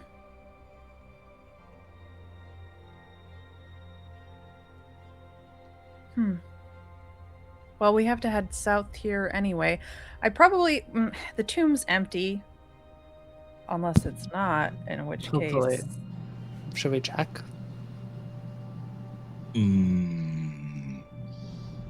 I have a lot of issues with tombs being opened around us.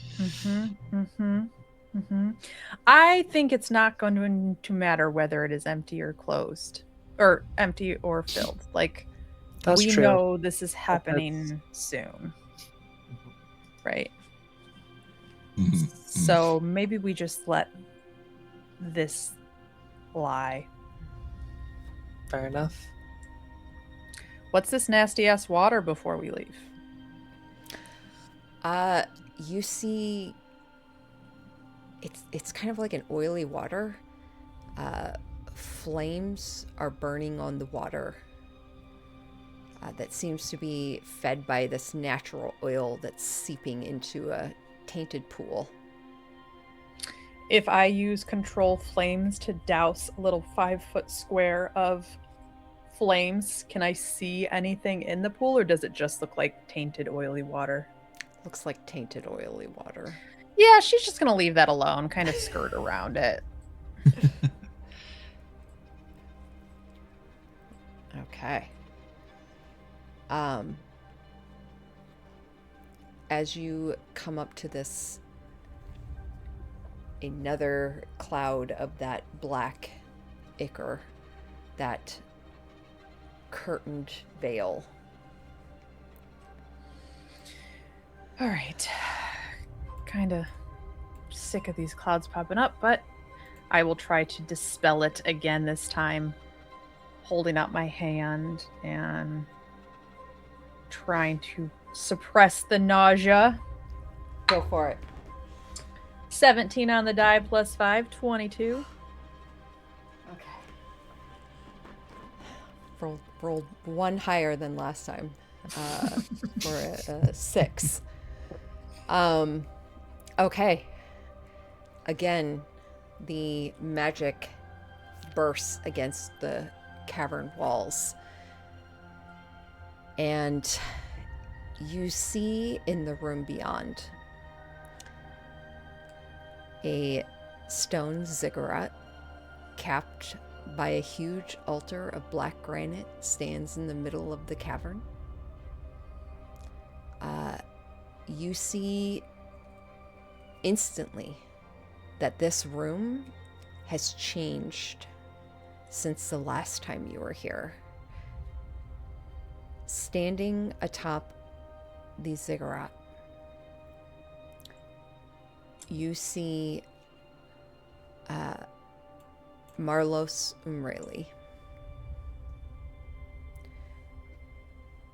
the Earth Prophet, whose head of stone-like snakes are stiff and dripping with this black ichor.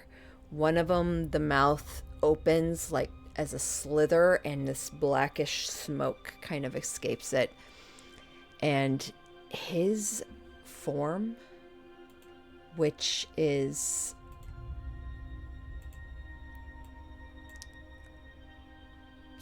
sorry, I want to get his info here.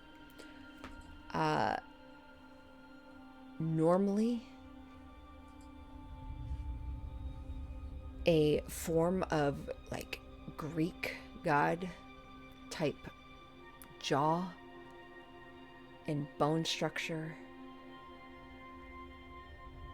You see cracks of black with this ichor bleeding forth. His yellow eyes are filled with brownish liquid. And he has his hand gripped around a stone monk's throat,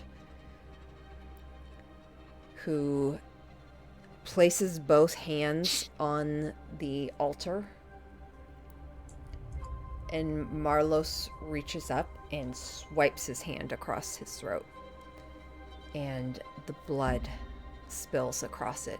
The stone monk falls forward, and then you hear the thump of the body drop to the floor, and as the blood bubbles on the surface, you hear almost this like exhale of built up gas as black smoke pours out of the altar and then dips and drops to the ground, spreading before it slithers down the steps and disappears into a shadow. Oh, so he's alive and well. Well, not well. Alive. Okay. You also see these small, what looks like in several different areas. You can only get a kind of a sliver view right now of the chamber, but you see like a small little trolling like tornado, probably about like yay big, and you see these kind of like scrolls with runic writing swirling around it on the ground. You also see this form,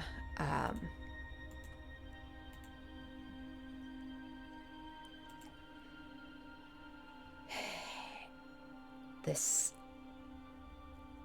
affront to nature, an elemental form that, as it swirls, you see forms of what looks like it's supposed to be fire, but it splashes out almost like water. You see a piece of rock that goes porous and air bursts from it. This twisted natural state, corroded and corrupted. Glowing green eyes burst forth from it as it just undulates within the air, moving about unnaturally. And you see more than one of those.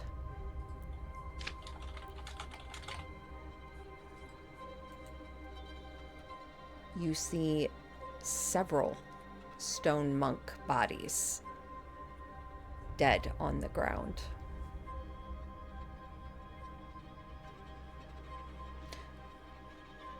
What does the party wish to do?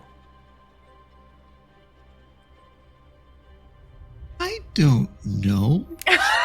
Yeah. Do we see Iron Fang on Marlos? Yes. Okay. Noted. I don't think that's the immediate grab and go situation here. I think we got some shit to fight. Fucking hell. Can we get put in the room so we can see what where kind of everything is? Yeah, what's our vision? And we can strategize a little bit. I do think just dropping Marlowe fast is probably A good thing. beneficial. Yeah. Oh, temple. Oh, cool. I love their token.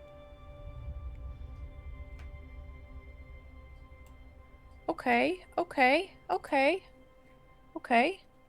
More of this nasty oil shit. Okay. Mm-hmm. Yeah. Do you guys want to start this tonight, or do you want to hold off? We should Probably want wanna to hold off. off. Yeah. For sure. Because I think this is I probably feel like going this is to going to be a longer combat. Yeah. And it's late. Yeah. All right. So we'll go ahead and end it there as you all step into this chamber. Immediately your eyes taking in everything. There is deep corruption and wrongness that has occurred here. The elements, the primordials, they are about breaking down into the base. What has happened here is an affront to that. And you, Nina, I would very much, before we end, love for you to roll me a Constitution or a Wisdom saving throw. Okay. I definitely get it why it's me, but just so you know, I don't have the shard. Nina had put that in Nathan's pocket. So just as a note. Okay. Mhm. 16 plus 8, so 24. Very nice. As you still sense the shard in Nathan's possession. However,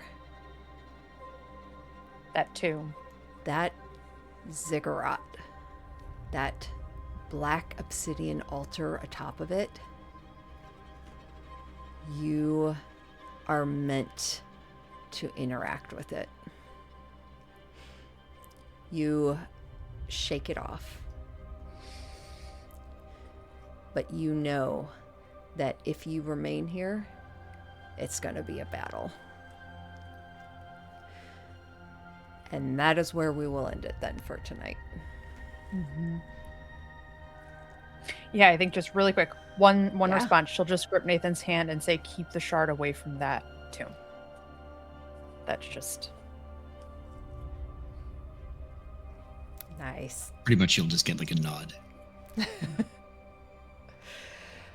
All right. holy shit. I hope Kara can make the next one. I really I want do us all to be too. here for this. I really do too, because Allie as well, but Yeah. this Holy is... smoke. Back to Nathan's guys. strategy number 1. Guardians up front. Oh yeah. I can do some flying shit. I'm super scared Nina's gonna get turned against you guys though. That could be real bad given some of the features I have that are based on this fucking shard. Gonna hyperventilate. But anyways. All right. Well, thank you guys, as Thanks, always. DM. That was so great. Yeah. You guys Thank you. have Very nice. We're 2 weeks. Is that 21st? Yeah. Yep. Okay. 21st. Okay. Cool. All right. Y'all have a good evening, and we'll see you in 2 weeks. And Sounds good. Absolutely. Night. next part. Have a good night, everybody.